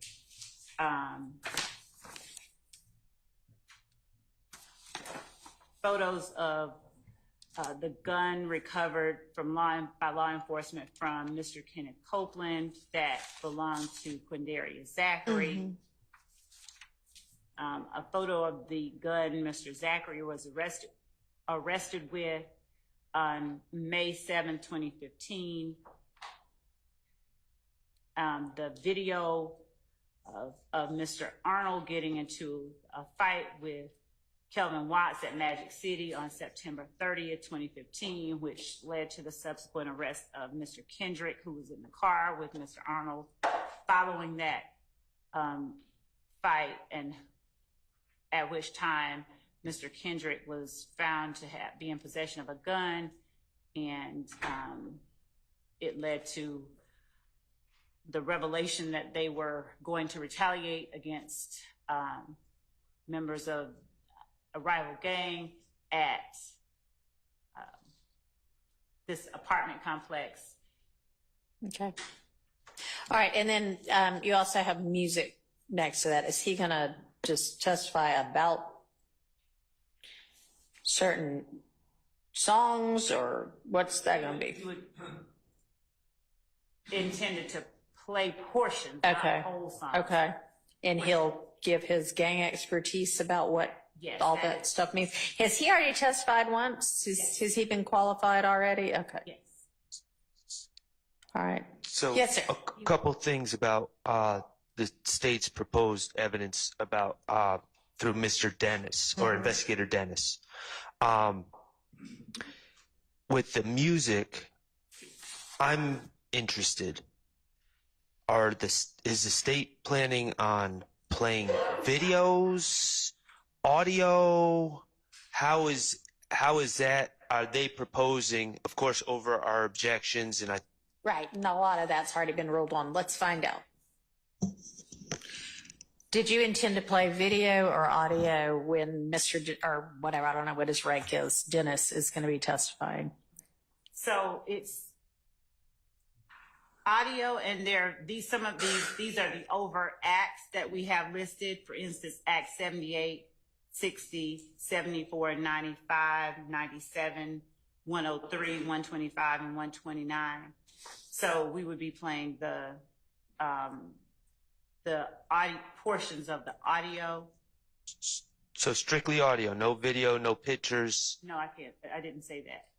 I also said that we would be putting in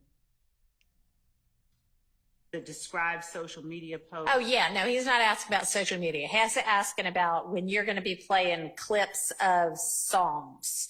Is that going to be just audio, or is it going to be video also? Is that the question?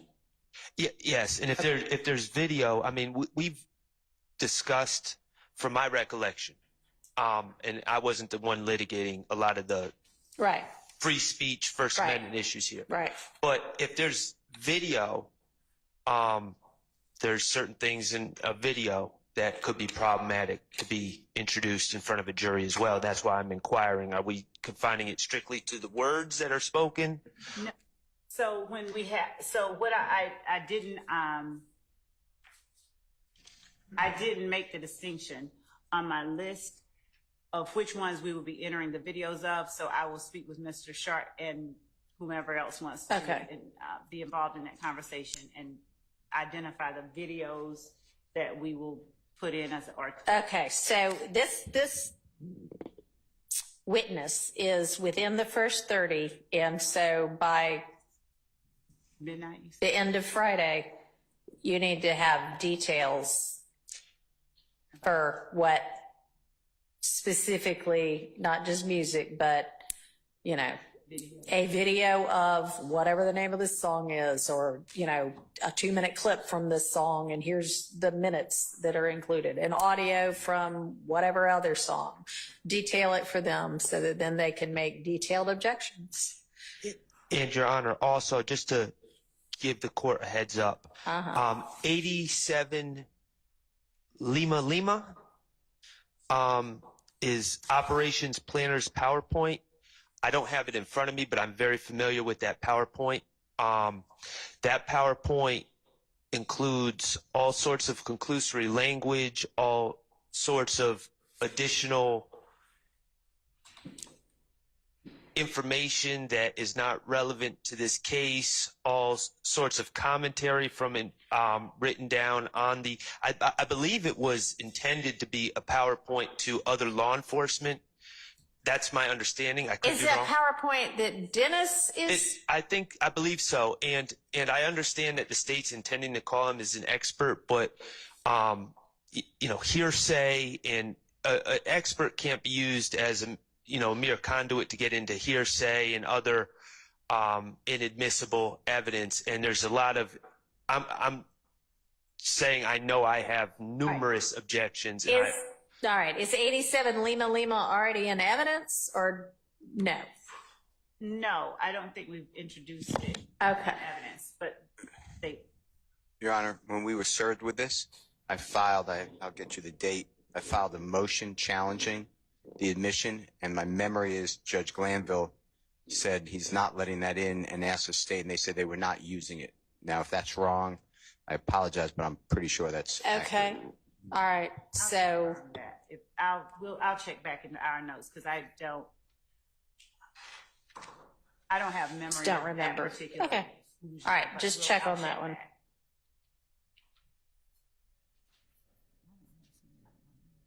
Thank you. See, this exercise may be boring, but it's helping everybody.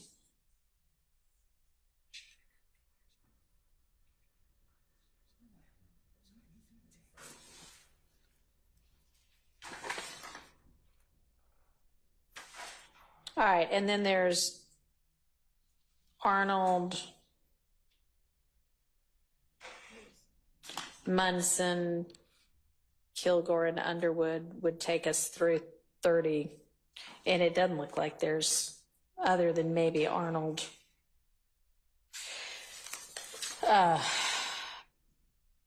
He doesn't seem to have an interview. He just has jail calls. Is that right? Jail calls and the plea agreement. Right. Okay. And the plea agreement would be kind of the same issues as the other plea agreement we were talking about previously? Okay. Yes. All right. And then some social media. Okay. All right. All right. So y'all get together on what I've told you to get together on. As far as I know, outstanding, waiting on an order from me are Mr. Stillwell's renewed motion for fair trial, which I'm finished but have not filed yet. And then Mr. Kendrick's supplemented motion for mistrial, and then Mr. Williams, I don't know if it's two different ones, Mr. Steele, or just one and two amendments to the motion to disqualify the prosecutors. Is that two different things, or am I just supposed to? You ruled on one? Because I said I would. The earlier one, but then you sent two more. Okay, I remember one. Okay. But I'm sure you're right. But I remember one about ethical concerns. All right, and as far as I am recalling, those are the only outstanding motions that need ruling from the court. Does anybody have a recollection of anything additional? No. Okay.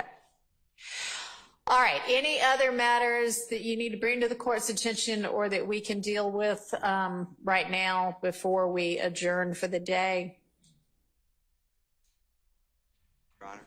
Yeah. Mr. Adams, you're correct. There are two, but there's an amended additional motion that was filed on August 6th at 3:53. Yeah. And then there's an additional motion to disqualify lawyers Love and Hilton, which was filed approximately 56 minutes before that. But all I added was, all we added a footnote. That's the only difference. Okay, so basically one just supersedes the other then. So I can look at whatever the latest filed one is and that'll deal with it. That's correct. All right, thank you for that clarification.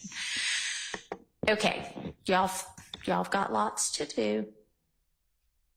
Thank you for your hard work thus far.